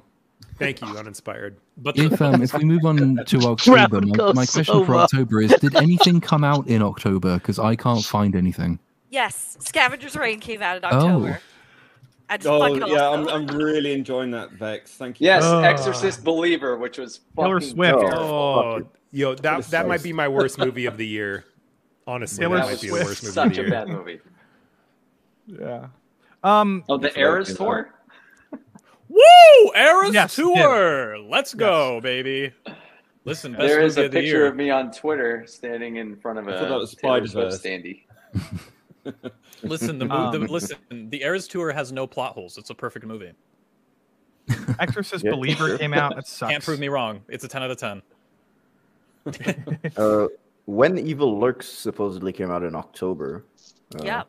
That's Actually, I probably think it one was of my end of favorite movies September, of the year. technically. Yeah, well, it had those weird releases. Yeah. Kind of. So yeah. When Evil Lurks probably one of my favorite movies of the year. Even. Yeah, that was Horror top movies. 5 for me as well. Loki Wait, was Five season Nights 2. at Freddy's? Was that October? Yeah, season FNAF 2. was. FNAF was October. FNAF was October. FNAF Oh, was October. But I watched it later on streaming. I think I can't remember. Oh no, same day. That movie's fucking awful. Holy shit. That movie is so peak. Holy shit. That Yeah, the movie's Bite so of fucking 87. bad. Oh my Yay. god. Bite of 87? Oh my Loki God. season 2 came out. Yeah, let's Let's keep anyone talking about watch FNAF. I want to keep talking about FNAF. I actually liked that movie. Like, it's not the best movie, but it's. I thought it was a good adaptation of the game. But it felt right with the way it felt right. It just wasn't very compelling, if that makes sense.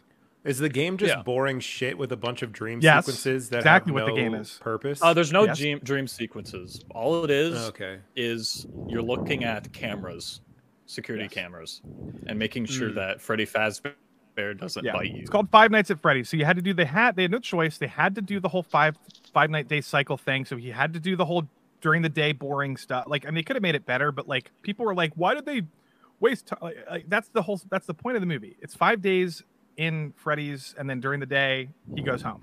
You know. Wait, did Killers in And the at Flower night- Moon come out in October? Yes, in it did. theaters. Yeah. Oh, it didn't say. We can talk about that finally. I love that movie. That movie is fantastic. I amazing. was actually like I haven't shook seen at it. how good Brutal. that movie is. Brutal movie. Brutal. So Wait, good. what movie?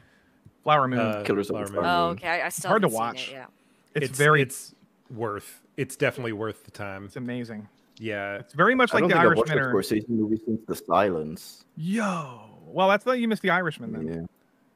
Yeah, I never dude. watched The Irishman. Yeah. So good. So I haven't good. seen it either. I I couldn't liked do the the silence de-age. though.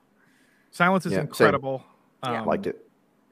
Irishman, and then Flower Moon is like his trio, is like a depraved, banality of humanity, of evil. What am I trying to say? Like he's focusing on just evil people, like the past like three movies that he's been doing, like Japan with Silence, that they would torture Christians coming over to kind of just be normal, and then The Irishman is all about horrible mafia behavior, and this is all about horrible people in Osage, white people, Cowboys. Yeah, Another feel-good romp from Martin Scorsese. it's not feel good at all. It sucks. It's bad. The It's hard to acting is watch.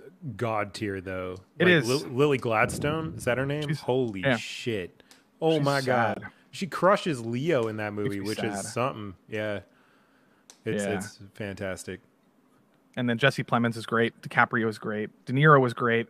De Niro is so good. I haven't seen him actually like dig into something in a while. Yes. Yeah. But But that lost money at the box office. It's a $200 million movie. Number one, you guys know that DiCaprio had a $40 million paycheck for that movie. So Jesus. So I guess Apple's paying though. Yeah. 1/4 of the budget was DiCaprio's paycheck. That's so irresponsible. That's crazy. A fifth. 200. Yeah, but Apple doesn't give a shit, and it's promotional for their, they won Academy Award with Coda. Now they're doing more. They want to do more, so they're doing Scorsese. They're getting Shyamalan. They have Ridley Scott. They have all this stuff. That's just they don't care about really box office. I don't think, honestly. Dude, it's crazy how Coda was an adaptation of a French movie, man. Like they made me watch the original Coda in class because it was a French movie. They were like, "Oh yeah, watch it for social studies." I was like, "Damn, the movie sucked ass." Thank God Coda is better. Coda's such a forgettable Oscar winner, though. So forgettable. Like nobody even remembers that. Actually. Coda's the worst. Coda's the worst. Like Everything Everywhere and Parasite are very memorable, I think, but Coda's the worst. In recent memory. I never remember that it exists. Nomadland? Oh, that's shitty as fuck. Okay, yeah, you're right. Sorry. Oh, dude. That's the Eternals chick. That's right. Chloe Zhao. Chloe Zhao. They're like, wow, I wonder what female directors respected in Hollywood that we can do a Marvel movie. And there's like none of them exist, so they just pick the one that exists, and it happens to be like a woman who makes boring movies. So they're stuck with her now. I don't know. Before we move on to November, which has a few sparkling offerings, there has been a request in chat for Andrew and Cynic specifically to do their impressions of British people. What? How does that?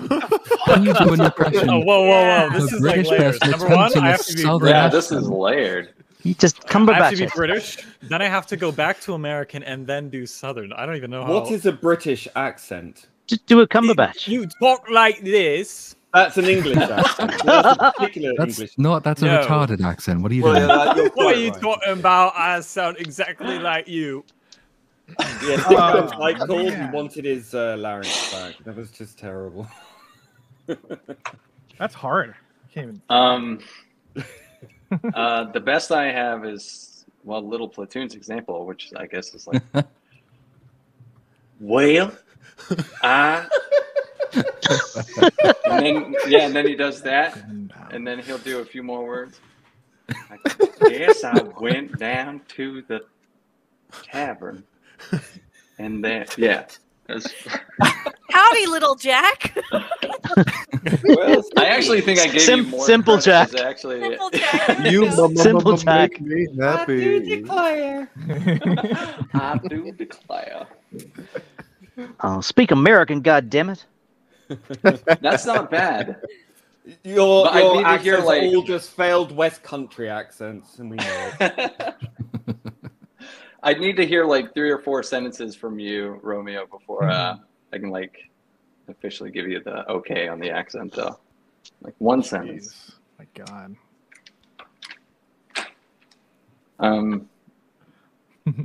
Did we move on to November? Yeah, Yes, we're doing. I guess we are. That was the segue to November. That yes. was the segue to November. And given how much shit came out in November, I think preparing people with shit is a good approach. There was one film that was going to come out in November, but didn't come out in November, much to Dune. lots of people's Dune Part 2. Which I was about to name. That would have been good. I was about to name 2023 the best year in cinema history, and then Dune got delayed. So it's now the worst. I agree with Drinker. I'm sorry. The Holdovers came out in November though, and that's a top 5 film of the year. Holdovers. Yeah. Yeah. That is a great movie. Mm-hmm. I can't wait to see it. It's hard for you to find these things. Oh, it's beautiful. You'll love it, Lofty. It's a classic. I It's an instant classic. Yeah. Well, I like Sideways, and I like his other movies, so I'm excited. Paul Giamatti's great, except in Lady in the Water. Lady in the Water, he's that so fucking bad. movie. Oh no! Dude, it's M. Night Shyamalan. What do you expect? You can fucking suck out the acting capabilities of anyone. It's just occurred to me now, like 3.5 hours into the stream, we really should have kept a list of the stuff people had recommended, because there's no way I'm going to remember all of these. I've got some of them written down, but Listen, I have lists. Platoon, I have because I'm doing the lists. I have literally every movie that came out this year in a folder for the. really, do you have literally every movie? Literally every movie that came out this year? Not literally every movie, but the definition of literally has changed, Platoon. Did you not No, hear? it fucking hasn't. It's the same as it always has. You have figuratively every movie that came out. Yeah, but that this year. doesn't God sound damn it. as cool, Platoon. Yeah, you guys don't own the definitions. language anymore, okay? Platoon. Yeah. True. We've moved on. We've changed it. He has literally every improved prequel. it. We took it and added freedom. You have Godland. British You have standard. Zone of Interest. I've read the book. I haven't seen the film. Korea's got some good movies out this year. South Cynic, Korea. what were your favorites and not favorites? For November, I had no favorites. But I did have. You didn't like one. November was Thanksgiving? just all crap. Yeah, That's all it was. Thanksgiving was fucking incredible. Yeah, What are you Oh doing? right, yeah. I forgot about Thanksgiving. Yeah. That was pretty fun for a slasher movie. Unexpectedly good. I thought it was going to be more schlock. Especially because it's Eli Roth. Yeah, because it's Eli Roth. But surprisingly good. I really do like that Patrick Dempsey's extending his career too by going into this shit. He plays well. I don't want to give anything away, but It's okay. Spoiler free. Spoiler stream. Oh Don't right, worry. yeah. No, I didn't watch it yet. Okay, I'll mute. I'll mute. Yep. Yeah. I mean, I think everyone was everybody. Good. Yeah. But he's the killer, and he plays it really. He hams it up and chews up the scenery, and it's a lot of fun. Yeah. I actually recommend that movie. Yeah. Thanks for bringing that up. Totally forgot about that one. I thought that was like a late October release to capitalize on like Halloween and Thanksgiving. Dude, but my most hated was The Marvels. I don't know if anyone's heard of that movie. I didn't like that one very much. Oh yeah. How much is that on now? How much is did it make? Yeah. How much did it lose? Is it still in the cinemas anyways? No, it lost like Not 100 cinema million. near me. Yeah. I think it might have lost more than that because its it budget made less was than like The what? Flash. Yeah, and it's so if its marketing is probably like 100 to 150 million, so they probably invested at least 400 with the reshoots and everything. So it would have to make like 800 million to break even. Yeah, it lost probably. like $200 million. Yeah, yeah, something pretty sweet like that. And it's terrible. It's not even a good movie, too. Right, and it's just Rest bad. in peace, you won't be I went into the cinema on Rest in opening piss. night at the cinema, in the biggest screen. There was one other person, and I'm pretty sure they were also a YouTuber. No way. You saw Shadiversity was there? Yo, did you link up, bro? He lives on the other side of the world. Shad is not in England. Oh, fuck. Okay. Where is he? He's in Australia. Talk about accents. Oh, I'm stupid. I'm retarded. I knew this. So I get you guys confused all the time. Whatever. Maybe if you didn't colonize every country, we wouldn't get you all confused. Listen, if we hadn't colonized you, you wouldn't have the rule of law. You'd all be speaking German. The English language. So be thankful, you fuckers. Or tea. Yeah, pay up. Really, you owe us reparations for all the hassle you put us to. Yeah, they had to ride boats all the way over to you guys and ride boats all the way back. Yeah, we ended slavery for you. Yeah, just come in on. order that, you know. Where's the thank you? Honestly. Oh my God. But yes, Speaking the of Marvels was languages, abysmal. speaking of languages, this is the part of the stream's all about Schadenfreude. Oh no. Oh no.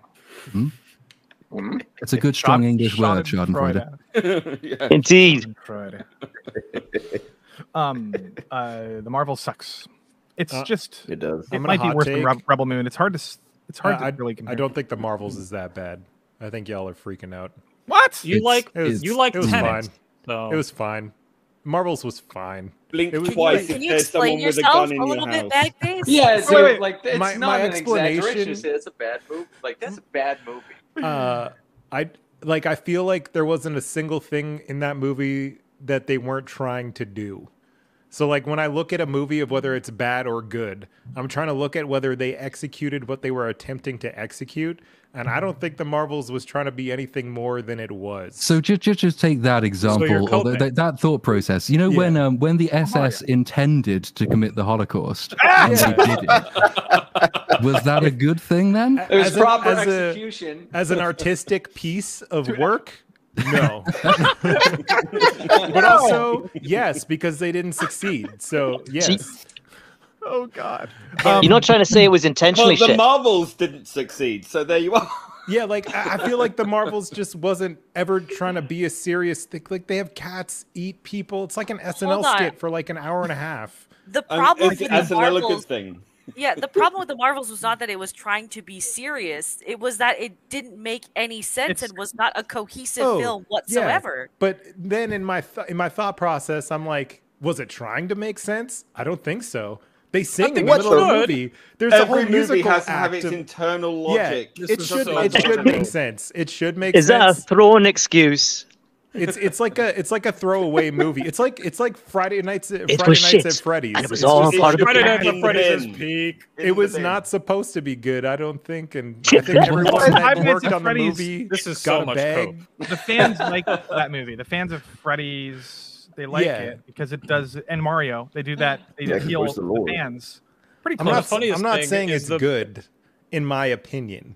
I'm just saying, did it accomplish what it was trying to accomplish? And when I look at it from that perspective, I'm like, yeah, it was make money. Hold on. Are you just trying to say that Disney's just on board with just making like whatever films now that they're hemorrhaging money? You know, if you look at any Marvel movie from the past like 5 years, it's literally they're like, hey, this person, do you want to make a movie? And they're like, how much will you pay me? And then they hear the number and they're like, yeah, sure. And then they don't give a fuck. Every single thing is just like, I don't care. That's not a bad thing for the industry. Oh, it's bad. Yeah, definitely. Netflix does it the same thing, right? They did it with Death Note and Cowboy Bebop, and that doesn't mean that they're fine.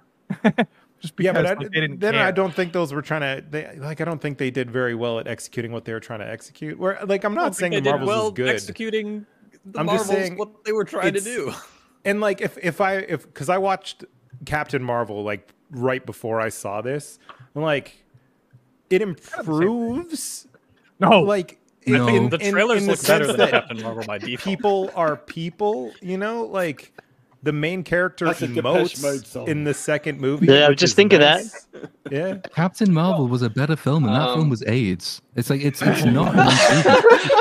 It was not only AIDS, it was AIDS. Oh my God! I'm just bringing out all the catastrophes here because that's what the Marvels deserve. So Captain Marvel sets up Carol as like a super-powered bitch. And the Marvel sets her up as superpowered bitch who's responsible for like 4 genocides, having abandoned her best friend and her daughter and the people she was trying to find a new homeworld for in order that she can blow up a computer she knew would brainwash people, creating a galactic civil war, and then she's forgiven by people who give her a fucking hug. She feels bad about it though. That makes That makes it all better. It's all better. What Platoon's trying to say us, Bagface. What Platoon is trying to say is the Captain Marvel was Afghanistan and the Marvels is Gaza. Okay, come on, just get the. That is a topical. I mean, I just feel like there was a lot worse movies this year. Not like. Yeah, no, I'll say it. There was a lot worse movies this year. It's just forgettable nothingness. Rebel Moon is worse, probably. Rebel Moon is definitely worse than Marvels. If you don't think that Rebel Moon is worse than the Marvels, you got something wrong with you. I don't think it is. That's not that much of a margin. Like the Marvels is like a 2 out of 10 at best. And maybe a 1, and then Rebel Moon is like a 0.5 out of 10. Like, yeah, that's it. I'm saying it's like a 2. Like the Marvels is like a 2, and Rebel Moon is a 1. You said fine. You know? You said fine. No, I didn't say 5. I said it's fine. Right. It's fine. On the not question a 5. from Bilbo Fett, is Captain Marvel better than Rebel Moon, or is the Marvels better than Rebel Moon? I don't know. Actually, the Marvels is better. I think the Marvels is technically worse. Oh, you think it's worse? Yeah, dude. I think Rebel Moon's fucking horrible, but I think the Marvels is qualitatively a worse film. At least Rebel Moon has an internal logic. in there somewhere. Crack, Chris. Just straight crack. 3 words. Communicate via singing. Oh god, at least there wasn't a musical in Rebel Moon, so that's something. Exactly. I mean, They there don't was use, if you like, count the amount of kittens the as times that there was escape a choir in pods the in Rebel Moon.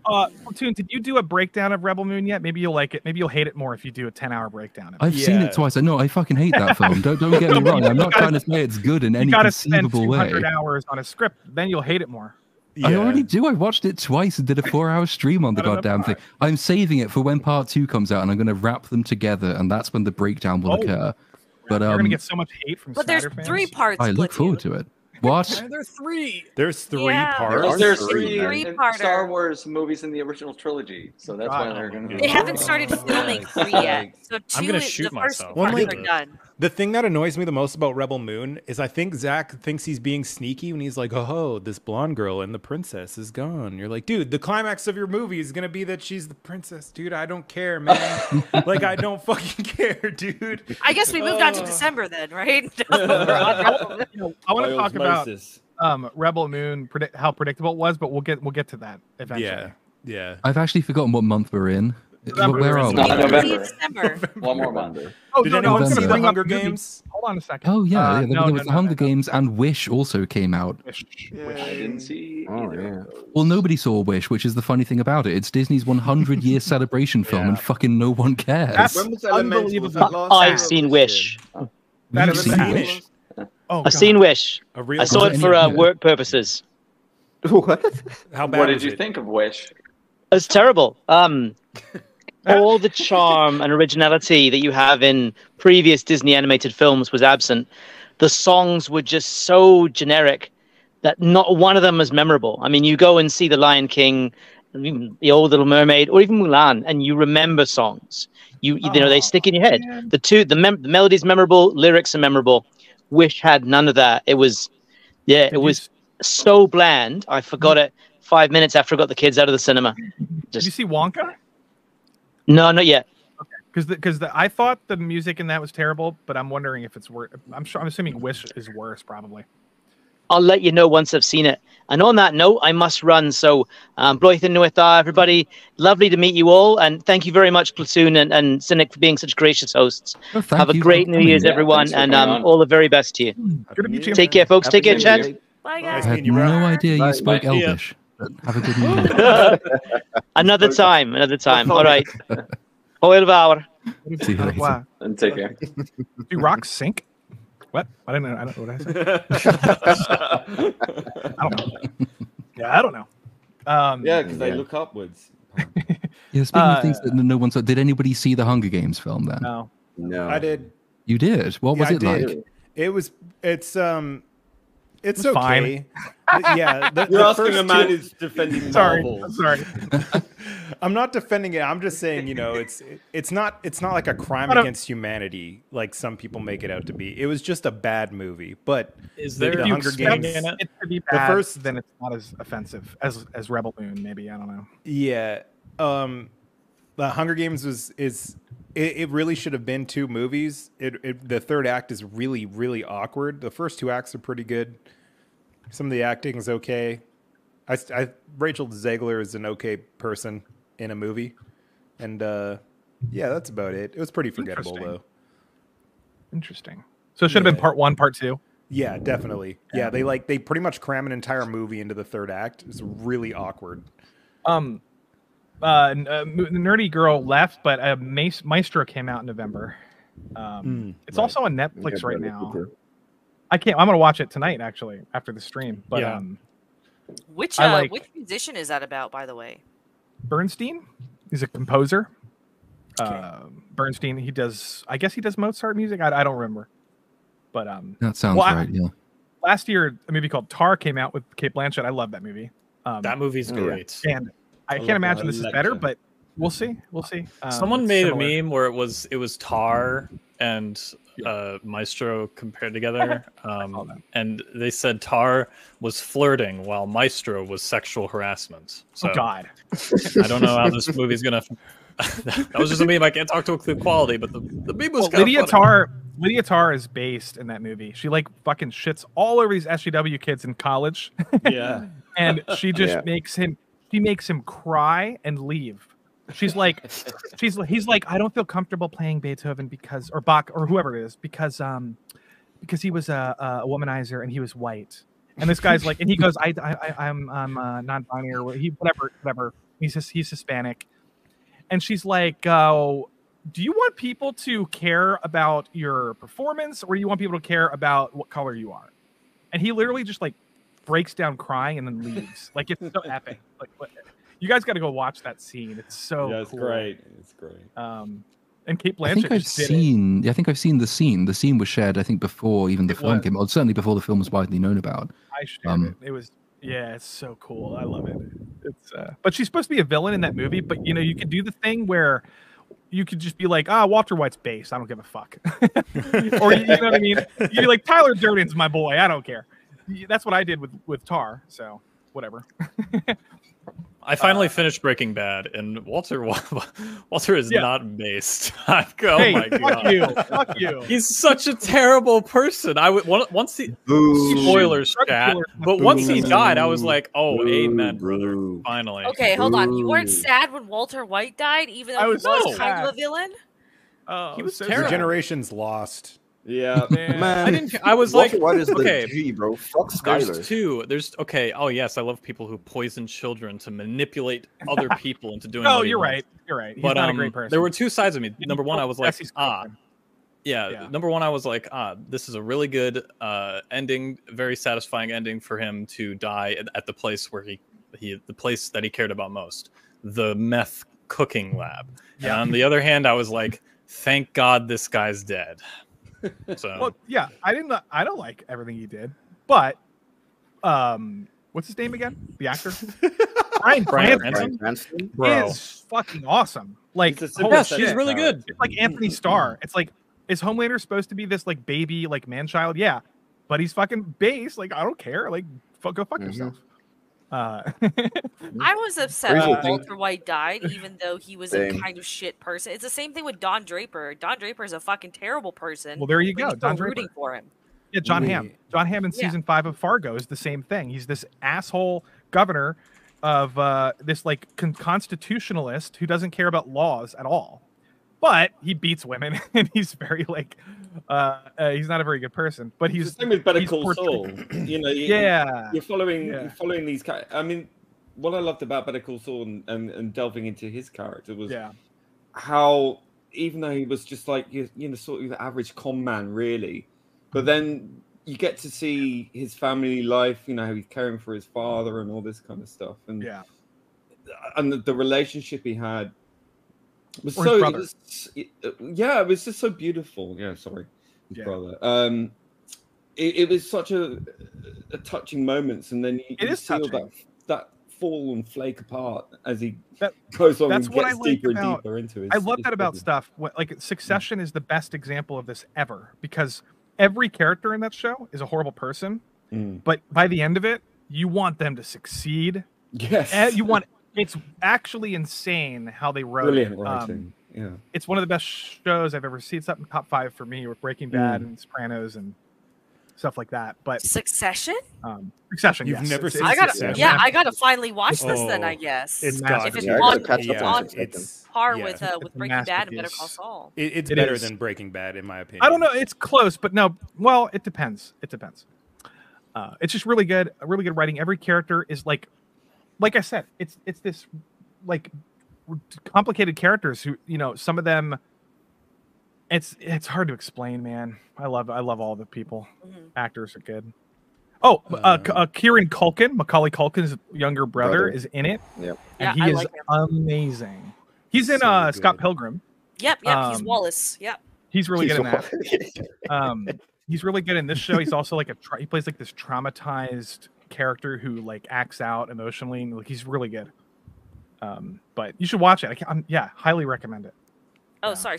We're still in November, right? No, we're on December, right? November. Yeah. No, I think we're November. Tailing off on November. Okay, I mean Scott Pilgrim Takes Off was in November, and that was fucking garbage. That's like bottom 3 of the year for me. I didn't watch it. Did anyone watch Gen V? I think that was also November. bottom of the You bin. didn't That like just it? looked boring. I thought it was really good. I fucked with that. I watched You it know twice. what? So like, you remember how like when The Boys started off, it was like it was doing a really, it wasn't like great It or was anything, but unique. it was interesting that they were poking fun of it, and then it became what it was making fun of unintentionally. Gen V does the exact same thing, but it does it from the first minute of the show. And it's none of the characters are interesting, none of the jokes hit. They make a bunch of like, they try to make the Gen Z humor work, but it's for jokes that aren't even relevant anymore, kind of deal. Yeah, I saw. I didn't know that. Yeah, it's they made Gen like a V's PewDiePie bridge joke that happened fucking like mess, 7 absolute years ago. mess. Gen V. They would not Jesus, even be man. talking about PewDiePie. They realistically, they'd be talking about like Kai Cenat or like Mr. XQC Beast or would be the more like Beast, relatable one. Yeah. Or, I Should Speed or something. But Even not Charlie, PewDiePie. man. I talk about Charlie. You see, millennials writing these days for Gen Z are they're out of touch already. Yeah, they're out of touch. Listen, they're already just because they were so into their own thing, and anyone coming up behind them, Although now I they're did already hear doing dad jokes, Yeah, I don't know. Yeah. Just do what Terrifier Mayhem 2 also did. came out in November. No, it Sorry? didn't. Did it? Terrifier. I thought 2. that was October. I saw that a long No. time ago. That was last I think year. it was though. November, man. That Yeah, wasn't 2022. this year. Yeah, Yeah, this that was was this that wasn't year. this year. Oh yeah, October shit, it's or true. November. Dude, Jesus. Homie's got jet lag. Yeah. Right. Oh, dude, for real, Bro. for real. Well, Napoleon Where you came out in going, November. Oh And, yeah, as a Napoleon. Frenchman, I can tell you the cinema was fucking disappointed. Jesus Christ. My God. You should have just seen the amount of sighs that were in the cinema when that shit was ongoing. Oh, God, man. it was almost a packed cinema as well. People just left the cinema and they were like, what the fuck was that? But in French. Yeah. What is that in French, out of interest? They're just like, S'il vous c'était quoi plaît. cette merde? Putain. Yeah, it's like what was this shit? So yeah, it's like, c'était quoi Look, cette merde? I Putain. Joshua Perry, Le Sai. I didn't hate Napoleon, but it's clearly unfinished. It's clearly It a was 2-hour dumb. direct. Yeah, isn't there like an extra long cut coming to Apple though? Yes. Yeah. Fuck that, man. It's gotta. The I only really way to don't like improve this that trend. thing is to add more of the battle scenes and to add context politically and to add stuff like that. I love Phoenix. I thought their chemistry was interesting, and I thought her performance was fucking amazing. The battles were awesome when they happened. But yeah, they kind of fucked with his character. They made him a little bit of a bitch. But Made him a cuck. I'm not a Napoleon enthusiast, so I just took the movie as more of a character study, and I liked some of it. I think Ridley Scott still has some talent behind the camera. Just go and watch Waterloo. That's such a great Napoleon. I'm sure that's film. good. From 1979 or 1970. 1980, I think it was. Yeah. Yeah. Was it 70? Oh, 70, yeah, not 80.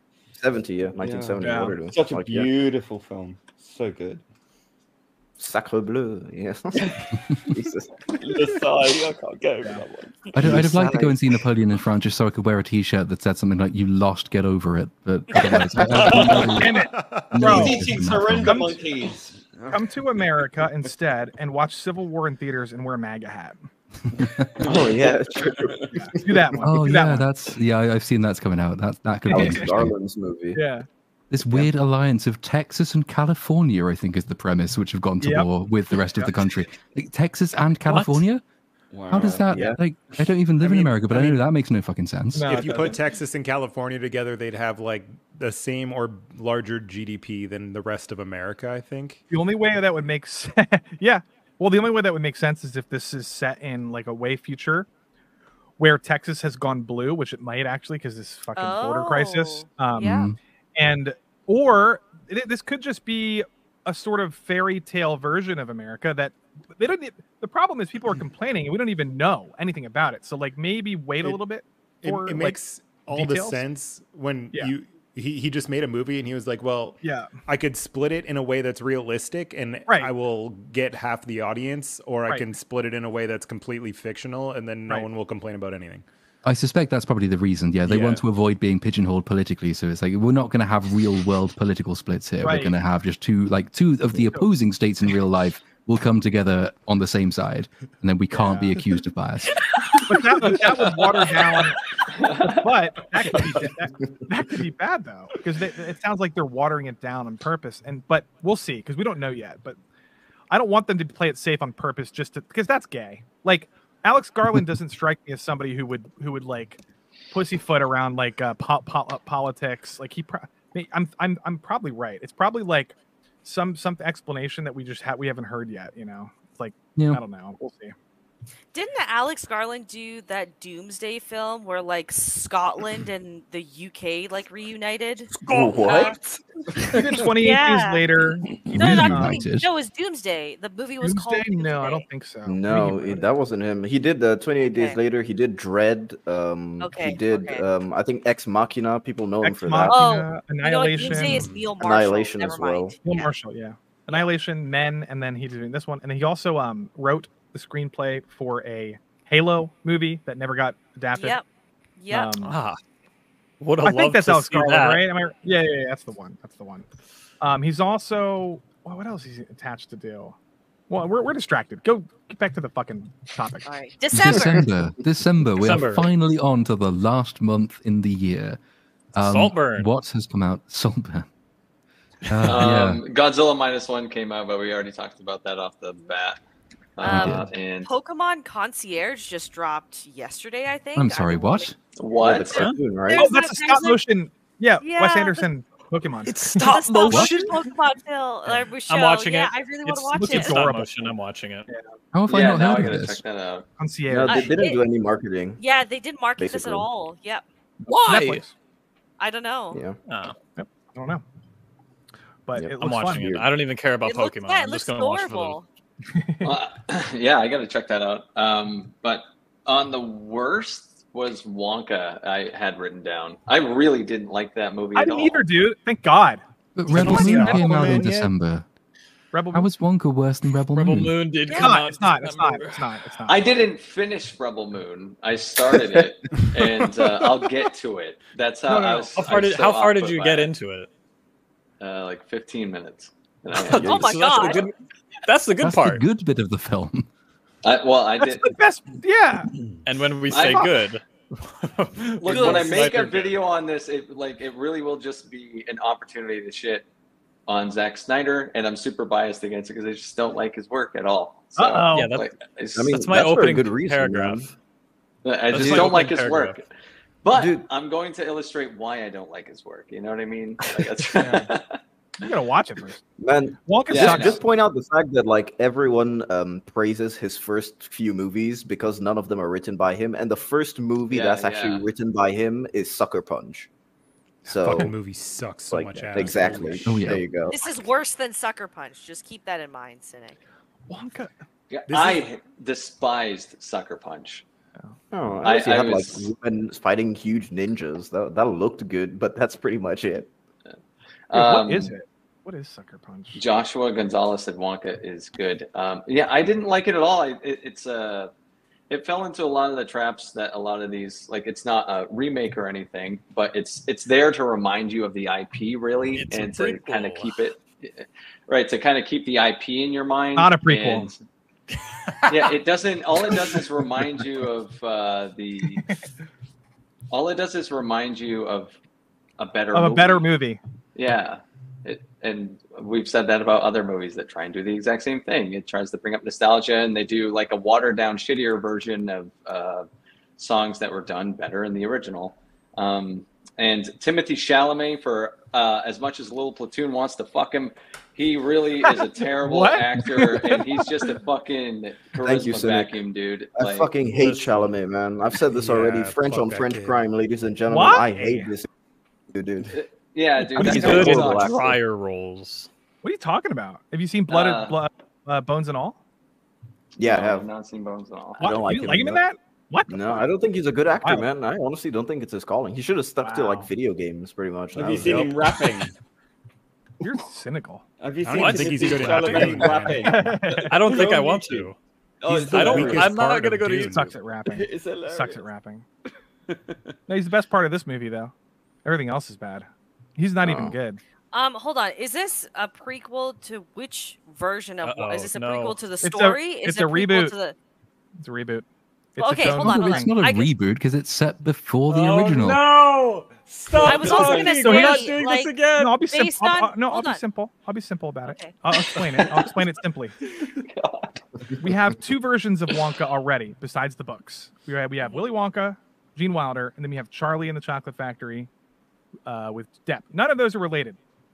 Okay, this movie is a reboot of the Wonka universe, and it's set in the past. It's not a direct prequel to any of them. It's not going to lead into the Wonka movie at all. It's a different Wonka. It's a different Wonka. They're two different characters. It's like a different Paul Atreides. It's a different, it's a different Wonka. it's not the Gene Wilder Wonka. So if anyone was worried about that, you don't have to worry about it. Okay, hold on. Then question, because of all the scenes that have come out online and all of this stuff, I haven't seen the movie in full yet, but there's several instances that you can already see where Timothée Chalamet's Wonka actually does things or says exact same things that Gene Wilder's Wonka said. Sure, but aren't those in the movie actually opens over the Warner logo is the Imagine song from the Gene Wilder film? Yeah. But that looks but exactly I'm pretty like sure they're going to do Willy Wonka and the Chocolate Factory with Chalamet. So then it would erase the Wonka movie, and this would be its own storyline. It would be its own separate story. It would be not a prequel. If they do a thing that they haven't done, then it's not a prequel. I would agree with that statement completely. But since they haven't done the thing they haven't done, I don't agree with that statement. Move on. Oh my god, my brain is like Oppenheimer this right lofty now. logic is very explainable if you just put it in an MS Paint diagram. It's very simple. I still don't understand the confusion, but that's fine. We'll move on. The reason why the movie's bad though is because they borrow elements from like a bunch of other movies like Les Miserables, Sweeney Todd, not movies, musicals, and they just do a much shittier version of them. And then every song is gay. There's gay characters. Like I don't have a thing against gay. I like gay people. It's a fucking musical. What did you expect? No. It's not. Well, I don't think Gene Wilder was gay. I think all musicals are in some way or another gay. No, they're just not. definitionally yes. No, that's wrong. But there's straight up flaming characters in this movie, and that are supposed to be there for comedic. It's kind of offensive. It's like, let's get a gay guy and him do a gay voice, and like people will laugh at it. Am I wrong, Cynic? That's what they're doing. That's it. Yeah. I actually thought that the movie, like, besides that, which is present, I thought that like the filmmakers tried to make something out of a studio mandated film, but they didn't have the talent to do it. And so what we got, it's really bland. It's amazing how a movie that's supposed to be so colorful can also just look so boring. It looks like it looks safe. There's no interesting. Half the movie's spent in like this underground factory where they like clean laundry, which is the most boring thing in the world. I can't even describe. If you haven't seen it, you don't understand how boring. You mean what Wonka's? What was it? Yeah. Wonka's? No, Charlie Bucket's mom did in the Gene Wilder film. Right, but this is introducing a bunch of characters that nobody cares about, and it's including the main girl in the movie who has no personality, and then the whole story about like the whole capitalist is bad thing is like it's very simplified. It's very childish. It's like 2 + 2 is 4. Like that's like the extent of like the logic of the movie. Like it's for kids. It's Paul for children. King did not save this movie then, because that was the only redeeming factor I could see about this. He made a movie for children, and if you like movies that are for children but not for adults, then you'll like this movie. But if you like movies for children that are also for adults, like the original Toy Story or a bunch of other movies like this, it's really it fails. It's not. There's not much there, honestly. Gotcha. But I don't know. Lofty's take is on this time. It's accurate. What accurate? Yeah, come on. Yeah, you sound surprised. I think a lot of people don't watch a lot of musicals, and they just assume that this movie is like a good musical because they don't pay attention, but it's not. Dude, It's like, I fucking love musicals, man. I get pissed off because we don't have good musicals. Yeah, anyways. we don't. Like people we don't even put the effort in. Mean So. Girls is coming out next month, so that'll Fuck be that. musical. Fuck I've heard good things So about The Color fetch. Purple because it's the adaptation of the musical. Broadway like- adaptation. Yeah. Yeah. Somebody in the chat, Hong Kong Bonk. Wonka should have leaned into Doll's anti-Semitism. That's why I was It's really wondering. hot right now. It's real hot right now. Honestly, that's why I was asking if it's a prequel, because I'm very convinced that like Willy Wonka is actually an escaped SS officer. That's my That's crazy. I love Yeah. that. Yeah, no, this movie like ruins the whole mystique behind the character. He's just for this, sure. and when they even have elements of the mystery, it's illogical. Like where he got all of his where he gets all of his recipes for the candy. It's isn't it stupid, Cynic? Like he pulls a box out and there's just like magic all over, like there's like magic formulas all over the place, and he just like he's like a chemist. He's pouring sunlight and starlight into a thing and mixing it together and then adding like a fruit from Africa that turns you into like a flying creature or something. Well, it's a prequel like all prequels. It's a prequel that no one it's not a asked prequel. for. Yeah, but you know what I mean. Yeah. It's a backstory. The backstory. It's like Desperately bloody trying to- timeless child with Doctor Who. No one asked for it. No one wanted The it. But they backstory. forced it Yeah, on it's a you. backstory. And there's always going to be the risk of doing that with a character like Willy Wonka, whose principal film, the one that everyone's familiar with, relies on the mystique and the mystery of the thing. Mhm. And you go back in time and then you try to explain too much, and it's never going to work as well. And also, if you do treat it as a prequel, which I do think that from what I've read of the film, I've not seen it myself. From what I've read of the film, it at least aspires to be that. Then you do run the risk of magicifying. That's not a word. Demystifying. That's the one. Demystifying the original character, because there are some things that do not need to be explained. Well, it's all Right. part of That's the like Hollywood that's like Solo. That's It's like Solo. Yeah, I was Hollywood's gonna say it obsession is like with Solo. Yeah. deconstructionism of characters. They have to deconstruct absolutely everything in it, and they're clearly running up characters. No, they It's like going to didn't. Willy Wonka. They didn't deconstruct him. They did what Solo did, which is they took the mystique away and they gave his like mom in the movie. But that is a who- form of deconstruction. I guess Solo but is they more didn't really, like point at something and say, "Hey, that's where this comes from." Like, your name is Han. What's your last name? I don't have a last name. It must be Solo. Wink at the camera. They did, yeah. And then Darth Wonka, Maul shows they did up. the same thing. Yeah. Yeah, remember when they did a prequel to Silence of the Lambs? And it was Hannibal Rising. Yeah, the Hannibal. Oh, and yeah. they killed the mystique of that character because it turned out like Hannibal Rising, was it like Nazis made him eat his sister? Yeah. And he goes on a revenge tour and he ends up it's so on the nose, like he carves his sister's initials in the guy's chest as revenge, and he writes M and he goes M for Misha, like right at the camera.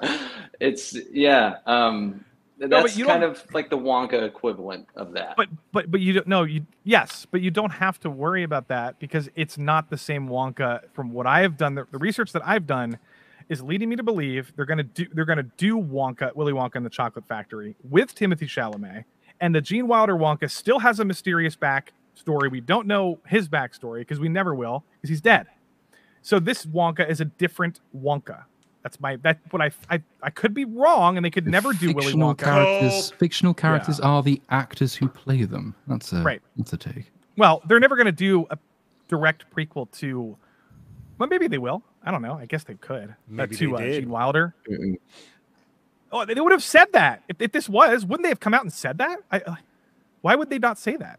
I didn't see Because people like you get mad. Is there anything at the end of the film that implies Yeah, I would get mad. that there's going to be a sequel?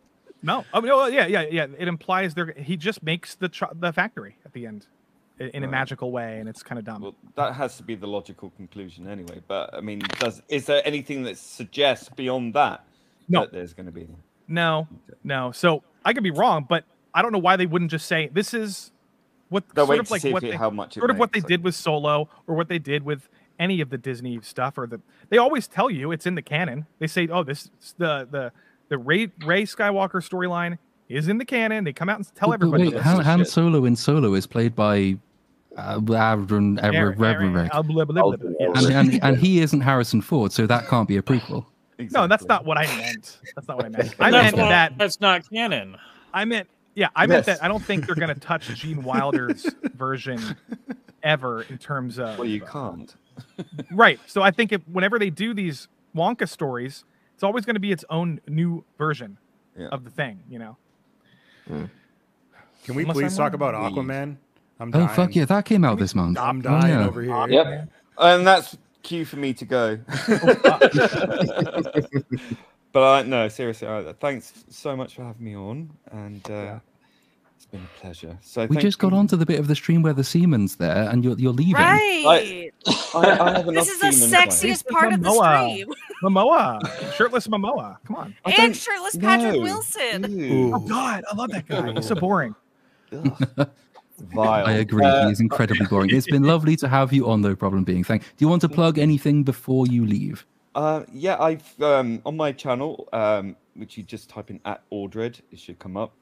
I've done a first episode of a series of First Doctor story called The Misshapen Planet. It's a Doctor Who audio drama. I produced it, did the sound design for it. It's up. It's one of 4. But those will be eked out over the coming year. That sounds fun. Do you narrate it? No, we've got a full cast audio drama. So it's got a wonderful actor called Sean Hughes, who plays the first Doctor, and he's absolutely fantastic. He nailed it completely. And it's a proper 1960s style kind of Doctor Who episode. So hopefully you got all those cool sound effects and stuff. Oh yeah. Yes, I love it. Loads of work in it. So go and check it out. Yeah, the link will be in the description on the re-up on the BSUP channel. But for those who are listening presently, that's @AUDRED. Is that the spelling? That's right. Yes. Fantastic. It was my grandmother's middle name, which is very unusual because it's not Audrey, it's Aldred. So I think it's a Saxon king's name or something. So I liked it. Thanks again. So I'll speak to you guys soon. And I wish everyone thanks for coming out, Robbie. Later, friend. Bye. Bye, Robbie. So Aquaman. Best superhero film of the year. Is it? Yes. I thought. What kind of bar are we talking, Vex? Sorry? What kind of bar are you putting for best superhero movie of the year? The bar was already extremely low. Okay. Yeah. Movie of all time. Let's start there. Yeah. If the Marvels is the lowest of the low, and let's say Guardians of the Galaxy is high, I would say it's on par or slightly below Guardians of the Galaxy 3. What? What? What the fuck did you just say? Oh my god. Vex's bad take incoming. Fuck. Explain yourself. Okay, Guardians of the Galaxy 3, I thought the Rocket storyline was great. I have no complaints about that. I just think the rest of the movie was just a bunch of slow-mo musical interludes that really went nowhere, and they just reduced Peter Quill to like basically a bumbling wimp because he was crying over Gamora, and it didn't feel like much like how in like the second film, like he was getting over his family kind of deal. There wasn't anywhere they were going with that. And also the villain, I thought the villain was actually really good premise, but he should have been introduced way earlier. So I just think like it's not a balanced movie, and that's why I didn't really like Guardians of the Galaxy 3. Aquaman 2, lots of fucking problems. I am not dismissing those at all, but like just I walked out of the theater and was like, I didn't completely hate myself for going to the theater to watch this. Like the CGI was better. I like that it used more practical sets instead of just straight green screen like the first one did. I like some of the things that it introduces, like the Desert Kingdom guys and the Dead Kingdom guys were kind of cool. But it's cramming way too much in like the first Aquaman film did. There's too many things that they're trying to set up in hopes that there's a future. I think they decide to kind of go with the happy ending when Spoiler alert, by the way, again, they should have killed that fucking baby. That should have been kind of what carried the movie through, right? And I didn't like the climate change messaging. It's all over the place still, but I enjoyed it more than the first film, and I enjoyed it more than Guardians of the Galaxy 3, but that's subjectively speaking. And also, Patrick Wilson is fucking ripped, and I did not expect to go into that. Seeing him in chains in the first 5 minutes. Yeah, I thought it was CGI for a bit, and then I was like, oh no, he's actually just fucking That's actually him. He's hot. Yeah. Dude, he was pumping iron behind the scenes of Insidious 5. For real, right? But he's so boring. He's too boring to be hot. Like, he can't. Like, I don't get it. Everything about his face just screams, "Oh my fucking god, leave the room." The only good thing about that entire movie was his running. That's it. He can't figure out how to run because he's used to swimming. That shit he was like Naruto running for like half the movie. It was pretty good. Funny. Pretty funny. God. But, no. The movie smacked of a like, it's the end of the universe, so they couldn't do anything interesting with it because they're like, well, let's just leave them off on an okay note. And so they didn't do anything that really ever makes you feel like the character is actually at risk for anything, which they could have done since it's the last movie. They could have not left it on a happy note. But the first act was really fucking choppy, unbelievably choppy. It was all over the place. And then the second act, like once Wilson actually got into the movie, their chemistry kind of saved the movie.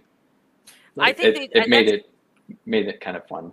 And like it's a shame that the strike happened because I 100% think if they just had Patrick Wilson and Jason Momoa out there doing the promos, it actually would have done a lot better at the theaters because they're doing good.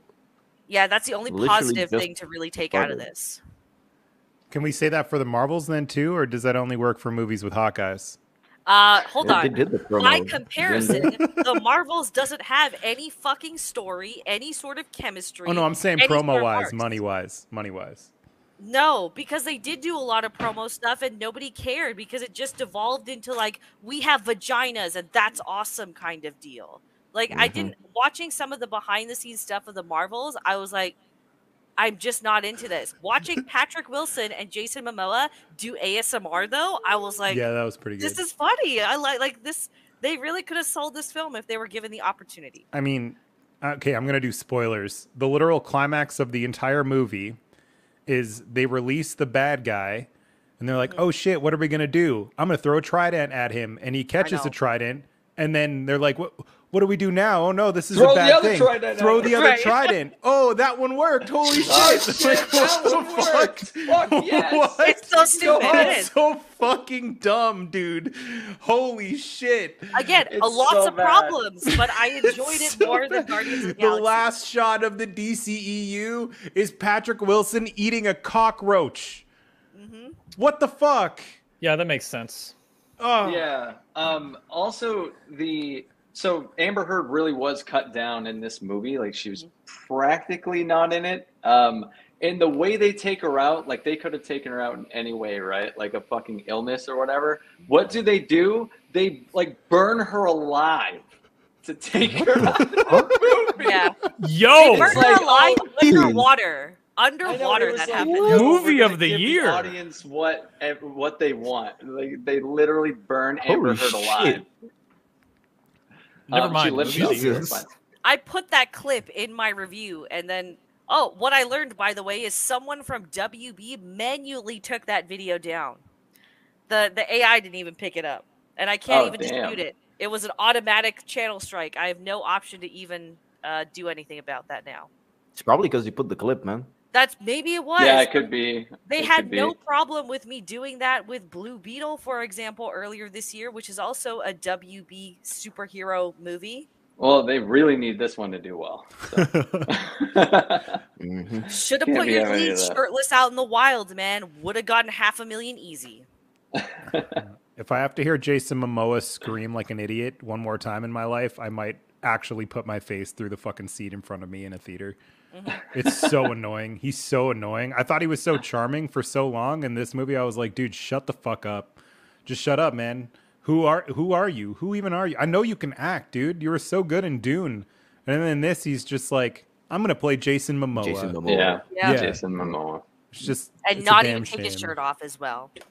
No, he's a little chunky. Well, it's because he's not in shape. Yeah, that's why. Yeah, he's chunky. Still would take it even a little chunky. It's all good. Yeah, because in Dune, he did all the cool stuff, but stayed silent and died really cool.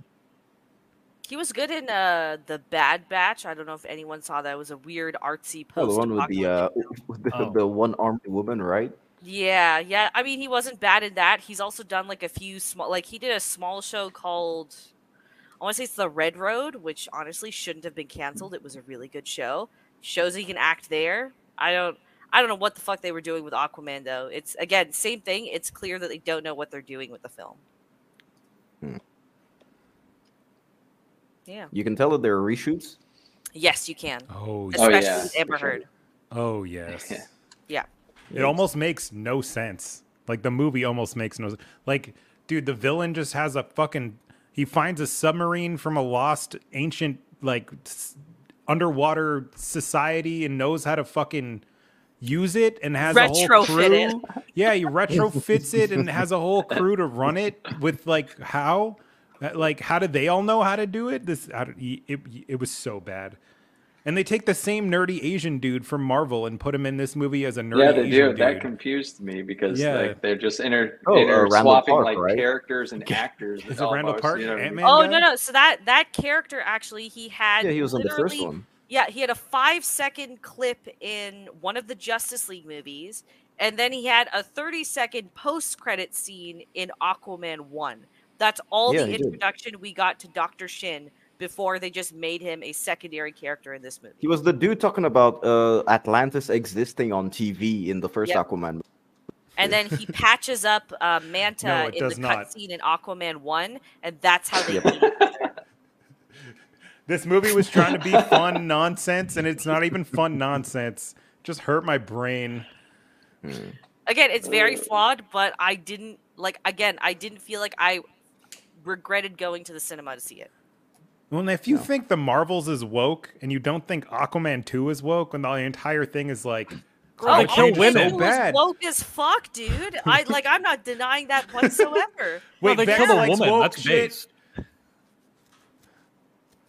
Yeah, they should have killed the baby, though. I agree. Yeah. Wait, the baby didn't die? No, the baby doesn't die. They had killed the baby. By the way, he forgets that he has a child for about all of the movie, save for maybe like 25 minutes. Yeah. Until the plot needs him to remember. Yeah.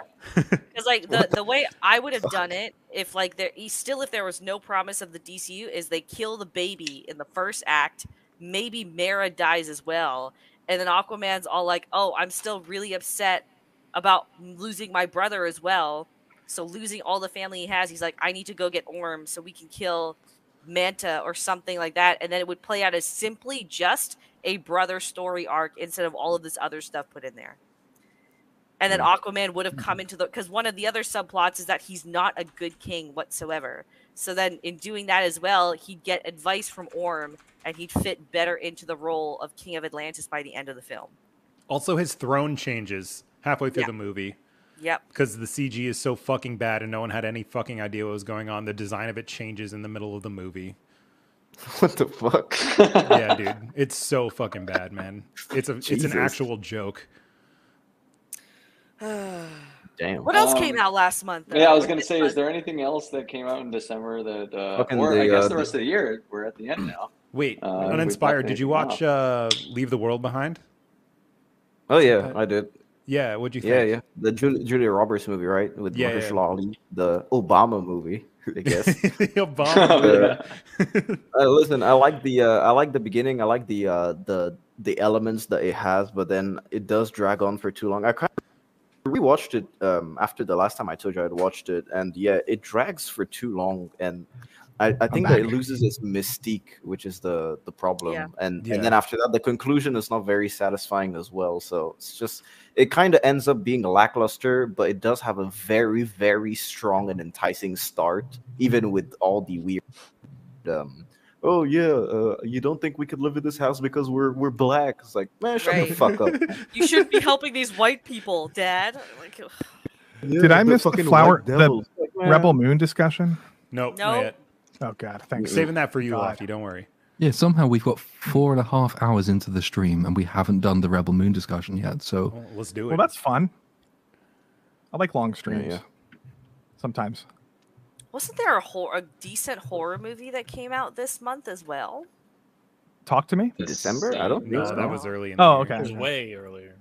Yeah. 23. Wasn't It's a Wonderful Knife this month, Vex? No, that was last month, and that was also garbage. That could have been Thanksgiving level, and instead they just fumbled it a lot, which is a shame.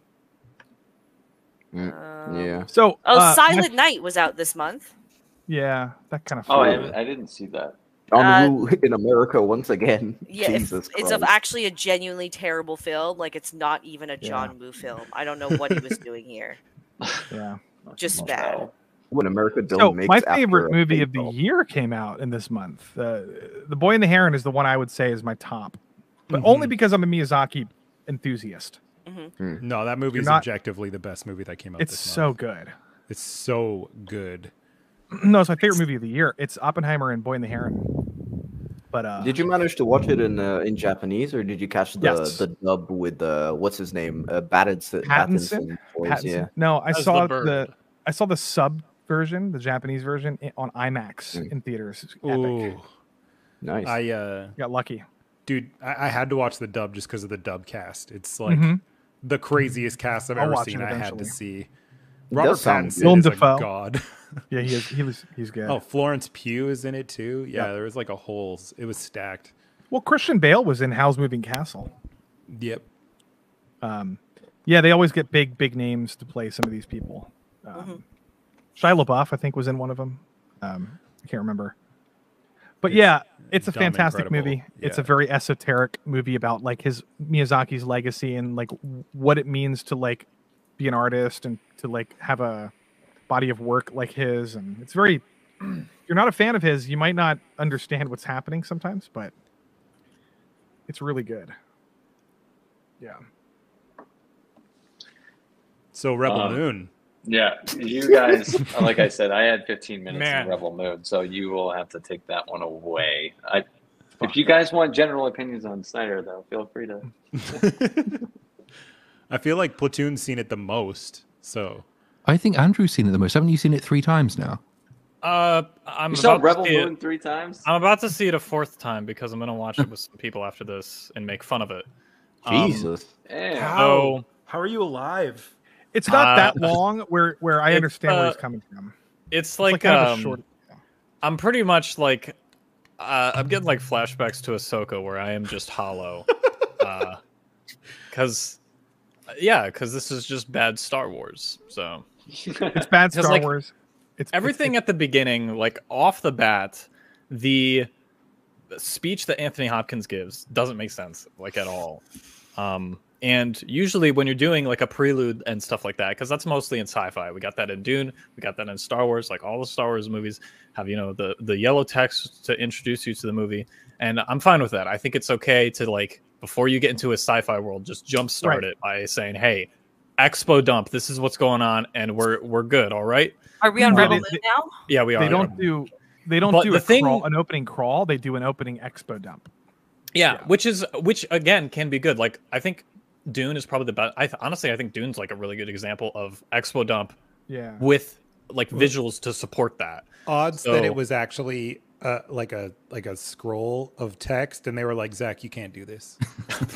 I would still have many questions because it doesn't make sense. Like the mother world has been stripped of all resources, and as like all civilizations that now have no resources conveniently have all the resources available to conquer the galaxy.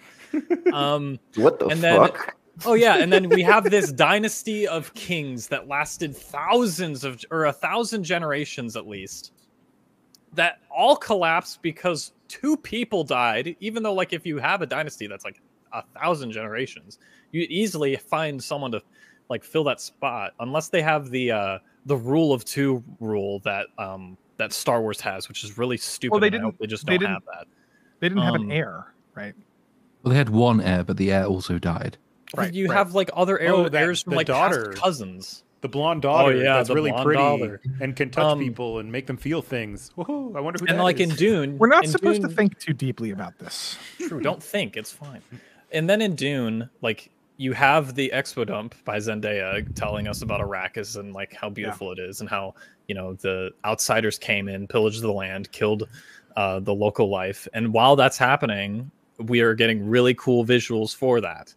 Star Wars, you have the yellow text and you have really good music, and then after that you're instantly into action.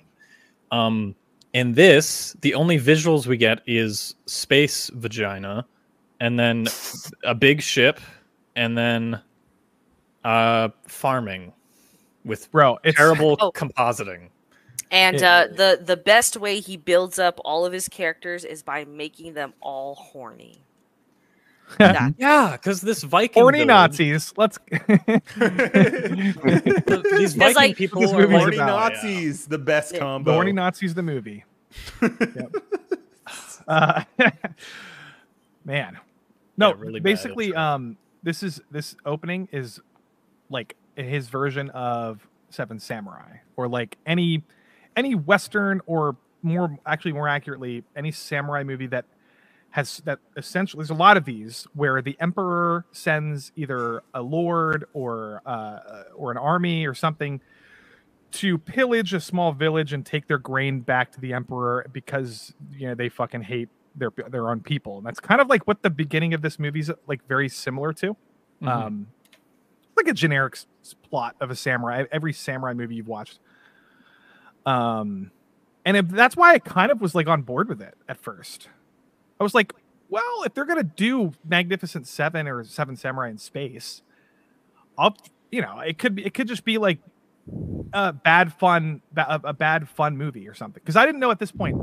Did any of you know that the movie would have terrible action choreography? I didn't know this. No, I thought I honestly we were it going to might be good because we have the Batman Yeah. scene in BVS where he takes down a bunch of criminals. Right. So have you warehouse. seen like 13 Assassins or Seven Samurai, where a lot of that movie is like very fun a battle between like bandits and the townspeople, or bandits and like the bodyguards of the town, or that's why 13 Assassins is so entertaining, because it's like that's the whole movie. You know, it's like a game of like cat and mouse or something, and that's. I was giving the movie the benefit of the doubt at this point, you know, but I didn't know it was going to become a hopping around a different planet recruiting like mini game in some like terrible video game. I didn't know that. I like that it's not unintentionally, it very not so subtly dives into like race politics for a while there as well. So like you have Turok, the very clearly Native American dude who's been the guy enslaved. that's he's been enslaved by the whitest of white dudes. And he's just an animal whisperer to even this, you know, wild raven thing. It's not a griffin because it doesn't look like a griffin. Somehow he can whisper to it despite us literally seeing it claw a person 5 seconds before that. There's no explanation. Right. Yeah. And then in taming it, he flies it around, but the raven doesn't really like him and tries to like scrape him against a cliff, of which he retains no damage from. And then he gets off the bird and is like, I can make this jump, bro, don't worry. And he jumps back onto it. And in the midst of doing that, we go from slow-mo to retard slow. And it's absolutely like, I just felt like Zach was breaking retard such slow-mo new ground with this. Then there's the cool Asian chick who apparently is an awesome lightsaber fighter, or sword fighter. But yeah, then, for copyright reasons, these are not lightsabers. They definitely are. But in the entire fight sequence where this was an opportunity to show why all of these side characters are so feared or strong, we don't see any of them fight except for Ray Fisher, who attacks a ship that looks like a ball, like a dick with testicles, and the controls for this testicle ship are in like the bottom part that's right in front of the battle that's going on. I just that was the stupidest death in all of cinema. I think ending to an action sequence, like Ray Fisher. I don't was even like know what you're hyped up. talking about, and I watched the movie. Ray Fisher is like, he was so hyped up in this movie because it was like, oh, he got screwed over by Warner Brothers, but no, now Zach has saved his career. He's gonna be in Rebel Moon, and it's like, you really killed off the main guy. Like, he was probably the most. No, he's not the most famous actor, but like people who are, Zach cultists, they're gonna know Ray Fisher, and they're like, oh my god, he's Cyborg. Oh my god, that's that mid quality storytelling with his backstory with his parents. Yeah, that was Ray Fisher. Yes. Oh man, okay. Cyborg. Too bad. I literally thought I had a seizure in the middle of the movie when that Asian girl with the not lightsabers like fights the spider thing, and then it just cuts to the next scene and she's in the ship. There's like no discussion of like, all right, you're coming with us. It's just like, oh, she killed the thing. Yeah. That means she's in the crew. That is the extent of her character development. So, like, all the people, the whole fetch quest stuff in the middle third of the film, I don't think, maybe like Space Mowgli, the guy who trains the Griffin, has a line of dialogue. The rest of the people they pick up, they don't speak again, ever, in the entire film. Yeah. It's just like, and then it turns out as well, because the bounty hunter guy has said, well, he says that his big villain reveal is, I thought with your rebel spirit, you could lure these people out and I could capture them. Except, of course, that the bounty hunter guy is the one who directed her to find them. He already knew where they all were. The whole thing is pointless. Why didn't you already just go and capture these people? The whole what the fuck is this script, Zach? My God. And he was the only person that I was like, he's a character-ish, and then they just kill him. Yeah, and they kill him off screen. Like, you see, they like put the thing to his head, and then it cuts. I was like, is he? No, the crazy thing is he dead? A chance for Zach to like be really brutal. You can see Steve. I forgot his name, but he's being called Steve because he's the most generic character in the movie. Steve, you're gonna have to specify because all of the characters in the movie. I just realized that I'm stupid. Is it Han Solo? Han Solo, Steve? Yes, I guess. Yeah. Charlie Hunnam. I think his name's Gunnar. Yeah. No, it's Kai. His name is Kai. No. The Gunner's the coward guy. The farmer guy that's called a coward. Oh, okay. Yeah. So you see him pull the trigger and you hear a sound effect, but there's no like visual to tell you that the spike actually went through. Yeah. Also, the sound effects are so terrible in this movie. Like, I wanted to just hit mute because like even the dialogue didn't matter. Like I was watching it, I was paying very close attention. And I would have to go back 3 times to make sure I heard things correctly so that I understood. But I heard it, and it's like, oh, you don't know how English works. Like, none of you are talking at all. You're just like spitting words out and hoping it's a coherent sentence. It's so crazy. Go ahead, Lon. Go ahead. No, go ahead, Vex. I was going to say, my favorite part of Korra's development, so it's very clear that we'll say the motherland, because that's clearly where they're from. It's most definitely Schnazis, because like one for one, they're wearing SS uniforms, right? Yeah. And when she's going about trying to figure out how she's going to get from planet to planet, trying to get her 7 samurai together, the first blue-eyed, blonde-haired person she meets is just like, I can trust you, even though you didn't really help me throughout this whole bar fight, and it's very clear that you look sus anyways with you robbing these bodies, but you can't get rid of that Schnazi training. Like, my instincts tell me that blonde hair I can trust. It's beautiful. Why do you Just think I did beautiful. this? I know what's right. Just get the contacts now. Well, it's the character recruiting. What did you call it, Platoon? Fetch questing? It's a fetch quest, yeah. It's a fetch quest. It's fun. In my opinion, the movie, there's so many things bad about it, but the worst part about it is the fact that they had an opportunity to explore all these worlds, because they went to so many. Like, they went to a bunch of worlds. They went to a way too many planet. worlds. That's half the problem, is that there's no sense of place because they just skip from planet to planet to planet. Yeah. all the It's time. Starfield. It's Starfield. It's just fast forwarding to this planet, that blah, blah, blah, blah, blah. So it's They went to a Colosseum planet. They went to a cobalt mining planet. They went to a indigenous planet with like a ranch. And then they went to another planet that was not a special. I don't even know what it is. It's some planet with like at the end. What is it? Bespin. What is it? What's that? It's not Bespin. It's Bespin, but it's darker. Bespin. It's Dark Bespin. Darth Bespin. Dark Bespin. No, yeah. it's but the lack of world building, especially for the Colosseum planet. They get to the planet. They show a wide shot of the Colosseum.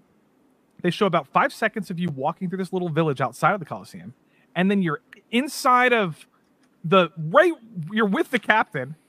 Somehow they just easily like the guards let them in to talk to the guy and like convince him to leave. Like there's no world building at all. There's also no history to it because like everything happens on screen for the first time ever, and that's the scene that really drives it home. Because you've got this guy, and the backstory for the failed general is he lost all of his troops like because he rebelled, and he feels really bad about this. Yeah. And he's been feeling bad about it for like 30 years at this point. She goes and says, "Hey, well, you know, maybe not redemption, but have you ever considered revenge?" And he says, and he's like, "What? Wait, what? I can do that? I can take revenge? Fucking sign me up, sister." Yeah, oh my god, that film. Yeah, like nothing on this film. Like the whole thing. When you look at Star Wars and Tatooine, for example, you know there is a history there which exists, so to speak, like before the film gets there. This film, nothing on it exists until the camera arrives. None of the characters existed. They don't have history. They don't have thoughts about the past. They just like the camera turns up and that's them spawned into existence. And then they start acting. I say acting, they don't act, but you know, then they start having agency. And it's so shallow, it's horrible. It is spawning in them into existence. It's like a video game. It's like these NPCs were just created on the spot, and now we have to deal with them. And then they're despawned because they don't fucking talk the rest of the movie. Yeah, they just disappear. But the worst, actually, the worst. I don't hear many people talking about this. The worst part of the movie to me was because people were distracted because there's a big fight scene between this Asian lady. Let me just set this up quick. They get to the cobalt mining planet. And I was like, well, at this point, is early on. I was like, are they going to go to this cool planet? Is it going to be cool? No. You say hi to an Asian lady. She says hi. You get on an elevator. You go down to this floor at the bottom. You walk out, and there's a spider in front of you. I don't know what the planet was. I don't even know where we are. Then there's this bit of, actually, the only character that had development in this whole movie is the spider. She was like, don't, please. She was like, you people invaded my planet and you killed all my baby spiders. So you know what? I'm going to kill your babies. I think that's what I got out of it. Something like that.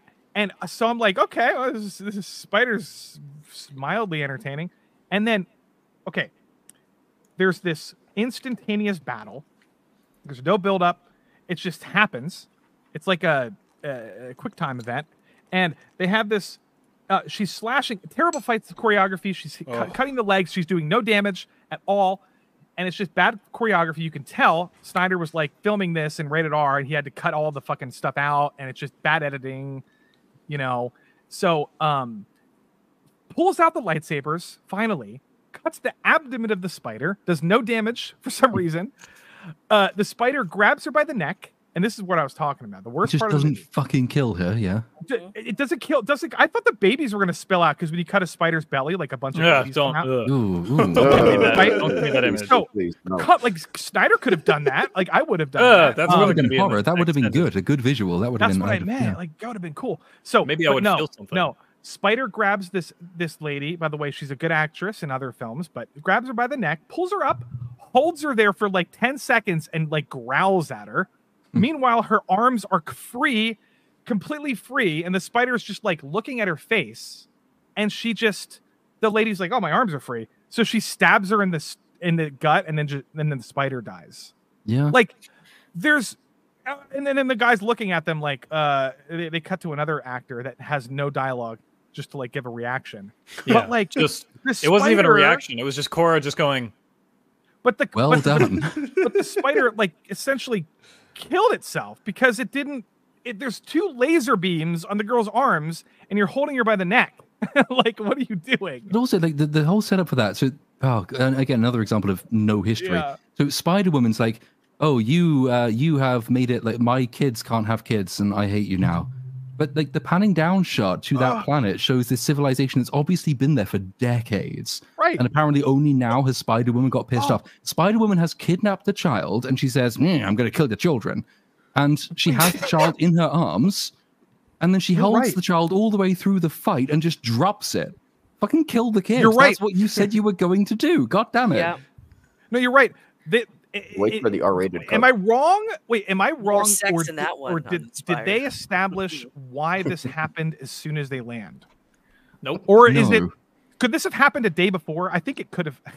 You know, It like, could have happened they literally got anytime. there just at the same time the Asian woman was going down in the lift to take on the spider. Okay, so chat. If you didn't watch the movie, they get to this planet, and the Asian lady's like, "Hi," and she's like, "Be right back. I have to deal with something." And it happens to be the most traumatic moment of her entire life because she almost dies and she has to kill. Like, what is this convenience bullshit? This happens earlier in the movie. So back even before the Empire comes to the Viking village, Korra has a talk with the old man, and the old man's like, after 2 seasons, you are finally becoming one of the community. Why don't you have sex to become truly a part of the community? I don't remember. I don't remember him being a Russian, but yeah, we'll go with that. Listen, I'm just making up stuff. He could be. I forgot too. So Lofty, when they get to the village, and like then, they introduce us to this village, they're just like, be merry tonight, go and lay with your fellow neighbor, kind of to try and get everyone in a happy spirit. Because if they have sex, it makes the crop grow more. Yeah, that's right. I forgot. Okay. And then, so anyway, so he asked that question, and then she's like, I was never capable of love. They beat the capability to love out of me, even though later in the movie that's completely proven wrong. Yep. But I don't know if I will ever be able to truly love again. And what if I stay here? I cannot stay here. I am a child of fire. That's a reference to the subtitle, by the way. And what if the Empire comes here? What if the Empire comes here to find me, and then they find me, and then they're here, and then the next day the Empire conveniently shows up? Speaking of love as well, there's Jimmy the robot that's introduced to. Oh my god! Go ahead, he's programmed to have been like he was supposed to protect the king, and now the king is gone. They've just is dead. Long live the king. Yeah, they've been retrofitted now to just be like service robots. But well, his AI is his AI is broken. He can't kill anyone unless the king is alive to direct him. That's what I got out of that. I think it's the bloodline. That's the point. They don't have any that's free will. Yeah. That's why he can kill the one person who's going to harm the little girl because she's actually the princess that's lost. And, They tried to set up as a kind of a religious observance. Like the robots are really attached to the monarchy. The monarchy goes, and the robots lose all religious reason to fight for the empire at that point. This movie made me desire like I prefer a monarchy over whatever the fuck happened here. Like, well, it wasn't. You know what I mean? Like, now this robot had a potential. Now, Vex, I'm assuming you were going to talk about this because he had the potential. You know. Yep. But like nothing happened. Yeah, he starts talking about his feelings, which they establish like in the first 30 seconds when he's introduced as a character that he doesn't have the option for free will or feelings. Yeah. And for some reason he also needs to clean himself off. So they treat him like both a robot and a human, which doesn't make sense. And then for some reason this dude just fucking dips out of nowhere and goes feral, and then we see him again with an antler crown at the end. And apparently he goes feral, which is so bizarre. Which also, it doesn't make sense because he doesn't have free will at all. That's established for us. I think it's kind of established. So if the obvious theory that I have is correct, because Zack Snyder writes like a fucking 12-year-old, the princess like has power to do something, resurrect or something. Yep. So like I feel like when she touches the robot and for some reason his LEDs turn a different color, that's supposed to be like him gaining free will, like coming to life. That is crazy. You blushed. They built the robot then with the ability to brush. What? That's some Japanese stuff right there. They would 100%. So I know something about this. I looked it up. Zack Snyder said that they cut out this guy's entire arc for the director's cut, and he has a whole part where he goes into the woods and he becomes feral, and he has this like animalistic kind of sensibility, and like he kind of discovers himself completely gone from the movie, gone. But at the end of the movie, he shows up with antlers, and I looked at my brother. I was like, "What?" I was like, "Where the? Oh, I forgot. Where was he?" My brother was like, "I don't know. Where was he?" And then the movie just ended. Like, what? Yeah. And what's even worse is like there was an opportunity because he was the only character that was actually kind of interesting aside from the spider lady. And instead of keeping all of these stupid slow-mo shots and useless action sequences that go nowhere, they decide to strike out the only like character story that might have made this movie not complete dog water. Right.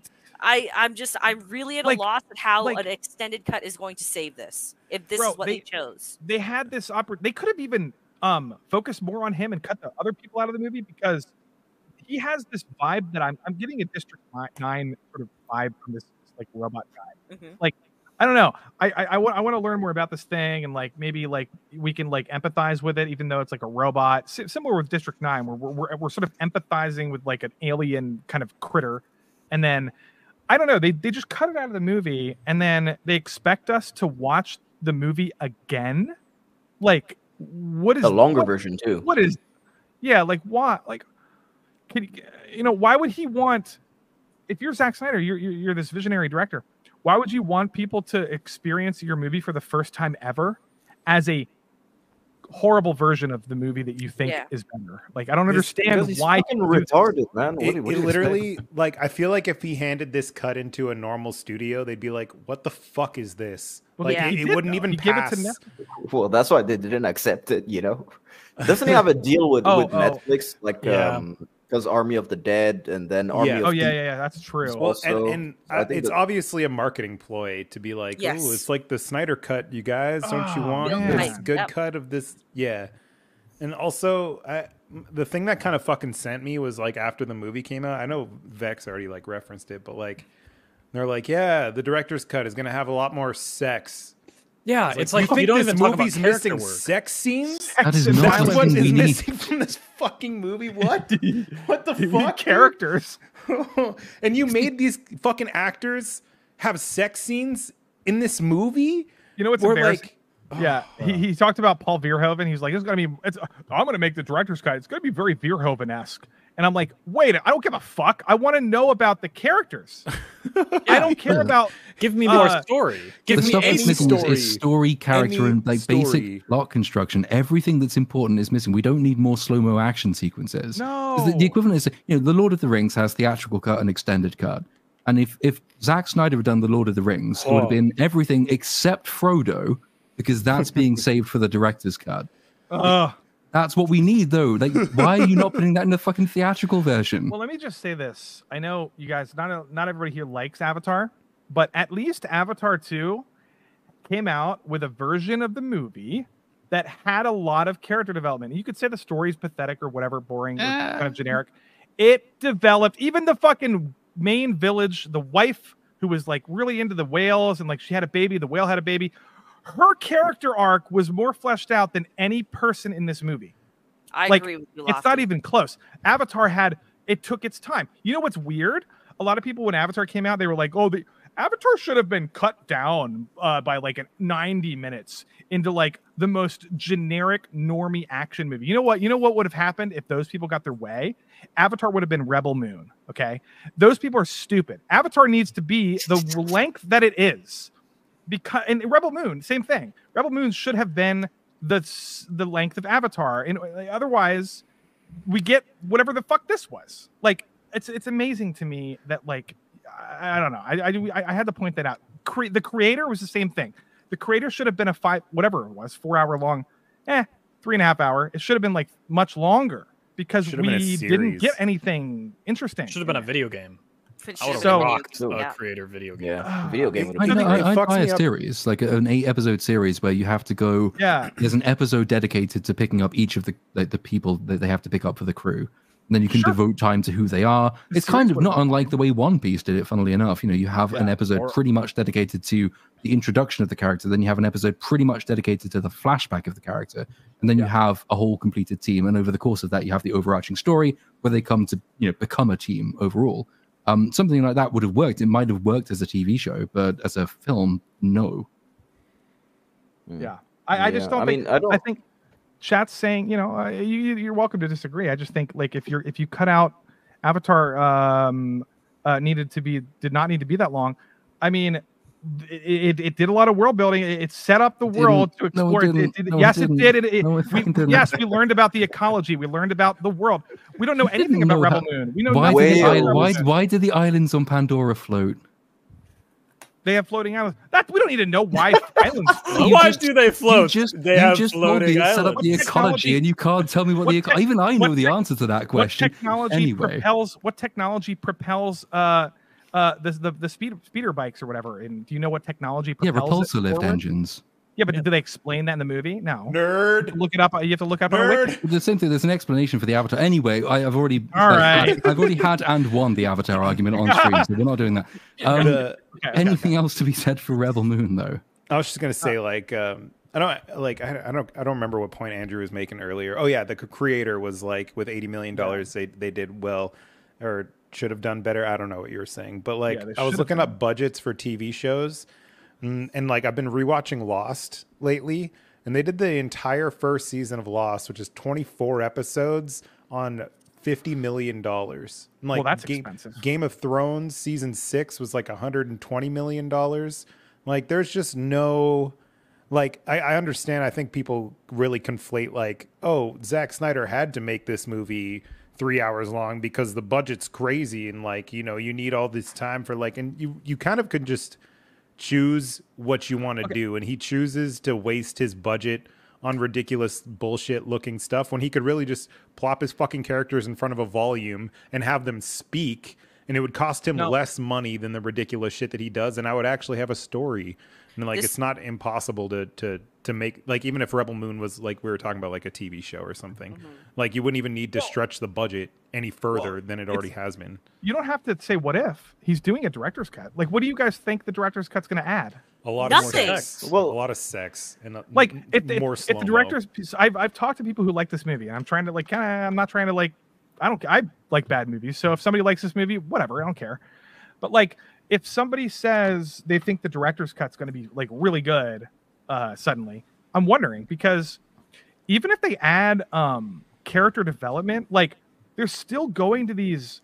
It's still a fetch quest. Like, there's still generic character. Like, why is this Prince guy even? Why is he the way that he is? Like, what? Like, why is this planet relevant? Like, you know what I mean? Like, they have to go. This would have to be a TV show to like make it. Have to be shitty dialogue, anyways. Like, a director's cut wouldn't fix shitty dialogue, and I don't think it's gonna. I think it's gonna add a couple more lines of dialogue to each like portion of the movie, but we're still gonna be like, we're still get this convenient stupid spider thing, and as soon as they land, they're like, whoa, we gotta go kill the spider. We still have that retardation. Then we have to do the stupid retarded general thing where he just like decides to have revenge randomly. Like, it still happens, you know. It's not going to change that. The thing that bugged me, I was talking to like Vex and Andrew and Uninspired in our little group chat thing that we have, and I was just saying how, like, it was the first time I've really realized that every character in Zack Snyder's movies is literally Zack Snyder. And if you just take the lens of like a dude that's really sad about his dead daughter, every single character is just sad about their dead daughter, and that's all they talk about in the entire fucking movie. It's like kind of mind blowing.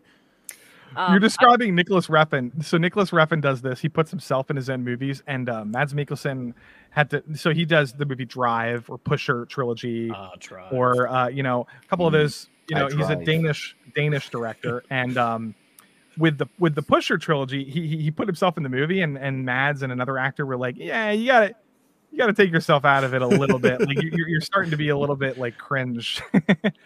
You know, don't like. It becomes, and maybe Zack Snyder has done this. I don't know. I can't really.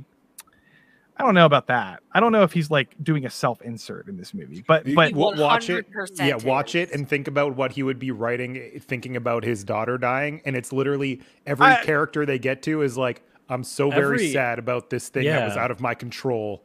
Like maybe, oh. yeah. And Most that's what makes me think the director's cut. The director's cut can't be good. Story. Yeah. Yeah. I don't want more dialogue in an extended cut because I don't know if you guys also notice this too, but Sophia Botella actually struggles to say some of the words that are part of the script several times throughout the Cora chick. Dude, Sophia Botella is a shitty actress. I don't even know how she has again with like the casting. I think this might be like one of the worst casted movies. I think. No. Seen. The act, don't blame the act. No, don't blame the actors. They didn't have a control over the script. I mean, no, but Sophia Botella genuinely is a terrible actress. Yeah, she's a horrible actress in everything she's been in. She's a horrible. She looks great for 41. Don't get me wrong, right? I Great wouldn't. physique. I wouldn't. Crazy that she's 41. But the Gladiator guy, the Spider Lady. I'm telling you, she's a fucking great actress. She's in the movie called The Host with Bong Joon-ho film. Yeah, Jenna Malone, right? Yeah, she's an archer in that movie, and that, by the way, that movie is very similar. They have like a cast of characters that has their own like unique ability that they have to like kill this monster, and they're like a team.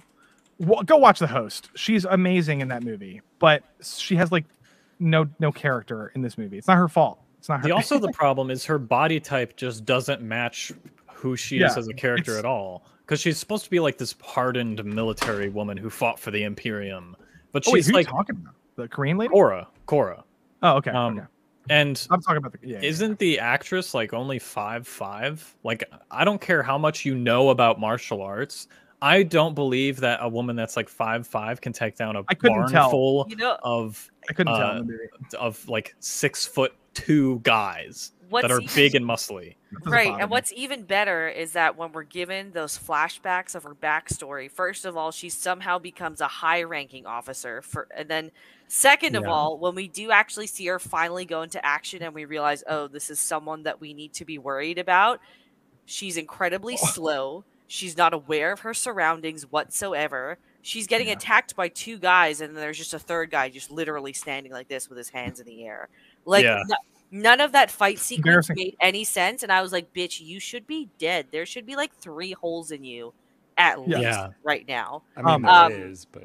There are already. Okay, an additional 3 holes, we'll say. There you go. Not including the ears. Yeah, but if they casted, like, do you guys... Katie O'Brien, she was in Ant-Man Quantumania, and then she was in season 2 and 3 of Mando. She might have been she's comms officer woman in Mando. Isn't she an ex-fighter of some description? Yeah, she's like she has like muscles. Like she actually looks intimidating. Wow. Yeah. Oh well, yeah, she's in Love Lies Bleeding. She plays like the muscle mommy in that movie. Yeah, she is a muscle mommy. Cast her in the movie. Though. Muscle mommy. Cast her. She's not boneable though, so when we do finally get those sex scenes, nobody wants to see, a man in a sex scene. Muscle. Yeah. No, it's fine. Do you guys think that Snyder was given a directive by Netflix to do a PG-13 movie? No. And this is the theory, by the way. This is the theory out there we're talking about. That he was told to do a PG-13 movie, and he decided to film the movie in rated R, and then edit the movie back to PG-13 and give it to Netflix. And therefore, the fight scene you're talking about, with the rape one, right? Yeah. The very first one. You could tell that was heavily edited. They cut out all the violence, and because they cut out all the violence, the continuity is fucked up. And the whole fight scene, fight choreography is all fucked up. All the violence is gone. They had to replace some of the violence, but it's badly edited. Terrible. Well, there's loads of scenes like that, but that's why you know that the extended cut isn't going to actually add very much by way of substance. No, because you can see all the cuts where the violent stuff's going to be like slow motion of like guy's head getting smashed. That's what we'll get in the extended version. That's what we're getting. It won't be actual character work. That's what we're getting. And I have a feeling they're going to do more stuff in the beginning. Honestly, maybe do you think smell more dirt. We didn't even talk about this. Why did he do slow motion for people running in a straight line? Well, fucking, I can raise you that. Why did he do slow motion for a woman scraping some fucking dirt on the ground? She throws why? seeds down in slow mo, grabbing the dirt. Shit.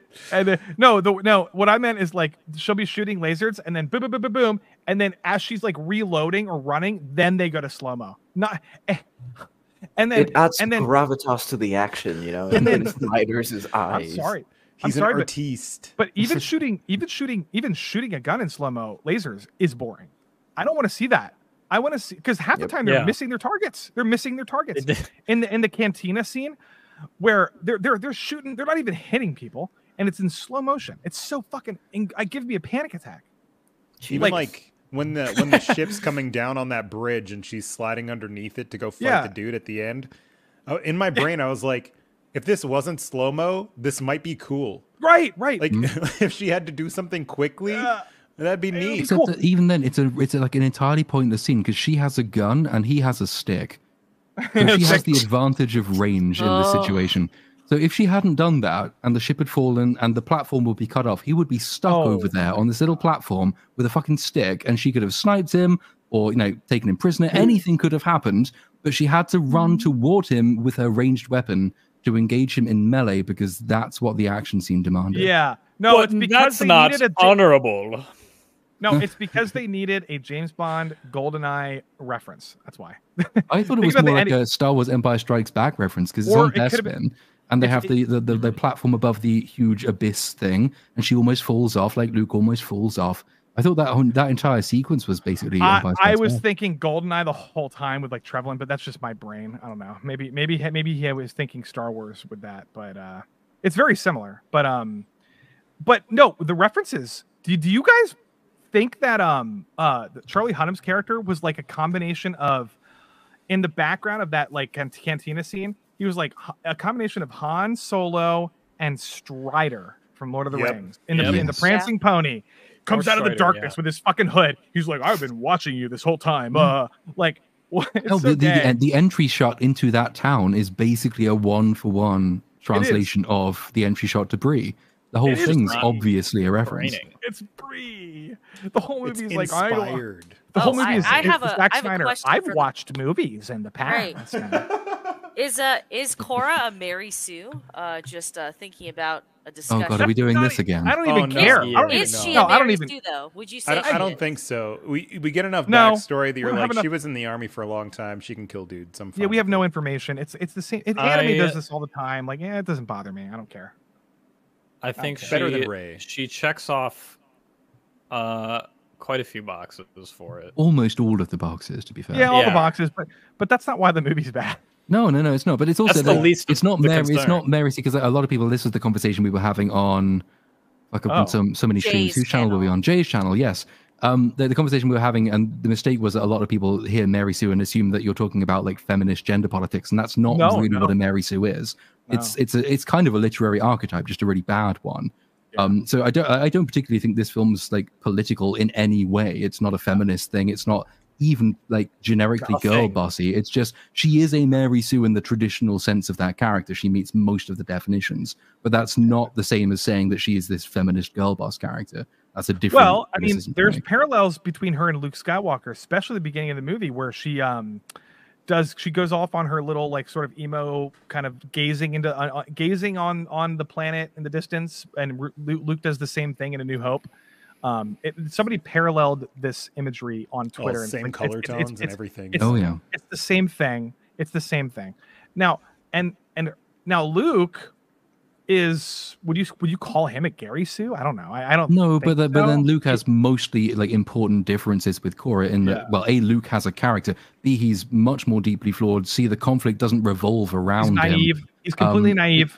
Yeah, he's not unbelievably skillful and skilled. He's actually put down by most of the characters who know what they're doing. Like those are all the important differences that make Luke different from Cora. Or like the comparison when people try to say that Rey isn't a Mary Sue because Luke is the same. So he's not though in any way. Actually, Anakin is more of a Gary Sue than Luke. Even then, like Anakin is evil, always portrayed as being evil. He's very gifted. But he suffers, he loses people, he's he's headstrong, he loses his weapon all the time, and he ends up cut into pieces, barbecued, and then reincarnated as Cybertron. So like it's not No, to be fair, I think Luke, if we're comparing like we are Luke to this character in this Rebel Moon movie, it's boring. Luke has an interesting, like, he wants to get off this planet, he's naive, he doesn't even know what the fuck's happening, like he just like wants to escape and then he learns about stuff through Obi-Wan or whatever. This character is just gonna be like, all right, bye, see ya. And then she sees like a sexual assault and she's like, oh fuck, now I gotta do this. And that's the pivotal part of the movie. Yeah, she does look annoyed that a sexual assault is happening, not like, I must save her. Yeah, there's no like internal growth for character. She's just like, well, I gotta wipe these people off the face of the planet, of the galaxy, because they're mean to women. That's the extent of her fucking hatred towards these people. Like, I guess that's what they showed. I don't know. You know, and then there's backstory or whatever, but she changed her mind because some girl was getting assaulted. It's boring. It's not very interesting. But yeah, it's a fundamentally boring is the word for it. I think the first time I tried to watch it, I basically tuned out at around about the time they met the Spider-Woman. And I don't think I paid attention at all for the rest of it. So the second time did feel a bit like a first watch because it was the first time I'd seen most of this stuff. Shit. That's embarrassing. So the movie was so bad the first time you tuned out? Yeah, I just had to do anything else. I think I went and played guitar. No, you were talking to me on Twitter, you dumbass. That might also have been what I was doing. Yeah. I was like everything. Yeah, we were arguing. I can multitask, all right? I can argue about prequels and play guitar and watch Rebel Moon at the same time. So we did, 100%. You said I could be doing anything other than watching Rebel Moon. That's what you tweeted. That was the bit. Like, I occasionally have these violent aversion to the thing that's on the screen, and I just have to not be watching it. So it was on, but I don't remember it. Like now I remember it because I actually paid attention the second time. But oof, yeah, what a film! Looking forward to part 2, though. That's going to be great fun. I feel like there is actual sex in that, though. It seems based on the trailer we got a couple days ago. Oh, I haven't seen the trailer yet. Part 2. No, neither have I. It came out Christmas Day. Yeah, me neither. Because part 2 is coming out in a couple of months, isn't it coming out in like January or February or something? April. Yes. No, April. Can I get an explanation why we're getting part 2 before the director's cut? Because that's all I don't understand it. It doesn't make sense. Is the director's cut even 100% confirmed yet? He said it's coming in August or whatever. I don't believe that, man. I don't believe that. So part 2 April, and then part 1, the real one, is August. It's terrible. You know what it might be, though? It might be to build hype for part 3. That's why it's coming out in August instead. So you could revisit the whole trilogy, like part 1 and 2 of the trilogy, before part 3 comes out. It's so manufactured. I Part hate it. 3, the director's cut in 2026, and then I can finally watch them all with all the sex scenes. I don't know, bro. I didn't even know there was a third part until just 2 days ago. Someone pointed. It's just like, it hasn't been filmed, but it's fully funded, and they're doing it. We live in a world where Zack Snyder is just given 3 confirmed movies in a franchise that he just made up off the top of his head, and then Denis Villeneuve, who's like. Who barely gets 1 Dune movie confirmed, and then a week later he has to convince the studio to say, "Hey, give me more money. I want to do the second part, please." Yeah, now he's doing part 3. He's doing Messiah. Is he doing part 3? I didn't know if it was greenlit. Yeah, I hope that's right. Yeah. Someone had pointed out that. Oh my god, I lost my point completely. Fuck. Someone pointed out. Rebel Moon. Mary Sue. Rebel Moon. Denis Villeneuve. Denis Villeneuve. Director's cuts. Zack Snyder. 3.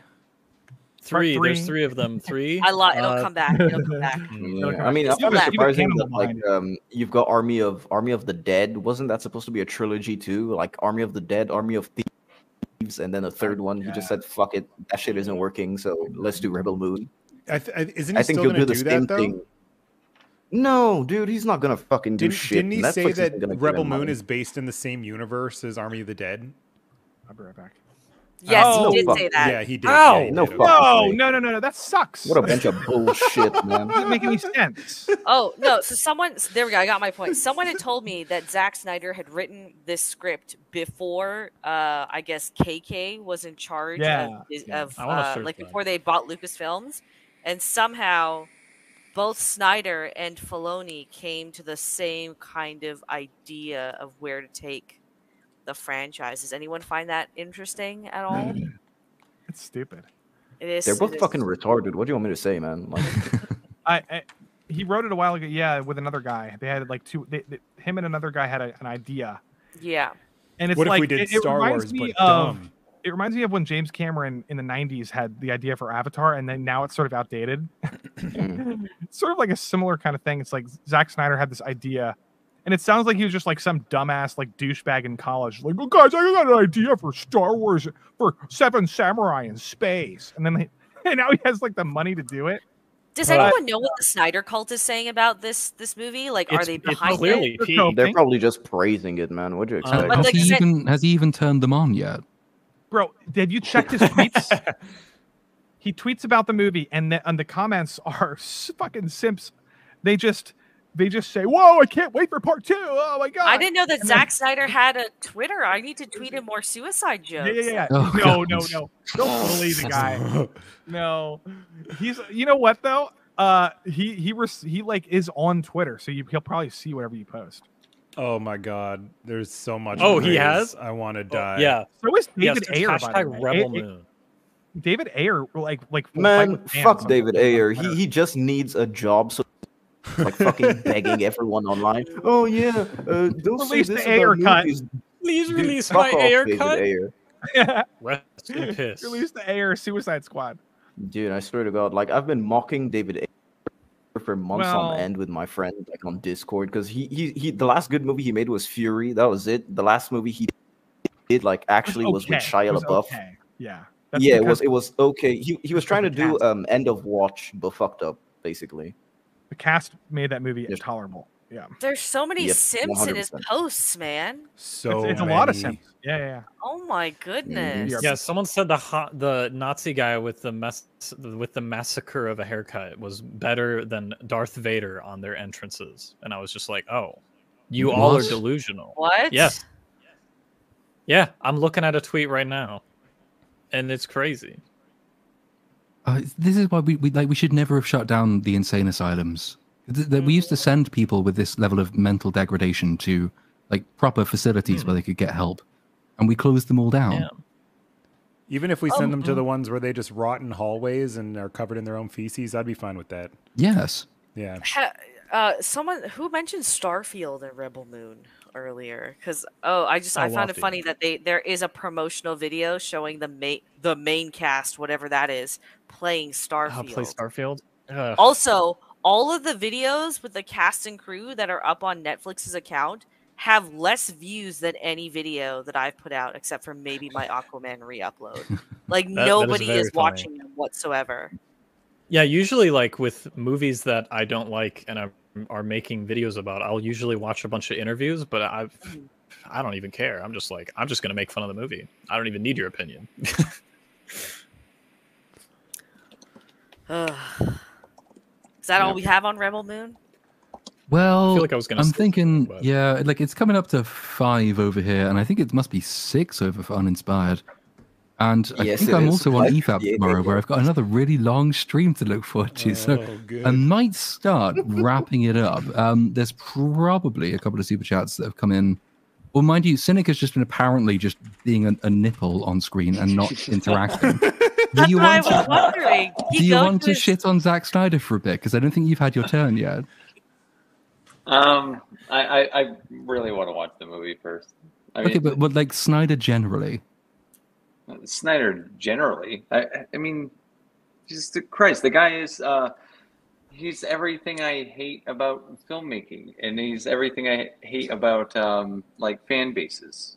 It's the worst of both worlds. Like he's like the word edgelord I use to describe him a lot, but it suits him because he's like if you give a 13-year-old child like hundreds of millions of dollars to make a movie, and he like his parents got divorced or something, and that's how he views the world. So like so the villain in his movie has spikes all over it because that's really fucking edgy, literally. Oh, like, and I don't like that appeals to people. Like, because it's just so it's so annoying and on the nose.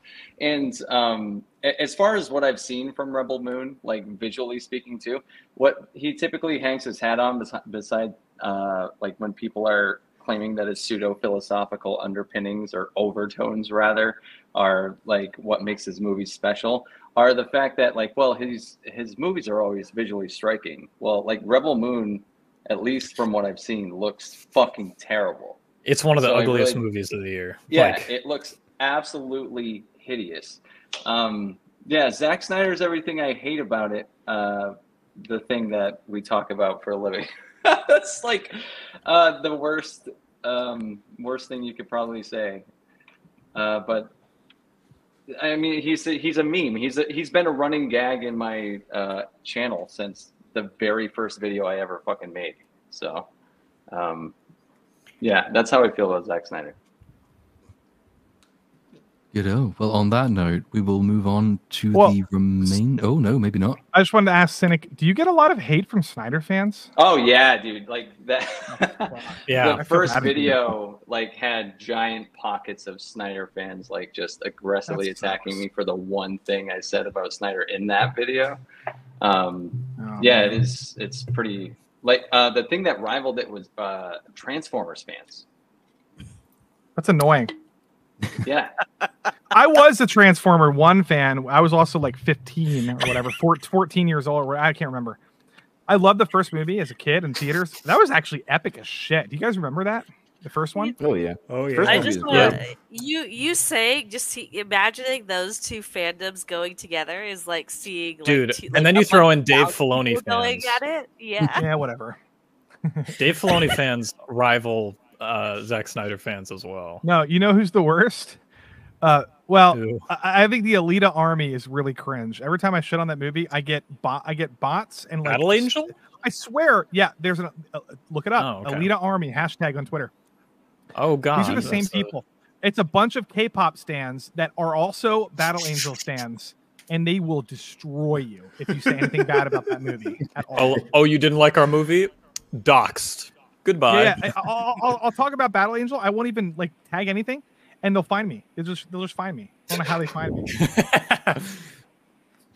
Oh, also Monica Rambeau. Black Twitter will fucking annihilate you if you shit on her. Don't talk about her on Twitter. You will get fucked. Trust me. It's true. It's true. Anyway. Rightio. Let's pick up. I think this is where we left off. There's only a couple to do. And Uninspired, do you want to take this one? Because my throat is literally dying. And that's literally used correctly, Andrew. Yeah, whatever. $5. Chicken Run Dawn of the Nugget is better than Rebel Moon. Truth. I actually saw this movie. I really thought that Netflix was going to fuck it up because it's been over 20 years since the first Chicken Run movie. It had some pacing problems, but it was not a bad sequel given how much time had passed. Actually would recommend it. Yeah, it was good. I liked it. I shall check that one out. Lofty, do you want this one? Is Ferrari a prequel to Ford versus Ferrari? Wait, I actually have a question about that. Is it the same story? Like, what is it? What's going on? No. I don't think so. I think the Ferrari movie is like how Ferrari came up, whereas Ford versus Ferrari was like a racing. Just about Le Mans. That's it. So Michael Mann directed it. I'm excited. I like Michael Mann. Heat's really good. Collateral, but I think he might be washed up from what I hear. But we'll see. We'll see. I don't know. It's not a prequel. The next one is really just who do I want to punish? The Gourd King. Hi, buddy. Who should we pick for this? Cynic, do you want to try and pronounce this weird string of letters? Did you do that on purpose? Kucinich got blue hair and he's What? got the weird string of LGBTQ letters. Am I getting that right? I didn't, but I wish I had. Okay. Oh my God. Well, RRTNZ for New Zealand $10. Thanks again for having me on the show, Cynic and Platoon, you legends and panel and chat, for putting up with my nonsense and occasional Elvish. Fuck me, dude. God. In the Southern accent, please. British. British Southern accent. There you go. British, preferably. The man you do, He's doing it. I'm blowing with them. Knew it that again. He's got an Italian. What the fuck? Again. What the fuck was that? Look at Al New Pacino in Orleans here. shrimp farmer. It's like, what is going on there? A shrimp God. farmer? Does anyone else want to have a go? Yikes. Nope. I'm good. No? Oh, that's a shame. Well, thank you, Romeo, for whatever that was. But, you know, already just called us all cunts. But there we are. Jimba Jamba for $2. Is Rebel Moon worse than the Marvels? I mean, I think we've given this one a pretty good run. But final word on this one: Rebel Moon or the Marvels? Yeah. Yes. Yeah, it's worse. Rebel Moon's worse. I haven't The seen Marvels is the Marvels. is so. you watch it. You watch the Marvels and you're like, ew, this sucks. But you watch Rebel Moon, and I'm not joking. I sort of had panic attacks in the middle of that movie. I was like, it was schizophrenic. It was like going from show. It was going from I had a planet to panic planet. attack. Yeah, When the space vagina opened up, Andrew. No, that's not when that happened. My panic attack was when I was just like the first 15 minutes. I'm like talking in the group chat. I'm like, why is this happening? This doesn't make sense. They put one guy in charge of all of the bales of hay. Why did they do that? and then Bagface is just like, that's the good part. And then I literally had to pause it and go outside. Yikes. Yeah, no, Platoon the disagrees. the Marvels, at least, like, maybe there's some rewatchability if you really want to pick it apart and see like how garbage it is. But with Rebel Moon, like, it took me 4 hours to watch the movie because I needed to take breaks. It was so dull. Like, there's really no redeeming factor. Like, I had to listen to my mom try to watch it for over the last 2 days, and even she had to take a full day break to finish that movie. We didn't even. The funny thing is, we didn't even talk about the ending to the movie. How miserable. Well, no, just quickly. How miserable was that final battle? Like, it's called Rebel Moon, and then they end it on some like Bespin. Like, what the fuck? Where are we even? I don't know where we even were. I don't know. I don't even know. I lost a sense of spatial awareness. And no one that we spent the entire film picking up had any role in the final battle, with the one exception. Yeah. But everyone else was just a passenger. What's the point? It was even like terrible. Like Rogue One has the same issue where you jump planet to planet, but at least like we see the planets. Like Jeddah looks cool, and like the 2 asteroid space station that the movie starts off as is cool. We see Yavin 4, like we see the places. And also, yeah, there's a plot thread that actually links those things together, which is we have to go see Saw Gerrera in order to find out what's happening, and then to find out what's happening, we go to the next planet. Whereas this one, it's just random bounty hunter guy we meet in one scene says, "Oh, I know a guy," so we go over there, and then he says, "Oh, I know another guy." Oh, fine, okay. And then I know a third guy, and then you get to go and find the person that you wanted to find in the beginning. But then I say, oh, I've actually stolen some stuff that I really need to get rid of on this suspicious like backwater world. How about we all go there now, as opposed to right at the beginning? Did anyone predict that Hunnam was a bad guy? I did. Yes. You know why? Because he said they were like, he was like, "I'll come with you." Because he observed them during that fight or whatever. He was like, "I'll come with you." And they're like, "Well, we can't pay you. We just like we're grain farmers." And he's like, "Oh, it doesn't matter. We'll figure it out later." And I'm thinking, what kind of bounty hunter is like doesn't care about that? So I'm like, well, this guy is sus. And I have no money, but would you like some wheat? Yeah, okay. Yeah, wheat, some grain. It almost got me because Zack Snyder is such a bad writer that I was like, huh. All right. Yeah. Maybe that's true. That's true. Maybe I didn't expect him to do that. I was like, oh. Yeah. That's true, actually. Anyway. Right, we are nearly there. Andrew, do you want to take this one? Sure. Demaster 012 for $5. Hack Snyder thinks he's painting a masterpiece with every frame, and so abuses slow-mo to rub them all in your face, and fillet. Why can't I read? Fillet. Don't tell me you don't know what that word means. No, I know what it means. I just couldn't read it for some reason. His I'm 14 and deep ego. Yeah, he does scream I'm 14 and deep. Yikes. So. Bagface. Made you look for less this time, Larry. $5. Thank you. I did look. You know, he could start doing that more, because the less, it's still there. We look either way, so, you know. Finally, Vex. Do you want this one? Sure. Victor's nepotism for, was that Polish? I don't know. Swedish. I think it's Swedish krona at a guess.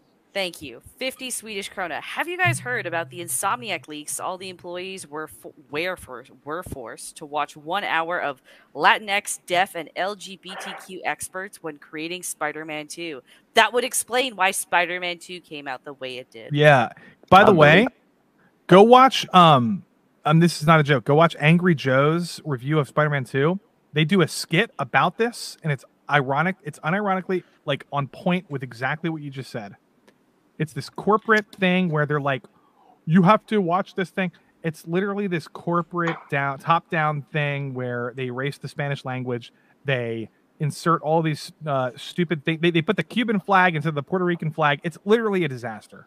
But Angry Joe does a funny review of it. Go watch it. So the part of these Insomniac leaks was that they leaked the full Wolverine game, and a couple days ago it was playable on PC. I saw just an hour ago that it's being ported over to the PS5. So if people are gonna get in trouble. Yeah, wow, that's crazy.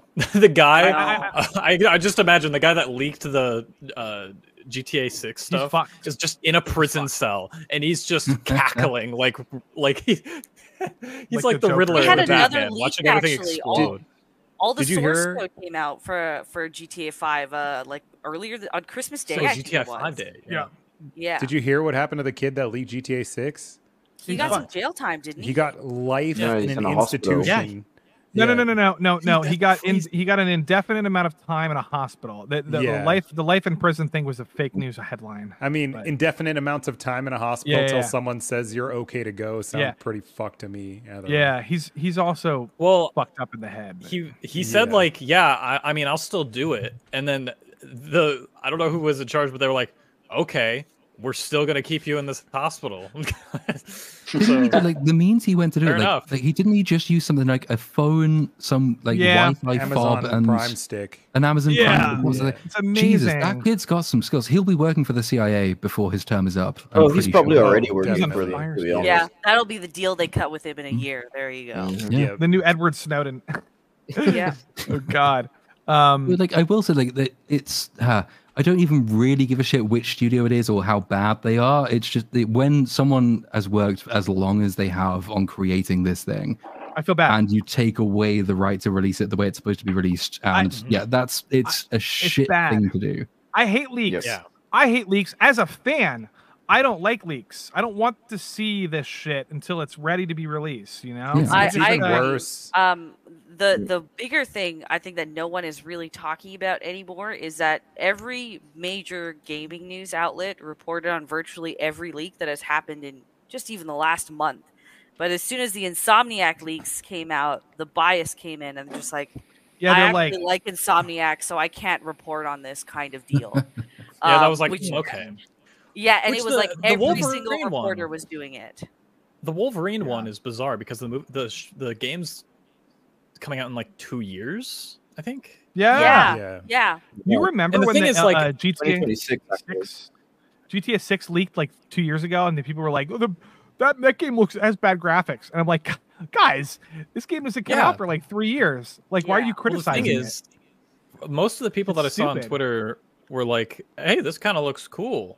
So it's like a weird scenario where like the studio's like, hey, thanks for like liking what we're doing right now, but also it kind of sucks that all of our stuff just got leaked. Your Twitter sounds so nice, man. Mine was full of idiots being like, "Oh, this looks like ass. This plays." Oh like no! shit. So my Twitter button." was full of those, but all of those were quote tweeted by people just bullying them into blocking. I think there's a bigger problem in that, like, Sony very much in many of its big AAA releases have defaulted to the same kind of play style for everything, and we also got 5 Marvel games announced, inadvertently announced through this leak.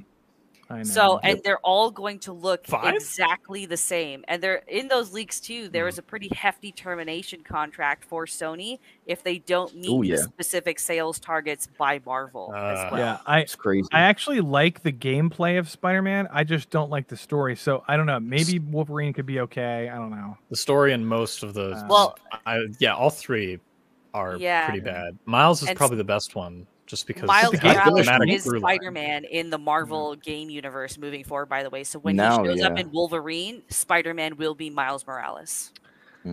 There's a Venom game too, I guess. Yeah, a Venom game. Spider-Man 19 inches. I just want Iron Man. I want Iron Man. That's all I want. Iron Man game. I think that game there was that Iron Man VR game. What happened to that? No, there's an Iron Man game that's still in the works. It was announced last summer, but like it's still in very early development. Same with the Black Panther game. Well, Iron Man could be done because look what BioWare did with Anthem. The best part of that game, even though it's terrible, is the fact that the flying suits. They were sick. They were like Iron Man. The flying was so cool. So they can That do game was Iron such a Man. disappointment. They can do it if they didn't like Anthem because I love that. That's the best part of the game. Everything else is shit. But anyway. Any more super chats? Just the one final one. Cynic, do you want to take this one? Blair to Blair for $10, and no other panel can dissect and bitch about pop culture like this panel. I feel my IQ increasing just listening to you all. Go. Well, you know what's funny about gassing that? us up. We got this super chat the same night as Friday Night Tights had a stream, so we took the W. We took the W. Come on, let's go. We did. Yeah. Usually but people we call also me went on way longer than they did. I think. They ended a while ago. That was part of the plan. It was all part, like Thrawn. It was all part of the plan. Yeah, this is the cooler after party. This is a cool after party. Andrew, we doing the after party? What's up? Let's stream one. I am too tired. I gotta go watch Rebel Moon again. B-sides is still going on, so you can go catch them right now. Oh yeah, nice. Well, before we say goodbye to everyone, it is time for you all to shamelessly plug your wares. We will go in reverse order on my screen at least. So Vex, what have you got coming up? Where can we find you? Well, thank you for having me on for the final BSUP of the year. It has certainly been well, actually, this is like my only full year on YouTube, so thanks, guys. Nice. But other than that, my Aquaman video fucking tanked because of the re-upload, so if you want to go watch that, that would be great. I'm actually very proud of that video. I was going to do Rebel Moon, but I'm just going to save that for the spring now. So I think I'm working on very slowly a very massive dissection of Scavenger's Reign. I don't think I've fallen in love with a show that hard since True Detective season 1. So it's perfect. It's actually I love season 1 of True Detective. Love it. Yeah. Oh my god, like Scavenger's Reign is up does. there in terms of just fucking peak. Okay. It's beautiful. Do you like Fargo? I'm just curious. I haven't watched Fargo at all. I like the movie Fargo. I haven't seen the show though. I think you'll like it if you like True Detective. Very similar. It's very similar. Okay, gotcha. But yeah, other than that, like I know for sure I'm going to be doing a Madam Web review in February, but that's about it. I feel bad for you. I'm sorry. Well, it's late. I got to capitalize on the women thing, you know. True, it's going to be you're a woman. You're a woman. Fuck yeah, that's peak, man. IMAX, of course, front row seat. I'm there for sure. Hole in the popcorn bucket, you know. Hold the cinema to yourself as well. In a massive trench coat, seat. Just chilling. Yep, all to yourself. Right, Andrew, what's coming up with you?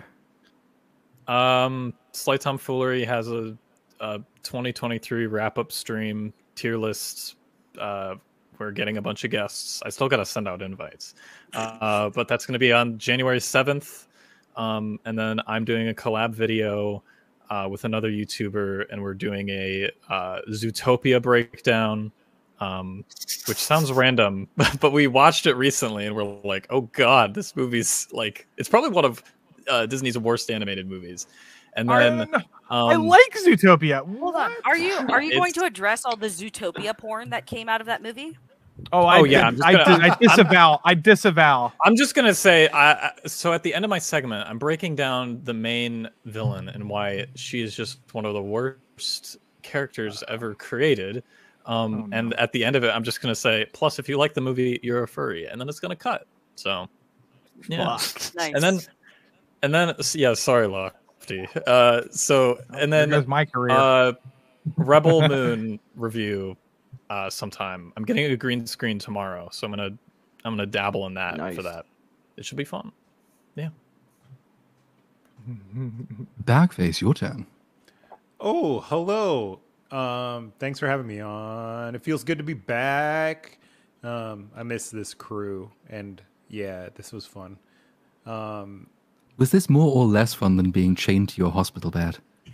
It was a little more fun. Yeah, I've been bedridden for a month, so it's pretty good. I still have like I have to wear this this ridiculous shit for 3 months. Oh shit! Yeah, it's you're that one. No one told me that I had to wear it for Fett. 3 months. Exactly. It holds my guts together because I. Can you work out again? Can you exercise again? Or nope. Dang. I know. Yeah, I can't do any core for 3 months either. So no one told me any of this either before. That's so summer bod, man. Dang. I know. But I am like halfway through an edit. I did like an hour plus video on the Jonestown massacre, and I'm going to be launching a new channel with the video. So yeah, and that'll be on Monday, January 1st. And it took me like a month to research, and I put a lot of work into it. So, yeah. I've been really excited for that video since you said that you were going to make a video on it. Like I'm so ready for that. Yeah, it's a deep dark hole that I did not understand how deep it went, especially the conspiracies. So, yeah, the new channel is called Xander Moon, which is my name, and I know, yeah, that is my name. Not Rebel Xander Moon. No, not Rebel Xander Moon. Xander Rebel Moon. Yeah, so keep an eye out for that, and hopefully another BSUP in like 3 months or something. Yeah. You guys got to get your act together in 2024. Oh, we'll be back. We'll be back, and in greater numbers. Lofty, what's coming up with you? New Year's Eve, basically. It's a New Year's Eve stream. What I'm doing is I'm just gonna have fun. Like, I'm gonna be playing like old school video games, N64, Dreamcast, all like New Year's Eve, and talking about the year. Are you gonna play Minecraft again? Are you gonna play Minecraft again so that I can watch Platoon ask weird questions like picking up villagers and putting them in his pocket? No, it wasn't. It was like you were hungry, and I thought, can you kill the villager and eat them? Which, to be fair, was a strange question. But on the other hand, can you destroy their bed and take it? Was a good question. It was a great question. I could. That was a good question. It was a great question. To be fair, you can kill a villager, and sometimes they drop food, so you could. Yeah, but I didn't want to disrespect them. Anyway. They drop yeah, sometimes, yeah. No, I'm playing like Diddy Kong Racing and like Power Stone and shit. Oh, I remember that game. Oh, man. So, yeah. And it's the original Smash Brothers game. I'm really good at that one. Yes. But, so, yeah. So, I'm doing that shit for New Year's Eve. But 2024, I'm going to be just fucking sub to my channel. If you guys like movies, we're going to go hardcore. We're going to do movie reviews. We're going to do stuff like The Killer, stuff like We Flower hate movies. Moon. Like, No one on this channel likes movies. No. What are you talking about? Yeah, I know. Everybody should go sub to my channel then. No, I'm gonna do stuff. I'm gonna try and avoid the algorithm because I did this last year and I did not have fun. I did not have fun with the algorithm. So I'm gonna talk about movies that I like and so like The Killer.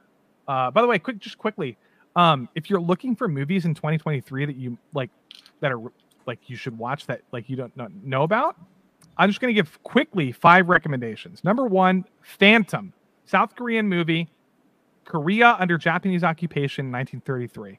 It's a thriller.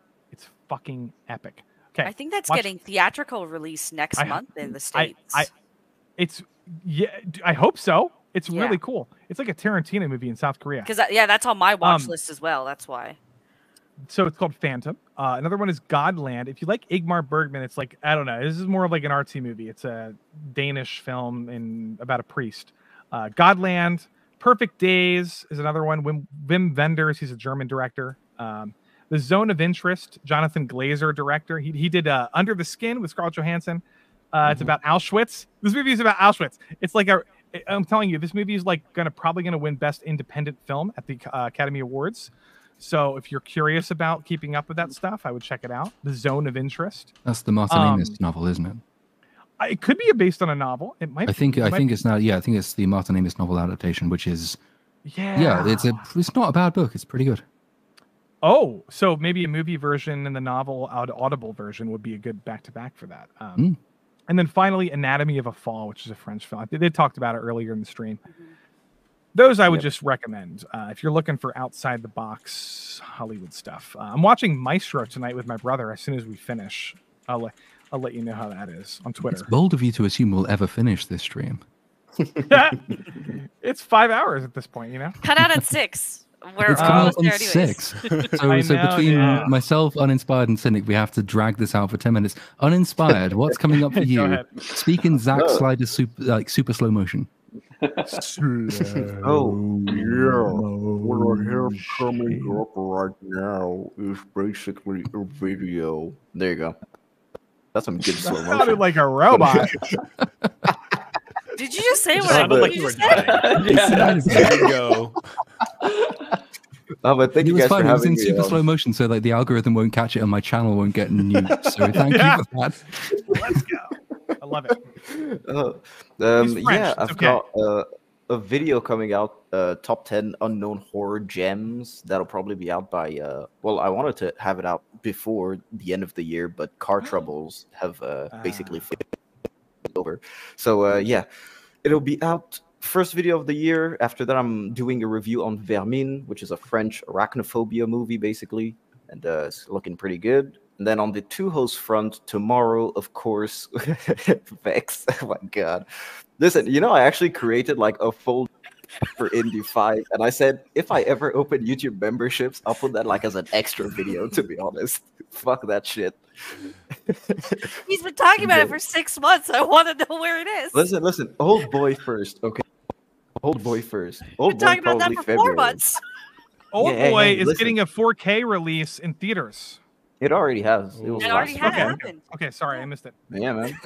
So yeah, two hosts. Tomorrow we're interviewing Kevin Altieri, who, as Dark Hour said before, Batman the Animated Series. He directed a couple of episodes of Spectacular Spider-Man. Wow. A lot of good stuff. He helped on Treasure Planet as well. So yeah, we're gonna be interviewing him about his life, basically, his career. So yeah, that'll be tomorrow. Two hosts on Dark Hour's channel at 1 p.m. EST. 7 p.m. French time, 6 p.m. British time, so you get all the time zones.